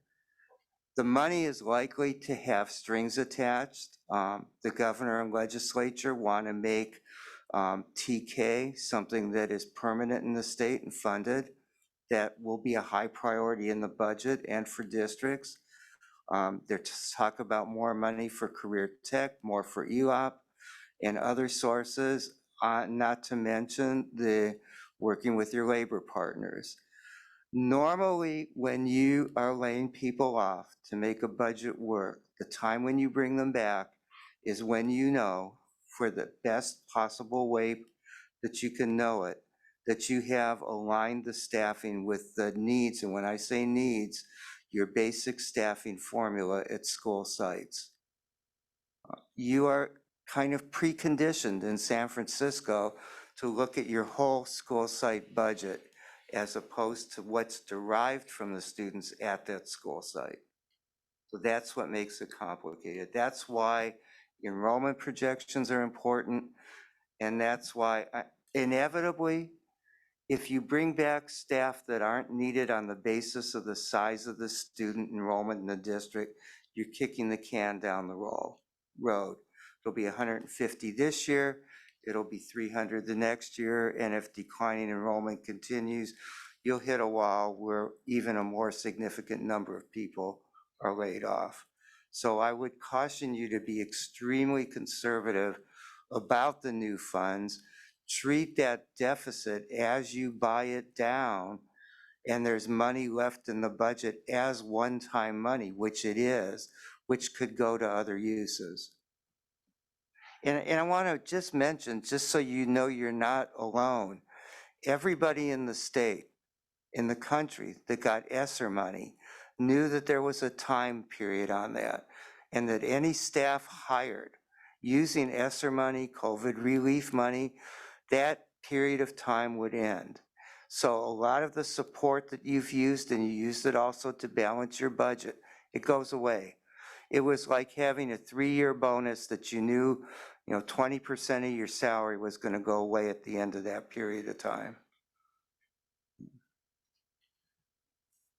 Just to follow, I guess what I'm concerned about then, I think, is looking at kind of what we're hearing from sites right now, that they don't feel like they can reach all of their educational goals and responsibilities with the projected cuts, knowing that those cuts are going to escalate based off our projections for the future years, and seeing increased numbers of recommendations for layoffs from the state as they stay with us through this time. I guess kind of what is our plan or approach to address it? It feels like through the memo, there was thoughts that there might be some additional funds that we could actually bring in to do that. So I guess I'm wondering, both in regards to the memo for the upcoming year, but also future years, how are we, I guess, addressing that balance, or are we not addressing it yet? And that's something that we as a board need to take more like direct action to address, and to put the district in the direction to address those issues. Does that make sense? So, sorry, Commissioner, just to, at the beginning you stated, I think you were referring to the additional needs that weren't built into our forecast. Is that correct? Yeah, I guess I'm just worried about like the trajectory we're on and the tone of the conversation. Like the memo is about how do we add money back in to help support the cuts, but everything I hear from the state and from Elliott is actually the opposite of like we should be preparing people for less, because we have to decrease to match our actual enrollment, and there's a big gap from that. And I guess I'm just concerned of the path from where we are to being aligned, unless something magical happens that kind of changes the funding streams and revenue patterns. Yes, I would absolutely agree with your assessment that all of the recommendations you're hearing really are to move away from trying to restore funds from school sites, because the current funding aligns with enrollment.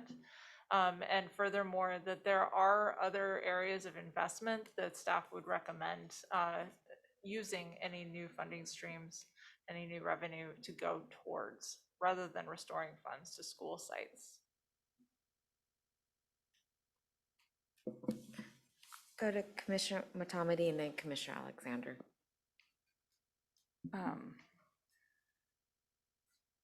Okay, so following up on process in some ways, because I heard a lot, I have been hearing, and then the callers and comments, a lot of confusion about what's happening with enrollment and why certain sites are feeling enrollment differences that they don't really understand. And so from a process standpoint, and I don't know how to answer those questions. I've gotten some answers, and I've been really appreciative of staff explaining the process to me, but I'm still not 100% clear on what's happening with that. And so I know we're still in the enrollment process. It's not done, and there's the 10-day count. That's when we'll really know. But between this moment and that moment, what are the points in time that we can look at and get a sense of what's happening overall with enrollment, how different sites are being impacted, and how staffing is being aligned around that? Because I feel like right now we're all kind of touching the elephant in different ways, and we don't really have a picture. So I'm just curious about the timing of that. And then, oh shoot, I had another, the other thing that I was wondering about. Oh man, I totally lost. This is why I need to take notes. And also, I mean, we've been at this for a while. Oh, I can't remember. Do you mind coming back to me if I grab that? Sorry. Would you like us to speak to your first question? I know, this is what it was. I know, it just made me so crazy that I couldn't remember what I was talking about. So enrollment question, and then the other piece is, it is hard decisions about the budget, but it's also around what we're doing with curriculum and instruction and how we're aligning our resources around the students. So that's the one, I mean, you guys are doing a great job talking about the budget, and explaining the connections with enrollment, but the other piece is because we don't have well-mapped priorities and understanding of what and I've been trying to understand for a while now, is how we're gonna support our students and families and teachers as we make these hard decisions in what they're experiencing in the schools, not just like from a budget standpoint and the number of staff that's in their schools, but how it's gonna look and feel, and what we're promising to deliver. Is that?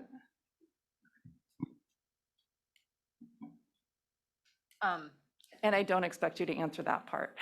Great. I was gonna say that I can share a little bit about the enrollment capacities, all of that, but less about the curriculum instruction piece. But I think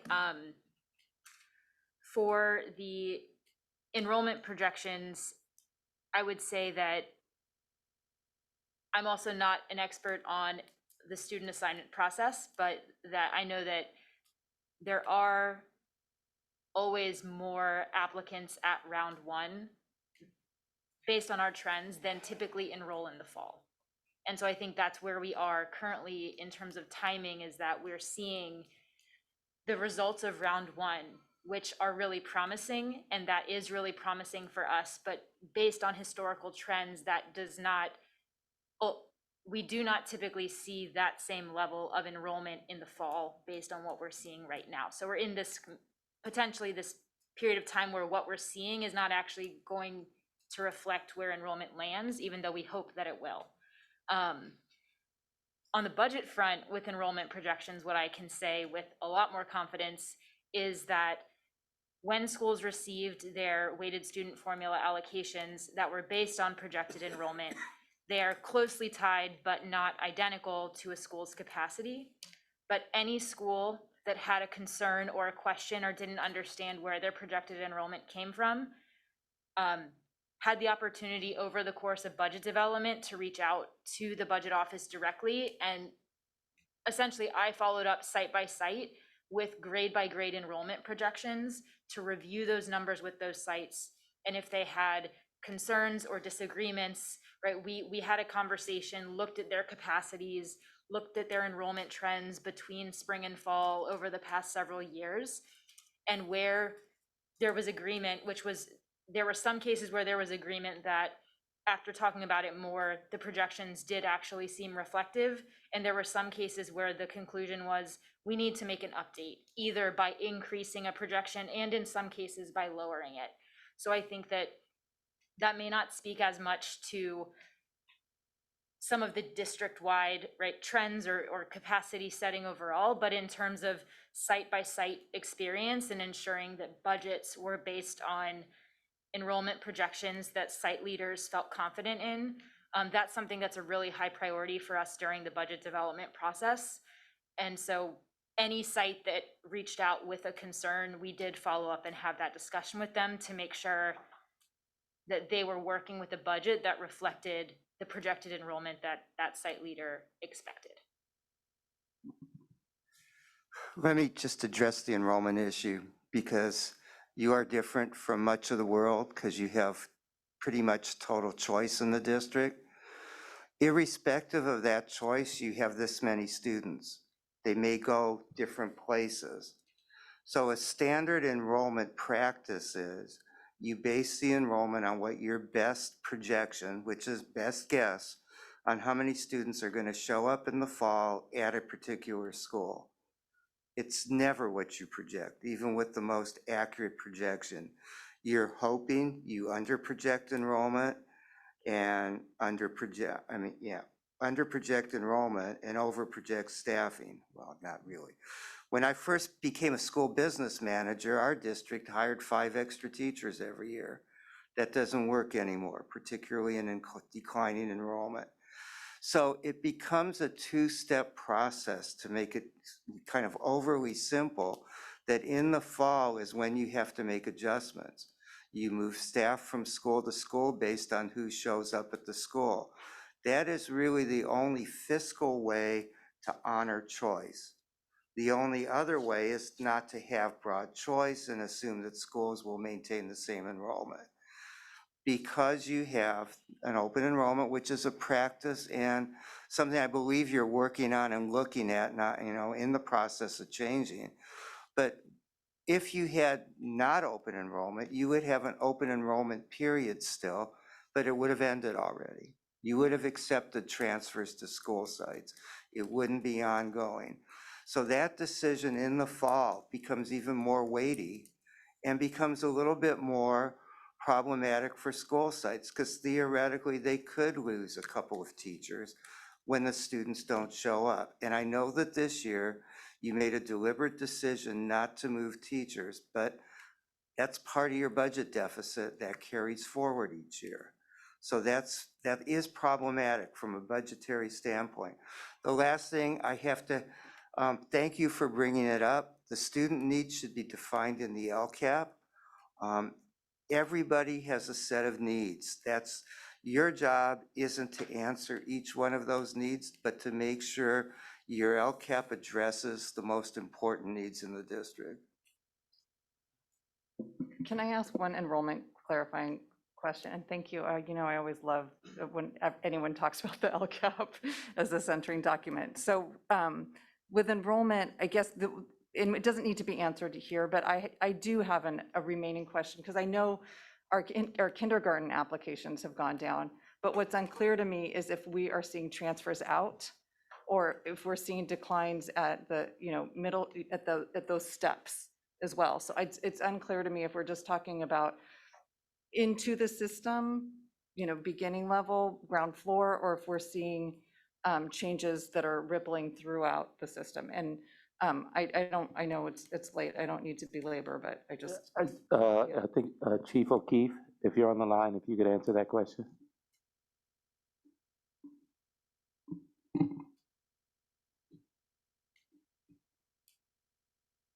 Do you see her? Is she?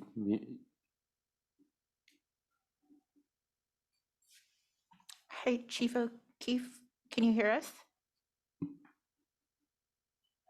She's got her.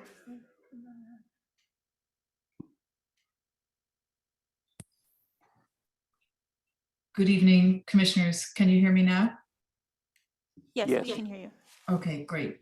Good evening, superintendent and commissioners. Our enrollment, and this is looking back at, I think, Anne-Marie, I think people so far have answered most of the questions, so I won't repeat that. But generally, and this is looking at 4 or 5 years of data, we are the number of children who apply in round 1, in our main round in March, is larger, about 7% larger than the number of students that end up enrolling in the district. So just to put it in numbers here for tonight, we have an enrollment capacity at kindergarten that's set at 4,295 students. We had 4,000 students, 4,036 students about apply in the main round. And based on that trend of about 7% smaller, we're anticipating enrollment will end up in the fall at around 3,800 students. Many students apply after round one, but we also lose a tremendous number of students who do apply in round one, but then do not end up enrolling in SFUSD for a variety of different reasons. We even see children that get their first choice that don't end up enrolling in SFUSD. So based on that, we're anticipating our enrollment next year will be about the same as the kindergarten enrollment this year, maybe a little less. So the movement that happens is children who are requesting different schools. We don't see a net increase in the number of students who are enrolled, we see a decrease.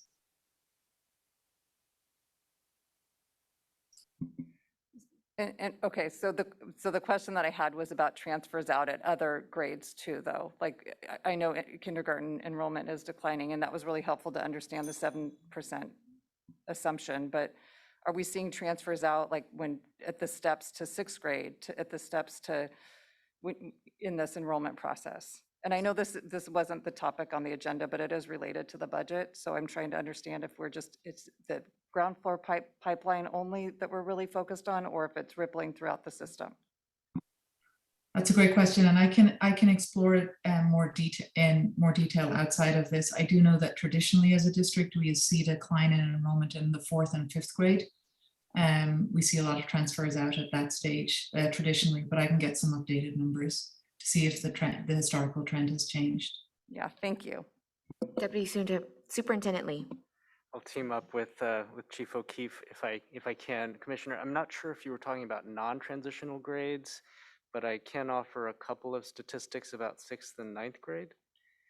So for 6th grade in Orla, I'm referring to the summary of the assignment run highlights. So hopefully I've got the latest numbers, but for 6th grade, the applications were very similar, 3413 this year compared to 3378 last year. So slightly higher, but very similar.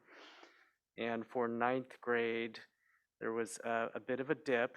So we received 4,458, 4458 9th grade applications for this cycle for next year. And that was compared to 4,742 for the equivalent stage of the process 1 year ago for enrollment for this year. So that doesn't account for all of the grades in between, but that's really helpful, and thank you for everyone for indulging me. Commissioner Alexander and then Commissioner Weisman-Ward. Thank you. So I just wanted to comment on a couple of things. One was this kind of enrollment issue and choice, and just to highlight this point that I think it's really important, the work we're doing around the attendance zones and how we're going to rethink our enrollment process, because I think the choice system, as Mr. Duchamp pointed out, does create this highly unpredictable. And the other piece of it, which he didn't speak to, was the inequitable aspect of it, right? So if there's schools that are less, quote, desirable, that are more likely to lose students, those schools, which often tend to be students or with more mobile populations, like students moving in and out, tend to be lower income families. And so those schools end up suffering a lot more when the reductions happen in the fall. So I think any way we can stabilize enrollment numbers and predictability around budget is going to be really, really important, especially in a declining enrollment environment. The second thing I wanted to say is slight correction of a point you made, Mr. Duchamp. Last fall, we did vote to hold schools harmless this year, but it was only a 1 year. So it doesn't have an ongoing impact. It was a 1 year hold harmless, but that actually is one reason why schools are seeing such big cuts this spring, because they didn't actually have to make them in the fall. So we kind of said to mitigate the impact coming out of COVID, that those reductions, enrollment-based reductions, would happen for next year. So I think that is one reason why maybe some of the school communities are experiencing this as a bigger drop off because the hold harmless happened for this year, but it's not going forward. The other thing just to say was that we did make some reductions that were not enrollment based this year. And I think that's the area where I haven't heard any support on the board for restoring enrollment based cuts to a significant degree. I think it's more around like the secondary AP course reductions. That was not an enrollment based reduction. That was we took that funding and applied it to teacher stipends based on a negotiated agreement.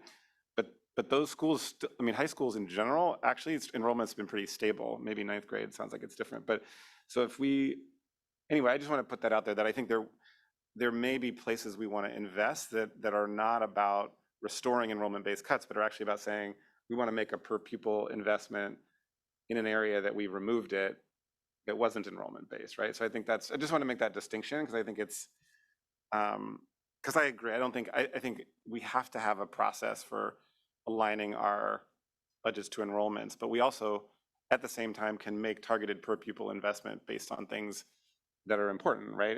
As we're trying to align our priorities, our resources with our priorities.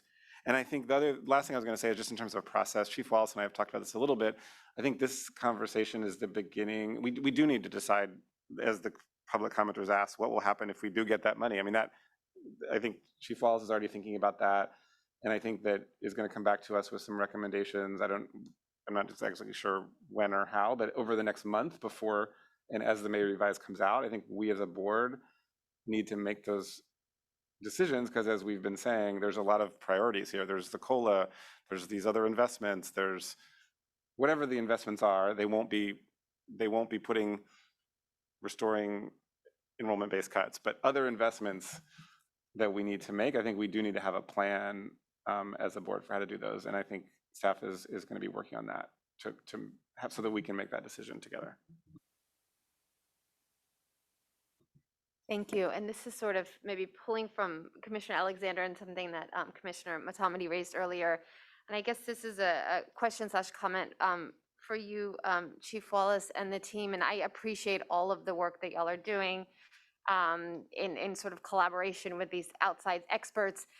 And I'm looking forward to the recommendations, given that this is your expertise in terms of how do we have a balanced budget, not just in the short term, but in the long term as well. And one of the things I'm hoping, and this relates to what I think my colleague Commissioner Matamati was raising, is that your expertise in the balancing of budget is clear, right? And it's like, but then who are you talking to when you're coming up with these recommendations to see how and where these cuts line up to what I think our priorities are as a board, which is student-centered outcomes and student focus. And I think some of us instinctually like, well, it has to be school site. And I recognize that that may not be the case. There's other places for money to be infused into the system and used that is still student-centered and focused on student-centered outcomes that may not be school site. But I'm just hoping that in your conversations with your own team, you're also in collaboration and dialogue with the other departments to make sure that these recommendations actually are centering the students. So I look forward to those continuing conversations. Okay, thank you, everyone. And this concludes our discussion around the budget scenario. Thank you, everyone, for that discussion. We are going to go into item number 3, the initial public hearing for the material revision to City Arts and Tech Charter to consolidate operations and instruction to single campus.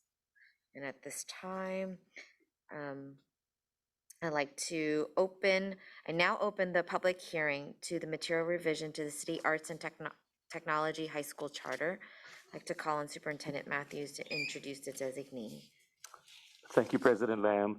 Our designee this evening regarding this material revision to the City Arts and Tech Charter is our Director of Policy and Planning, Chris Armentrout.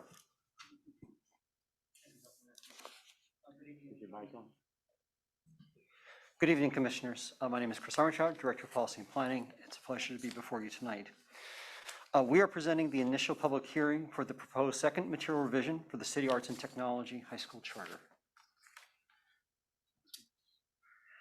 To summarize tonight, the SFUSB Board of Education is being asked to approve a second material revision to City Arts and Technology High School's charter to allow the upcoming merged charter school, City Arts and Leadership High School, to operate at a single campus beginning July 1st, 2022. This would replace the current charter specification for the school to occupy 2 campuses for the next 2 years. For background on this case, City Arts and Tech currently operates at the district's Luther Burbank campus. That's at 325 LeGrand Avenue, in co-location with June Jordan School for Equity. Leadership High School currently operates as the single tenant at the district's San Miguel campus, located at 350 Seneca Avenue. On July 30th, 2021, City Arts and Tech submitted the first material revision to its charter to effect a merger with Leadership High School, beginning the 2022-23 school year, and requested approval to change their name, programming, facilities, and enrollment as part of that process. The newly merged school would be known as City Arts and Leadership High School, CalHS. The material revision in part described the operation of the merged charter school in non-contiguous school locations for school years 22-23 and 23-24. That's in reference to the first material revision. On October 26, 2021, the SFUSD Board of Education approved the material revision to allow the absorption of Leadership High School by City Arts and Leadership High School beginning July 1st, 2022. As part of that, the Board of Education also approved CalHS to occupy both 325 LeGrand Avenue and 350 Seneca campus for 22-23, 23-24. Eventually, though, the campuses the campus at 325 would shrink, and CalHS would eventually operate solely out of 350 Seneca campus, beginning with the 24-25 school year. That was the original plan. In February 2022, City Arts and Tech and Leadership held community meetings at their respective campuses to discuss the placement of students. These meetings were also used to survey preferences for where students would be located in the following 2 years. During these community meetings, it was reported that community stakeholders were displeased with the 2-campus arrangement and instead desired for all students to be located at a single site. On March 15th, 2022, City Arts and Tech submitted a second material revision to SFUSD, asking the board to approve the consolidation of all students to the 350 Seneca Avenue campus and releasing CalHS from their facilities use agreement at 325 LeGrand Avenue.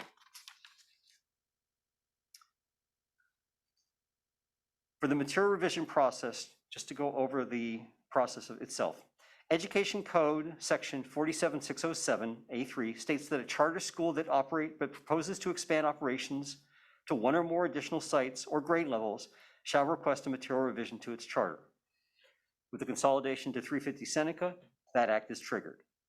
A material revision of a charter is governed by the Charter School Petition Standards and Criteria described in California Education Code 47605C. And staff must conduct a review of the revised petition's adherence to those standards and criteria. The Board of Education shall grant the material revision if it is satisfied that granting the charter is consistent with sound educational practices and with the interest of the community in which the school is proposing to locate. The Board of Education shall consider the academic needs of the pupils and the school proposes to serve.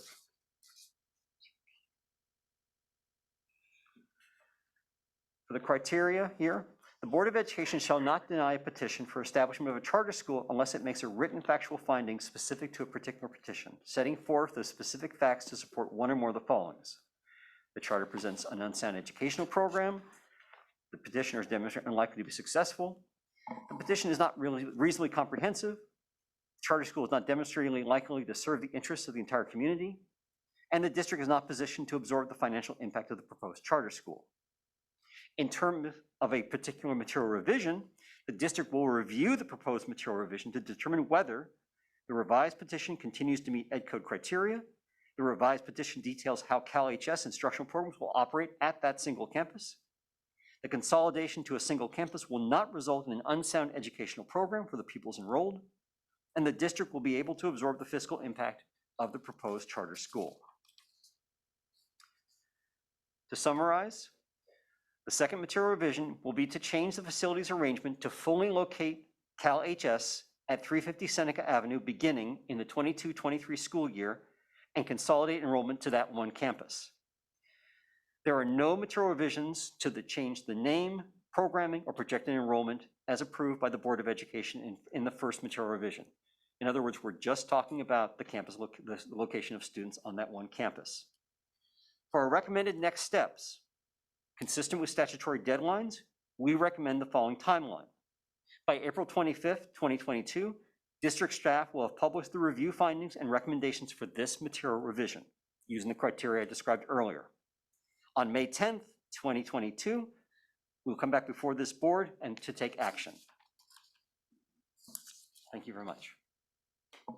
Thank you so much. And at this time, I invite the petitioners to make any presentations they have regarding the material revision. Good evening. I shared a presentation, but I'm also happy to share my screen myself if that's preferable by staff.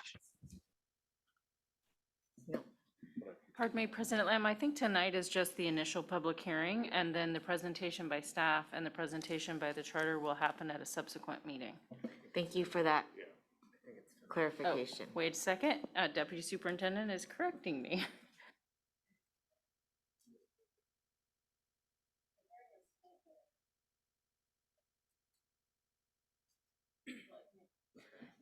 I suppose, President Lamb, if the charter is prepared to go tonight, then we would not have to have another presentation at the next board meeting. You would just have the action item.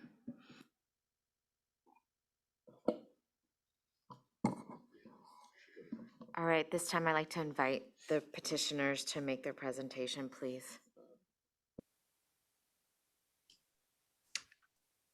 Good evening. My name is Saline. Good evening, President Lamb, Vice President Bogus, Commissioners, Superintendent Matthews, and community members.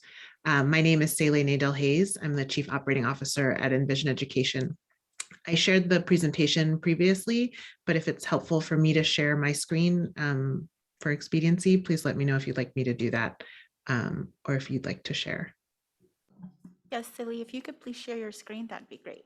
Great. One moment.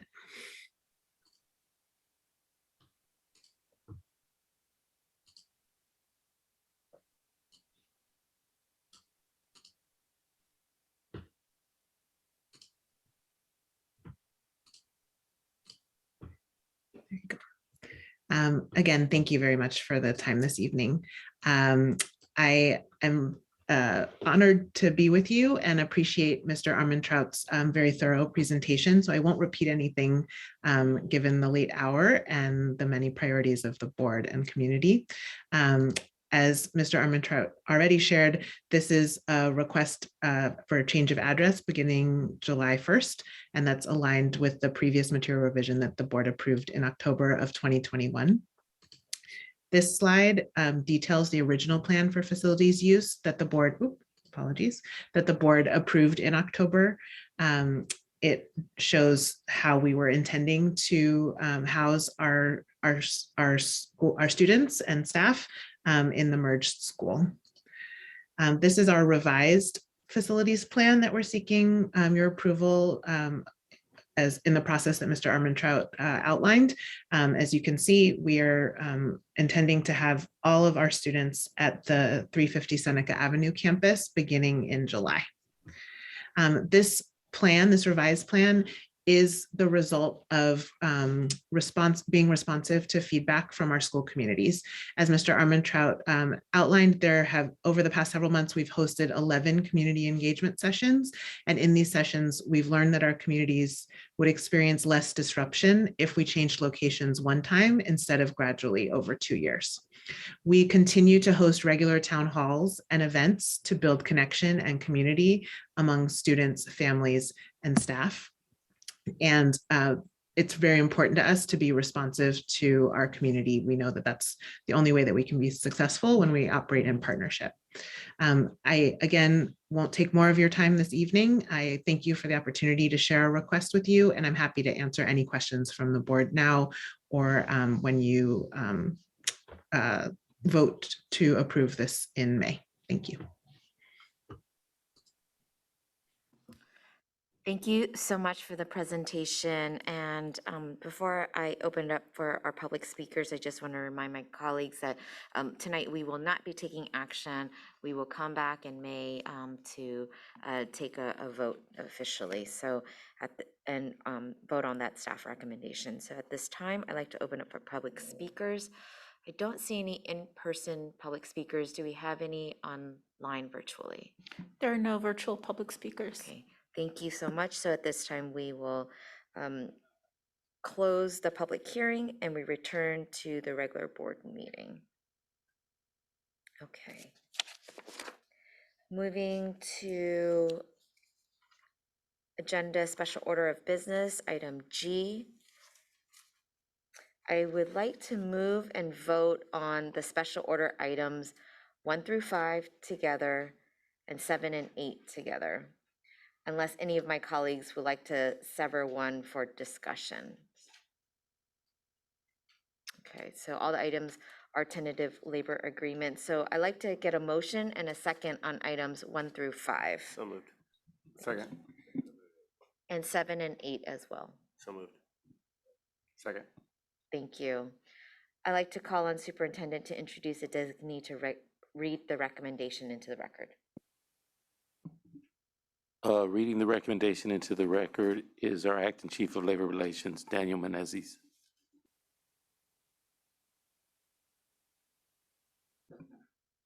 So good evening, Dr. Matthews, President Lamb, Commissioners. The recommended action is that the board approves the tentative agreements 1 through 5 and 7 and 8. Thank you. I'd like to open up for public comment on special order items 1 through 5 and 7 and 8. I don't see any public comment, any virtually. No virtual comment. Thank you. Any comments from board members and superintendent?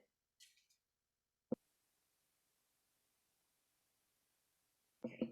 Seeing none, I'd like to get a roll call vote on special order of business items 1 through 5 and 7 and 8. Thank you, President Lamb. Student Delegate Lamb, Student Delegate Liang, Commissioner Alexander. Yes. Vice President Bogus. Yes. Commissioner Shu. Yes. Commissioner Matamidi. Yes. Commissioner Sanchez. Yes. Commissioner Wiseman Ward. Yes. President Lamb. Yes. 7 ayes. Thank you. So at this time, I also need a motion and a second on item number 6. Is that accurate? So moved. Second. Thank you. Superintendent Matthews? Item 6, reading item 6 into the record will be our Acting Chief of Labor Relations, Daniel Menezes.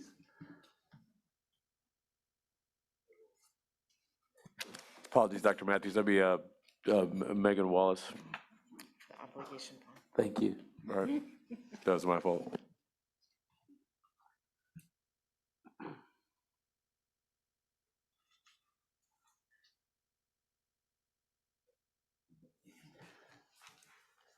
Good evening, Commissioners, Dr. Matthews, public. This evening, staff is proposing a recommendation for the board to approve the form of an updated preliminary official statement supporting the issuance and sale of the San Francisco Unified School District's general obligation bonds and refunding bonds as previously approved under resolutions 219, 28A1, and 219, 28A2. I'm happy to answer any questions. Before we go to comments from board members, I'd like to also open up for public comment for item number 6. I don't see any in person. Do I have anyone virtually. Thank you, President Lamb. There is no virtual public comment. Thank you. Comments, questions from board members? Superintendent. Commissioner Shu. Yes, Chief Wallace, the $284 million, would that be the last tranche of the 2016 bond? Yes, that is correct. And what about the 145 million? I'm not familiar with that. The $145 million amount actually represents bonds that were previously sold, and we're looking to refund them for a better interest rate. So basically refinancing to reduce the debt service and overall cost for those bond proceeds. Got it, thank you. See no other comments. Like to have roll call vote on special order of business item number 6, please. Thank you, President Lamb. On item number 6, Student Delegate Lamb, Student Delegate Liang, Commissioner Alexander. Yes. Vice President Bogus, Yes. Commissioner Shu, Yes. Commissioner Matamidi, Yes. Commissioner Sanchez, Yes. Commissioner Wiseman Ward, Yes. Mr. President Lamb, Yes. 7 ayes. Thank you.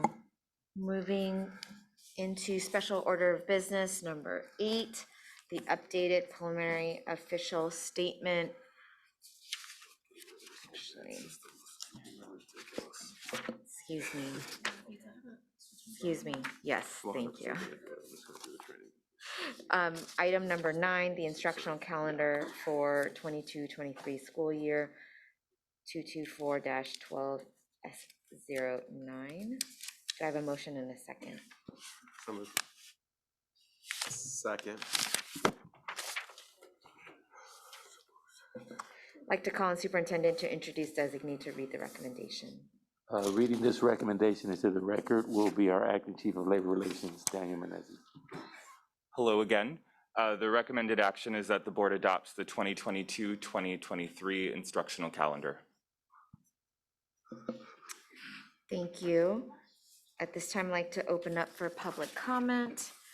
I have 3 in-person public comment. I'd like to call upon Alita Fisher, Sharif Sakou, and Michelle Jacques-Menendez. You have 1 minute each, please, speaker.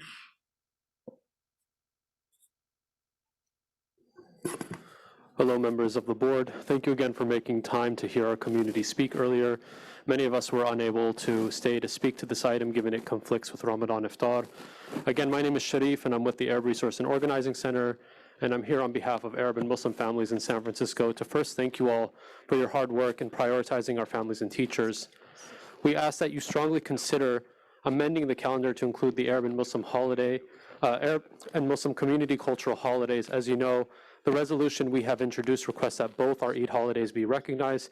We ask that you amend to include at least one Eid holiday to the calendar, since it's the only one that falls in the school calendar, and for full implementation of the Eid resolution for the 23-24 school year. We want to thank several school board members sitting here who have stood with our community for many years. We recognize you all have done all the work you've done and trust you will continue to do so. We also want to appreciate UESF and the wider community for their support. Our families are currently watching and eagerly awaiting to see your decision. Recognition of our cultural holidays, especially during Ramadan and Arab Heritage Month, would be a huge win for our communities. Thank you very much.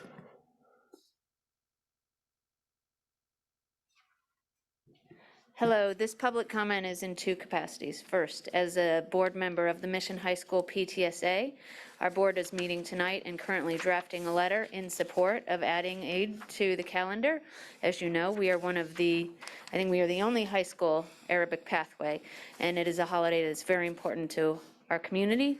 We wholly agree that it needs to be added to the calendar. Expect an email in writing to be following. As far as the rest of the calendar, one point to make, when we start and end our school year midweek, families find that very difficult from a childcare perspective. But I would also like to look at this as an opportunity, especially starting midweek. This would be a great way to spend the beginning of the week incorporating step-up programs to middle school and high school, for example, like we used to have with DCYF. We could spend that time doing transportation training with our middle schoolers who for the first time are going to potentially be riding public buses with their friends. The city says it wants to partner with us. I think this is a great opportunity to do that. Also, please add credit recovery, and ESY summer programs to the calendar too, to help families who access those services plan before it's too late. A lot of times trying to figure out summer programs when you don't yet know the dates of those programs that you have to attend is very, very difficult. Thank you. Good evening, Michelle Jacques-Menegas, coordinator for the PAC, and I would like to echo what both previous public commenters have said. I'd like us to respect our Muslim community members and add the holiday to the calendar. And I think the suggestions around that Ms. Fisher made around the potential for what we could do in those days when we're starting our school year midweek. We could utilize our out-of-school time program providers, and we could do the step-ups and the transit training and all kinds of things. So thank you very much.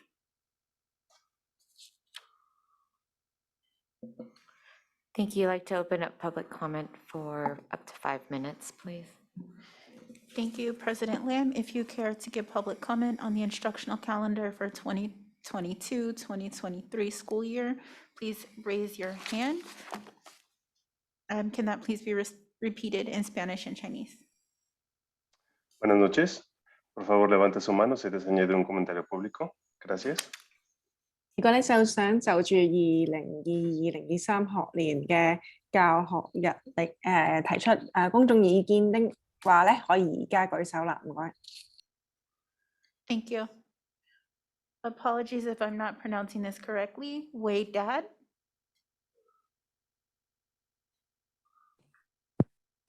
Good evening.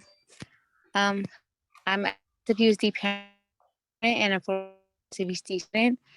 Please consider Eid to your calendar. Recognizing Eid would mean so much to the Muslim children in SFUSD. This would bring the Muslim students and community a sense of belonging. This can be done. Oakland Unified School District have implemented Eid as a resolution where places like New York has passed an Eid resolution years ago. Please recognize Eid. Thank you. Thank you.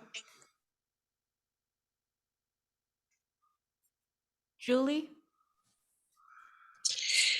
Hi, I wanted to speak in favor or enthusiasm of the change to the calendar, which is adding Juneteenth. It's exciting to see that recognition and that representation.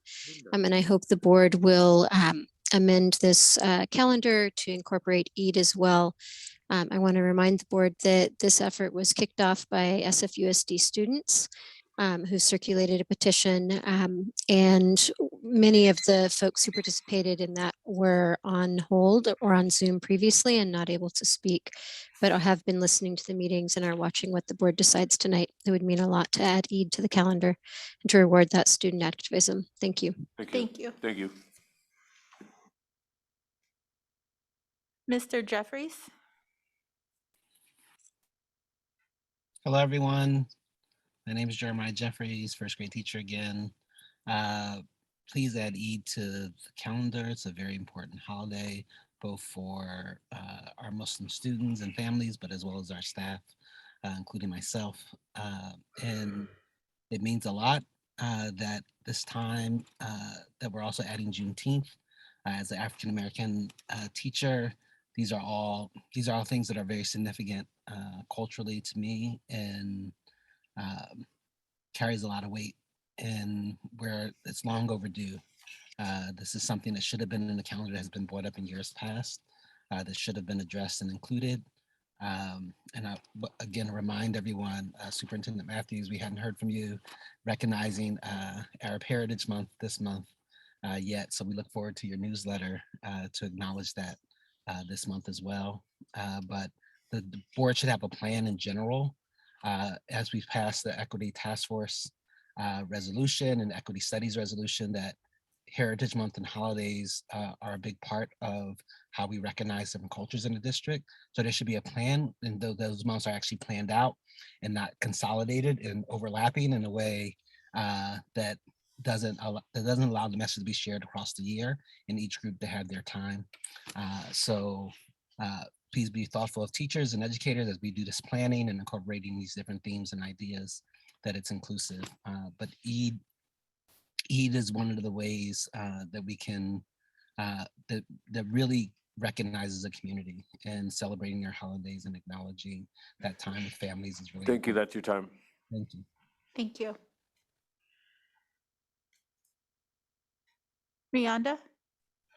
Good evening, Board Commissioners, Dr. Matthews, Deputy Superintendent for Mordell, and other members of the diocese and everybody in attendance tonight. I am a member of the APAC leadership team, and I'm speaking tonight as a mom, and I'm calling in support of Eid being added to the calendar.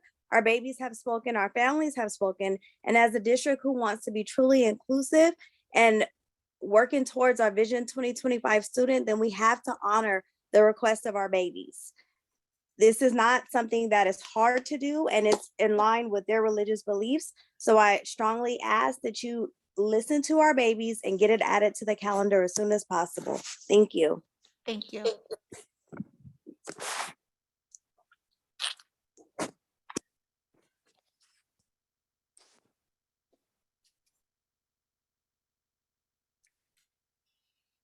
A-Rock? Hello, my name is Lara Kiswani. I am the Executive Director of the Arab Resource and Organizing Center, AROC. Sorry, my name just showed up as AROC. Wanted to thank everybody for the support of the Eid resolution. I was very moved these last few weeks and months and years where our community has been excited about this opportunity to feel recognized and seen and respected in the city of San Francisco.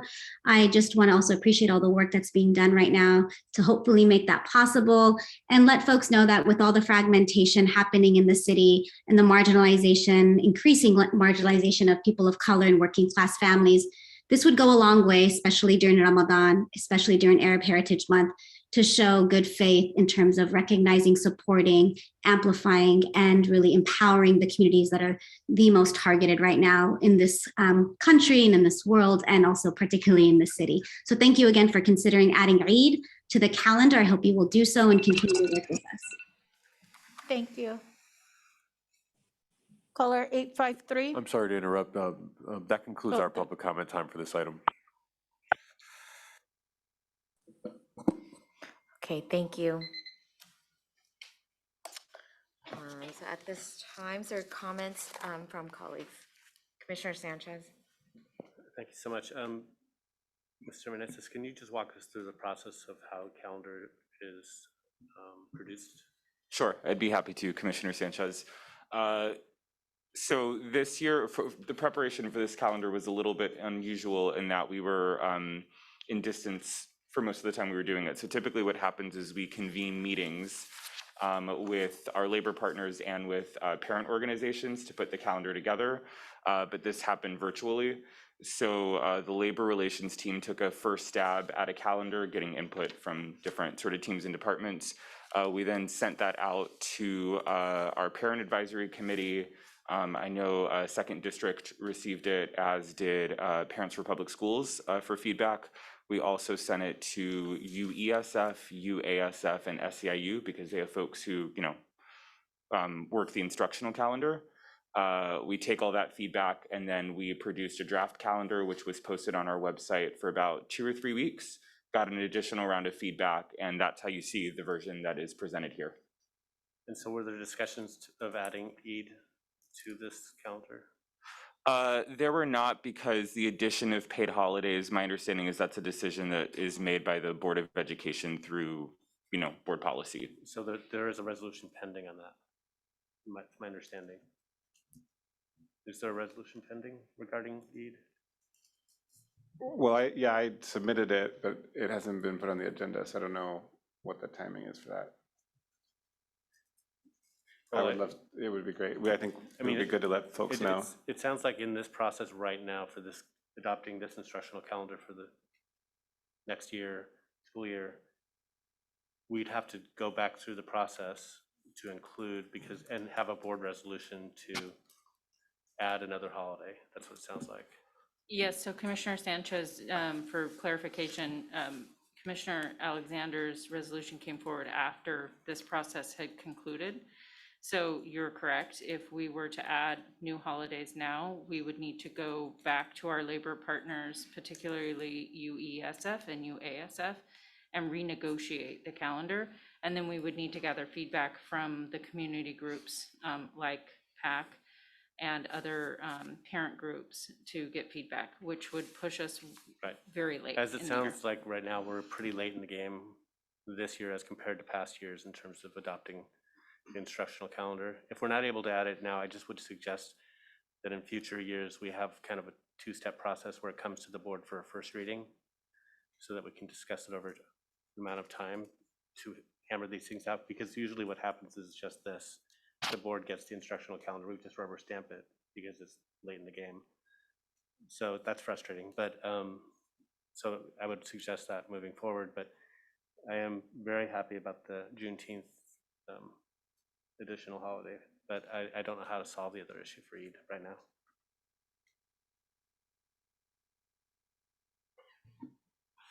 Yeah, I guess if you could just talk a little bit more about the engagement process and kind of when that occurs and what feedback was kind of given back. I guess because what I'm worried about is, I guess, the inclusiveness of our calendar. Like, I'm really excited to see Juneteenth added in. I'm not exactly sure kind of the background process that kind of led to us kind of making the movement to do that, and just how are we kind of making sure that we're inclusive of all communities kind of in our planning and thought process. And so I'm guess if you could talk a little bit about our engagement with families in this process, and also how we kind of think about inclusiveness and representation of the communities that kind of make up our district. Sure, I appreciate the question, Vice President Bogus. So the engagement was sort of how I described it. Unfortunately this year, because we were mostly remote, especially at the time when a lot of this was happening, because a lot of it was happening in like December, January. We sent out drafts of the calendar, I believe, to PAC, to Parents for Public Schools, and to Second District, with the encouragement to, share it with your constituents, share it with the communities, and let us know what feedback sort of comes up. In terms of the nature of the feedback we received, I would have to go back through my notes.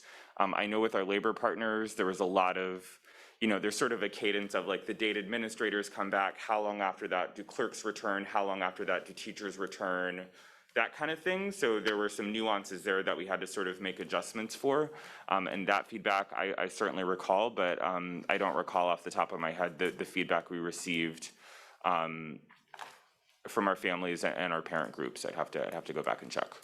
I will also say, compared to other years, the calendar this year was fairly straightforward, just in terms of, we need work days across 11 days. So I think an initial draft of the calendar had it starting on a Monday in August, but then the last day of school would still be in May, and we needed a day in June, so we had to make some of those kinds of adjustments.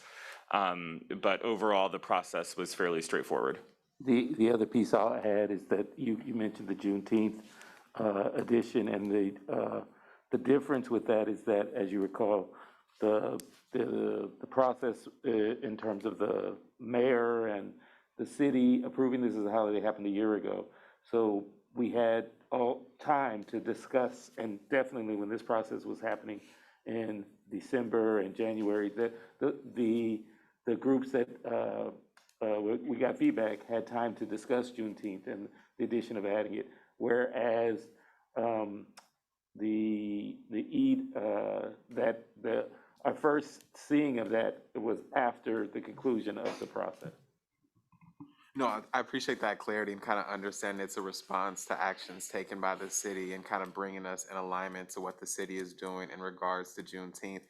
I guess maybe my last question in this moment is really just centered around kind of how do we as a district approach like the desire for community to kind of give us feedback on holidays that are representative of their cultures, and how do we as a district address holidays that have a connection to kind of religion as well as culture, and kind of how do we sit on those things? Or is it more up to the discretion of the board to kind of give guidance on how we handle those things? Or is there kind of existing kind of policy and guidance and things of that nature?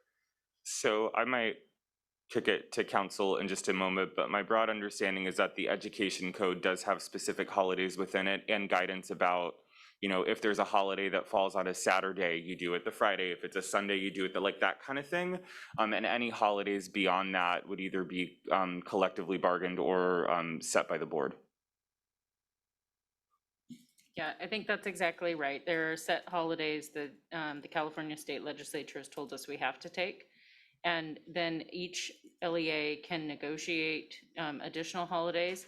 Typically, my understanding is in the past, when we've added holidays that were not mandated by the state to take, they've really been driven by ADA considerations. So when we have high numbers of students out, for example, during fall break, we tend to try to make that a holiday so that we can not lose ADA because students are taking vacation.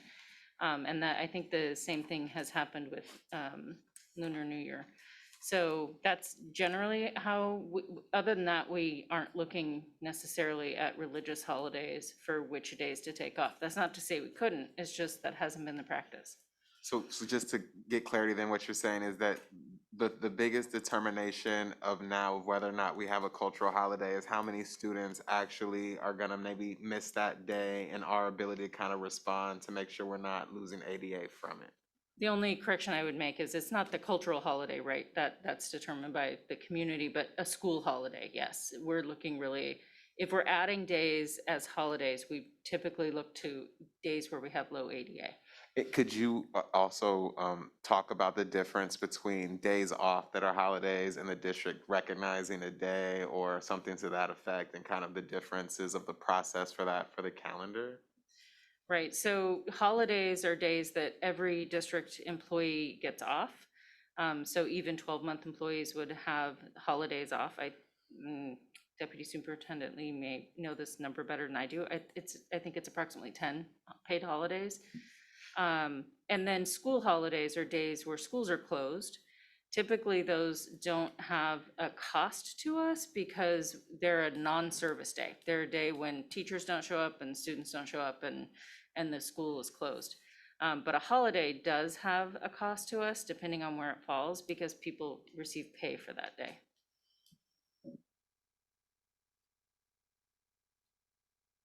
Which I would just add, that's why the Juneteenth resolution is going to the Budget Committee, because I believe the budget impact is not significant, but there is some budget impact to having a holiday for all district employees. Thank you.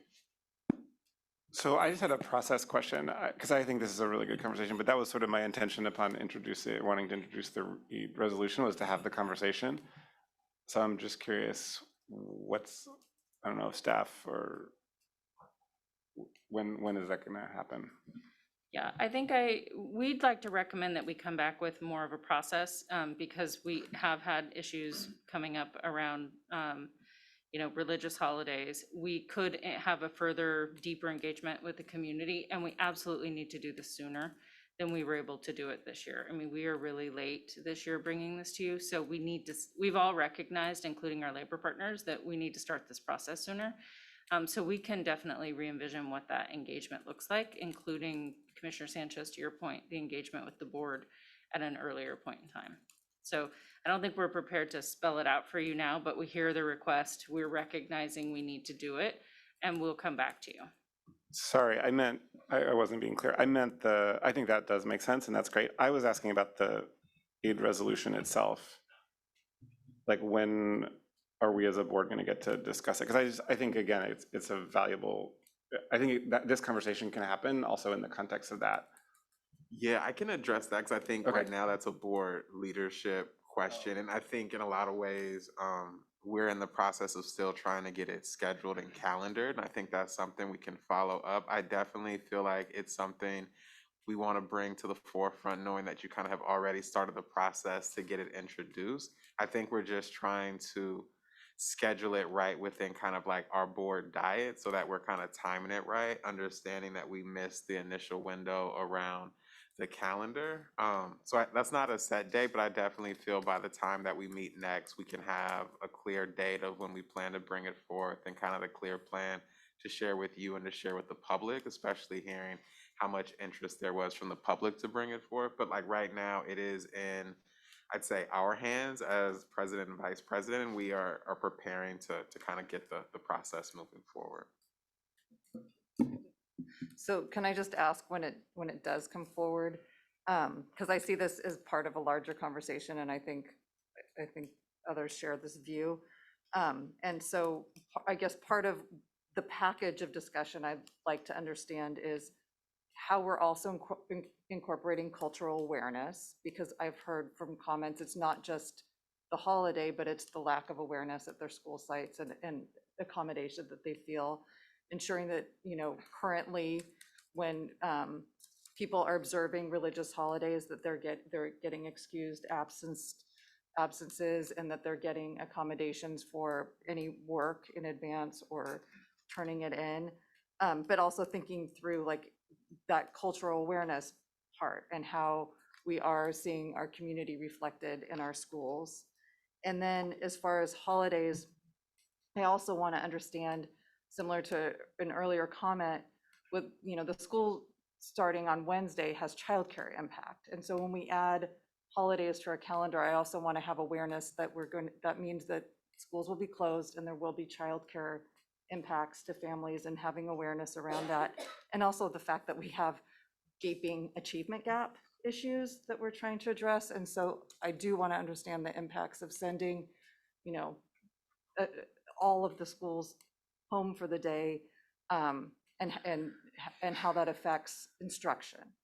So, I mean, but I would like to have this as a holistic conversation around all of, you know, the groups that have brought this forward, and understanding the process of how we can bring this forward, and who, and you know, who we need to reflect in our cultural awareness. But I also want to comment that this calendar is coming really late, and I've already had parents screaming at me around trying to make plans and trying to get childcare lined up for summer holidays. So I'm really, really glad to see it on the calendar.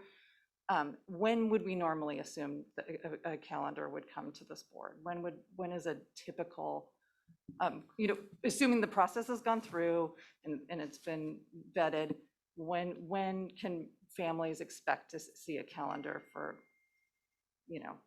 That's a great question, Commissioner Matamati, and this is the first calendar that I have overseen the production of, so I'm going to kick it to you, Council. I will just say, over the time that I've been here, it's usually in January, February, but usually by the end of January. The one other thing I would add is, in our discussion with some of our labor partners, there is the desire to start that work for the, make sure I get this right, the 23-24 calendar, to start the work of planning that this summer, so that we have a lot more runway. Thank you. At this time, I'd like to conclude comments from board members and roll call vote, please. Thank you, President Lamb. On the instructional calendar, number 9 on special order of business, Student Delegate Lamb, Student Delegate Liang, Commissioner Alexander. Yes. Vice President Bogus. Yes. Commissioner Shu. Yes. Commissioner Matamati. Yes. Commissioner Sanchez. Yes. Commissioner Wiseman Ward. Yes. President Lamb. Yes. 7 ayes. Thank you. Thank you so much. At this time, we are going to consent calendar back to agenda item E. And items, number 1, items withdrawn or corrected by the superintendent. Actually, is there a motion and a second on the So moved. calendar? So moved. Second. Second. And members of the public may make comment on any matter on the consent calendar, but members of the public shall not be permitted to sever agenda items for discussion. So at this time, I will open up for public comment. I have Rex Ridgway.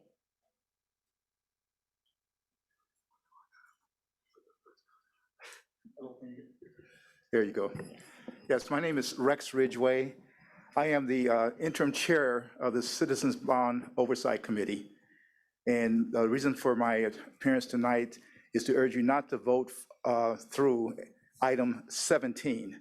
There's a $71,300 award contract with a construction company, and that's all good, but when you go to page 15, you can't read it.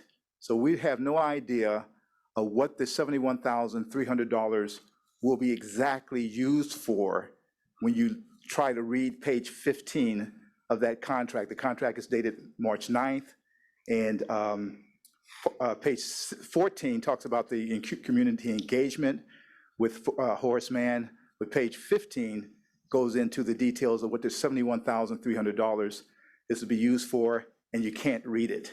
So I don't know how it can be voted, approved this evening until we know exactly what it says. Thank you. Thank you for that public comment. Any items withdrawn or corrected by the superintendent? No, President Lamb. Any items removed for first reading by the board? Any items severed by the board or superintendent for discussion or vote tonight? Item 17. Thank you. And Mr. Steele, if you can repeat those items severed for the record. Thank you. Item number 17 was severed by Commissioner Bogus, Vice President Bogus, excuse me. Okay, so we'll do roll call on the consent calendar without items number 17, is that correct? Good, yes, so at this time, we'll do roll call on consent calendar, except item number 17.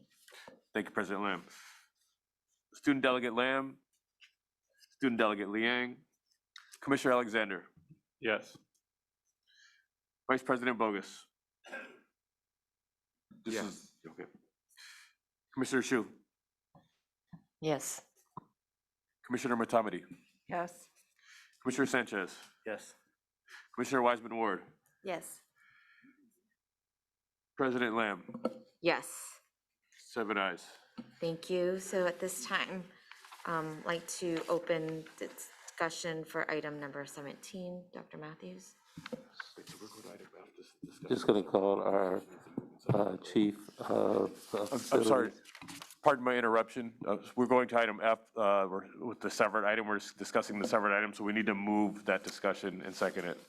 Thank you. If I can have a motion and a second So moved. Second. to discuss item number 17, okay. Thank you. We have our chief of facilities, Don Kamalanathan.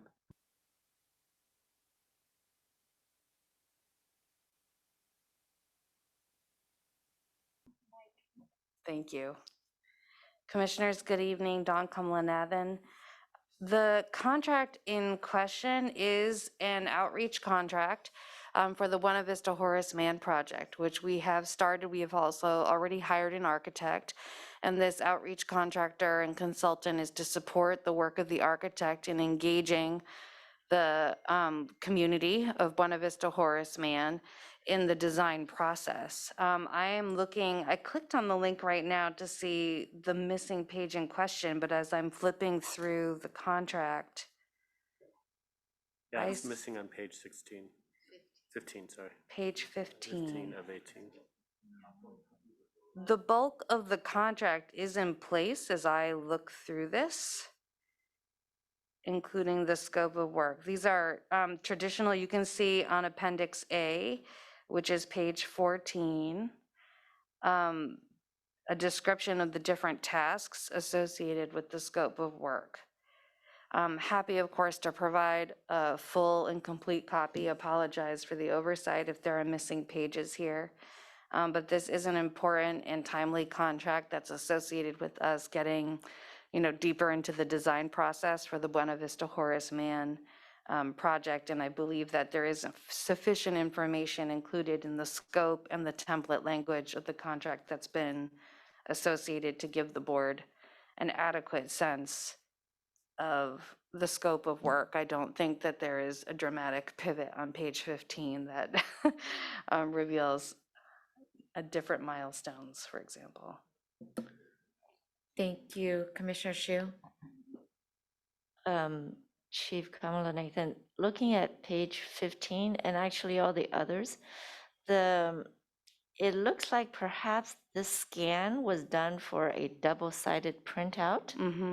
So that while you scan it, you kind of see a little image of the other side. So it looks like there's something, but maybe there's not. Do you have the original document on your computer? that Not you in can front of tell? me, I'm sorry, Commissioner. This document is located with the bond program manager, Lissinia Berry, so. Because even page 14, you Yeah. can see there's something in the back. And page 15 and 16, they all kind of look like there's something. So perhaps there's really nothing on page 15 beyond the first 2 lines. Yeah. But it looks like there might be. Yeah, I also, as I look through this, it looks complete to me as I scan it, so that's why I'm happy to. I think Commissioner Shu might be exactly right, that it looks like there should be something there, but it's really just the scan coming Yeah. through. And most of our template contracts are designed to have, options to choose. And it looks as if this second option, which would have started on page 14, moving on to 15, wasn't applicable to this contract. And that's why there's nothing there. I mean, it's hard to say for sure without seeing the original, but this looks complete as well to me. The staff fee proposal is included. You can see the schedule of fees associated on page 16, associated with the different staff members. And you can see the fundamental, the basic tasks of the outreach on page 14. Vice President Bogus? Yeah, could you speak to a little bit about why we're voting on it retroactively? And if you could also, I guess, talk to our track record with the vendor, as well as kind of how we will evaluate the success of their kind of engagement efforts. I will also just say I have been monitoring the city's redistricting process, and the consultant they hired to do engagement has left things very problematic to that whole process. So I guess I'm just wondering how we chose, how we're selecting, and kind of how we're gauging the successfulness of it. Those are great questions, Commissioner, and I might need you to repeat the multiple questions. Again, our bond program, so we've been very clear, Buena Vista Horace Mann is a top priority for both the bond program and the Board of Education, and we were directed to move forward with all haste, and we did so, and started the project in January, in fact, meeting with site staff. What is very clear to us is, given the intensity of participation that the community desires, is actually at a scale that is much higher than a typical modernization project. And I think there are several commissioners who can vouch for that directly. Our small project management staff do not have the bandwidth and frankly, not the full skill set necessary, I think, to engage with the community as diverse as BVHMs and on the broad set of spectrums. This isn't just like a typical modernization project. So we actually took, this is an unusual step. The bond program does not typically hire outreach consultants as part of our scope of work, because we traditionally just work through the principal and maybe a steering committee of some sort at the site. But the community has articulated a goal of 100% participation for all the BVHM families. So we all need extra help. We can't put that burden on the principal. We can't have it as the project manager. Our bond program manager, Lissinia Berry, has run, as have I, a number of projects that had outreach consultant teams, and she reached out to a couple of different folks to see who would be a good match and solicited proposals. Those were reviewed by staff, and this was the recommendation. So we do not have, as an agency, at least in recent history, a track record with this particular firm or a pre-existing relationship, at least as the bond program. I can't speak for the district as a whole. In terms of metrics for how we're evaluating participation, I think the community has supplied those metrics to us, right? They want to see as broad, unique touches, interactions with as broad a cross-section of the community as possible. And then, of course, we're also looking for just the basics of consultant performance. Was the performance timely? Was it high quality? Was it what we expected? Was there good communication with the project team? Flexibility. We're certainly looking for folks who can provide us with, again, multilingual support as well for our materials and for any events that we throw. So it is not typical for us to do this retroactively, except for the fact that it was quite urgent. The community really wanted us to move. You can hear tonight, we just got the bond sale approved, right, which is actually going to fund the entirety of the project. So we're both trying to run as quickly as we can and make progress, while also being conscious of the fact that we do want to deliver on the broader project and make the most of the funds that have been allocated in the 2016 bond. Let me know if I forgot one. No, I think you hit all of Okay. them. I think I would be interested, and maybe the rest of the board would as well, is if we could get whatever matrix we're using to kind of gauge the effectiveness of the vendor, so that we're able to kind of have that now and then to review it when they're done, and also to be able to use that with our conversations with community about the effectiveness of it. Thank you so much. Great, thank you. That's great feedback. Okay, seeing no other comments, like to call for roll call. On the consent calendar, item number 17, Student Delegate Lamb, Student Delegate Liang, Commissioner Alexander, Yes. Vice President Bogus, Yes. Commissioner Shu, Yes. Commissioner Matamidi, Yes. Commissioner Sanchez, Yes. Commissioner Wiseman Ward, Yes. President Lamb, Yes. 7 ayes. Thank you. I also realized that we are beyond our 10 o'clock. I tried, colleagues, I did. So I need to call for a motion and a second to extend the meeting beyond 10 p.m. So moved. Second. Do we do a roll call vote? Yes.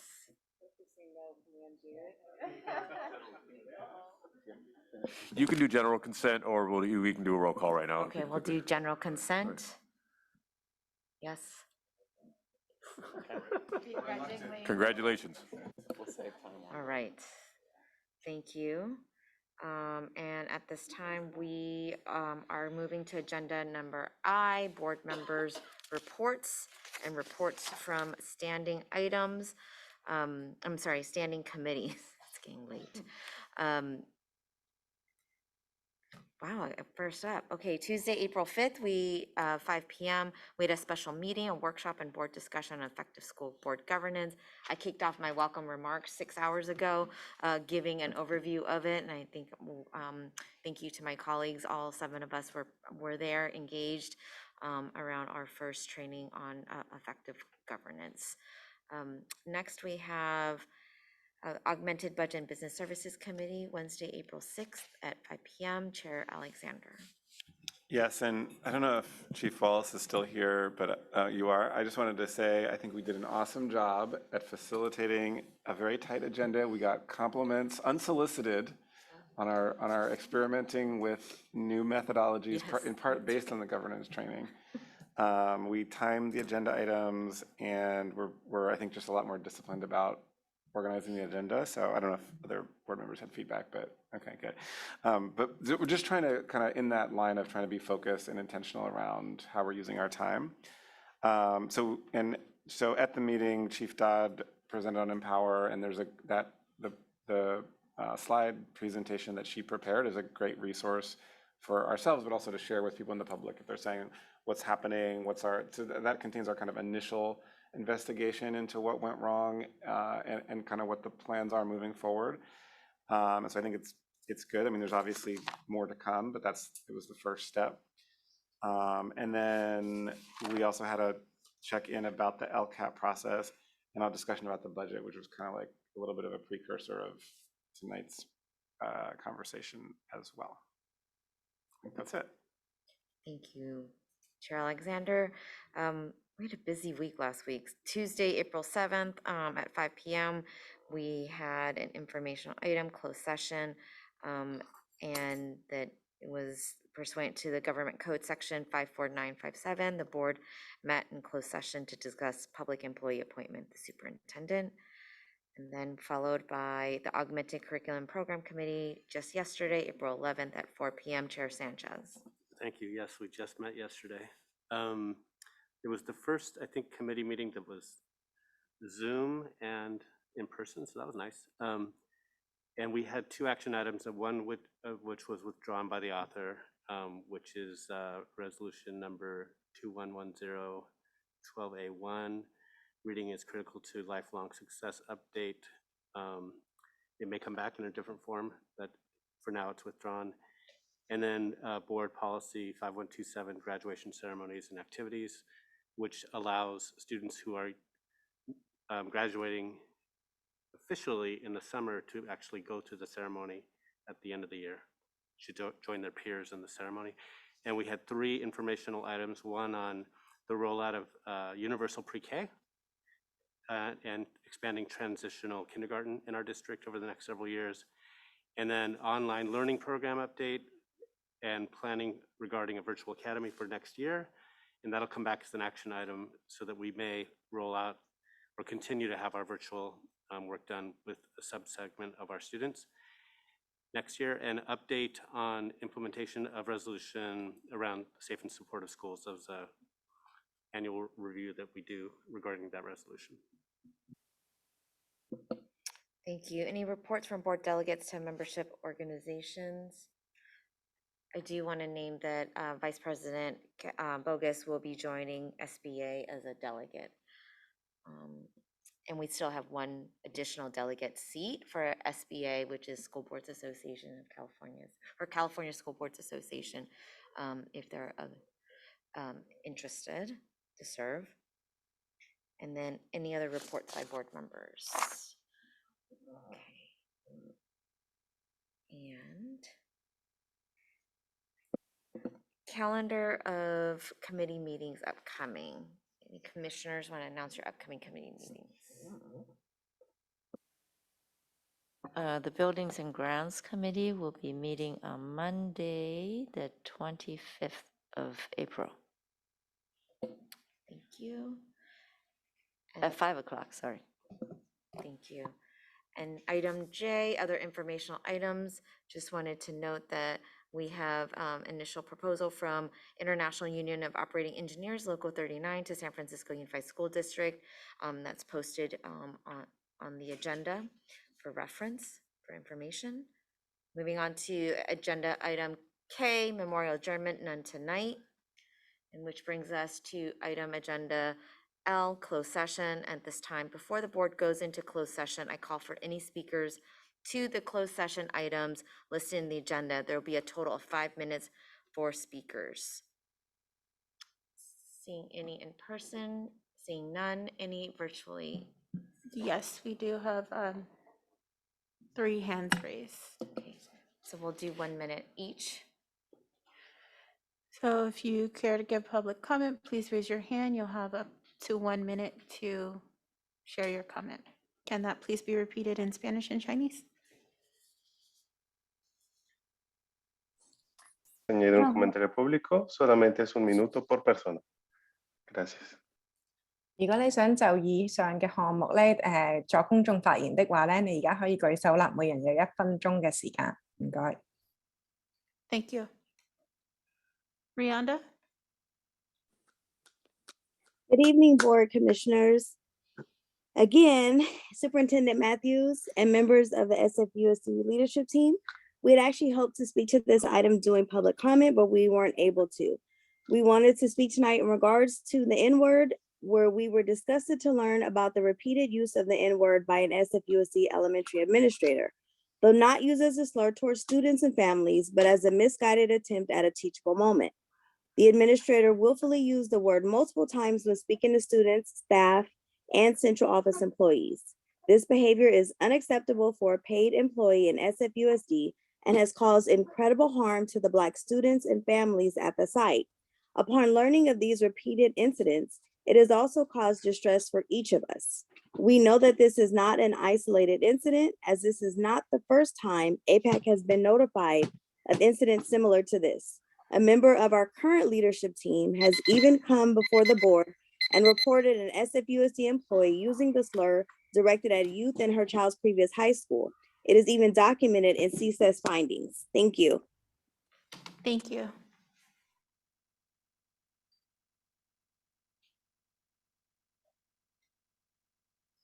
Marisha?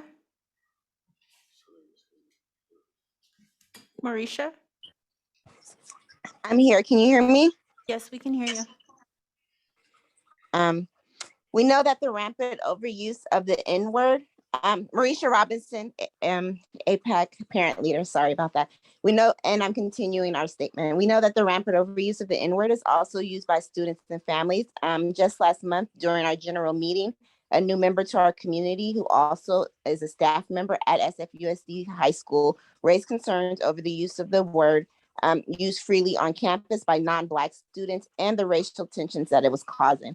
His concern was followed by other examples from other members and invoked a deep conversation about the history and harm and damage and destruction it continues to cause Black students in our district.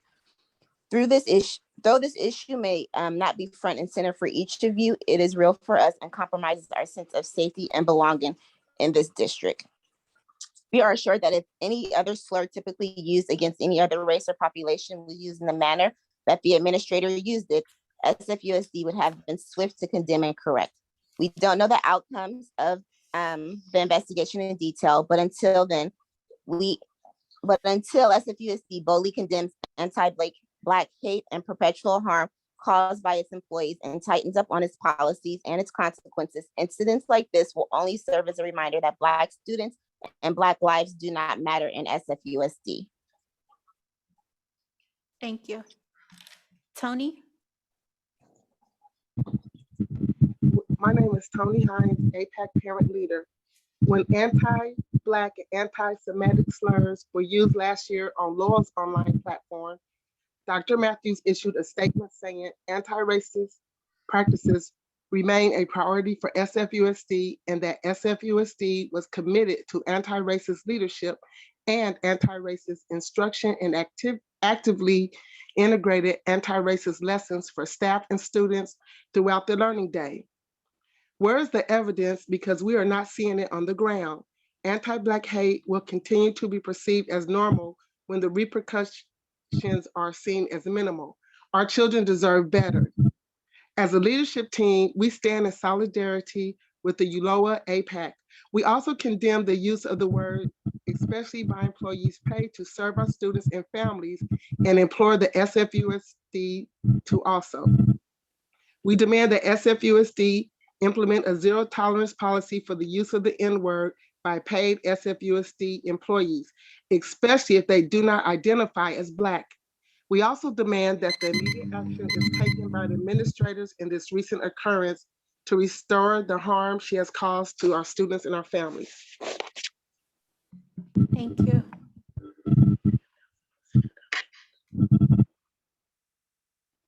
Ms. Marshall?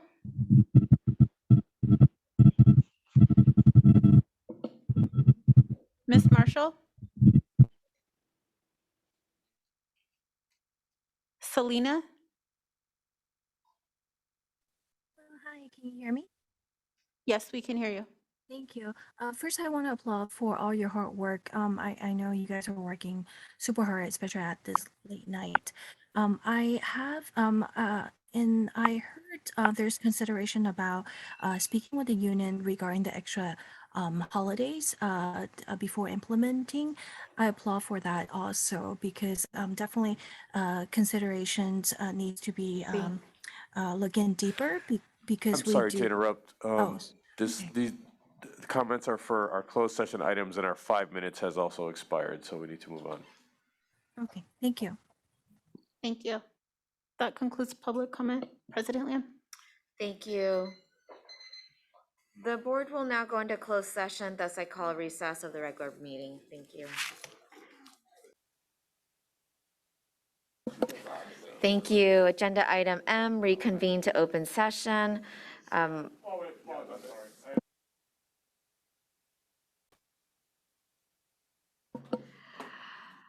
Thank you. We are agenda item M, reconvening to open session. Vote on student expulsion matters, none tonight.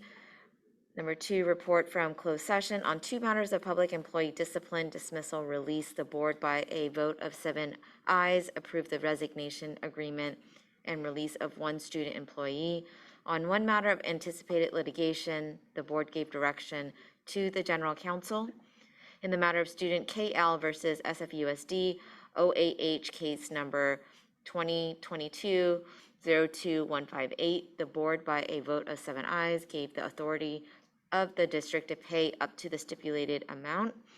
In the matter of student RTW versus SF Unified OAH, case number 2022-10812, the board, by a vote of 7 ayes, gives the authority of the district to pay up to the stipulated amount. And that concludes the report from closed session and agenda N, adjournment. This meeting is officially adjourned. Oh, Sorry, President Lamb, you have an executive contract to vote on in the next item. oh, my apologies. That's okay. So we're going to vote on employment contracts for unrepresented chief executive employees. Yes, so this item before you tonight is to vote for the Chief of Technology and Special Projects. The chief is being placed on Management Salary Schedule M28, Step 7. Thank you. Roll call vote.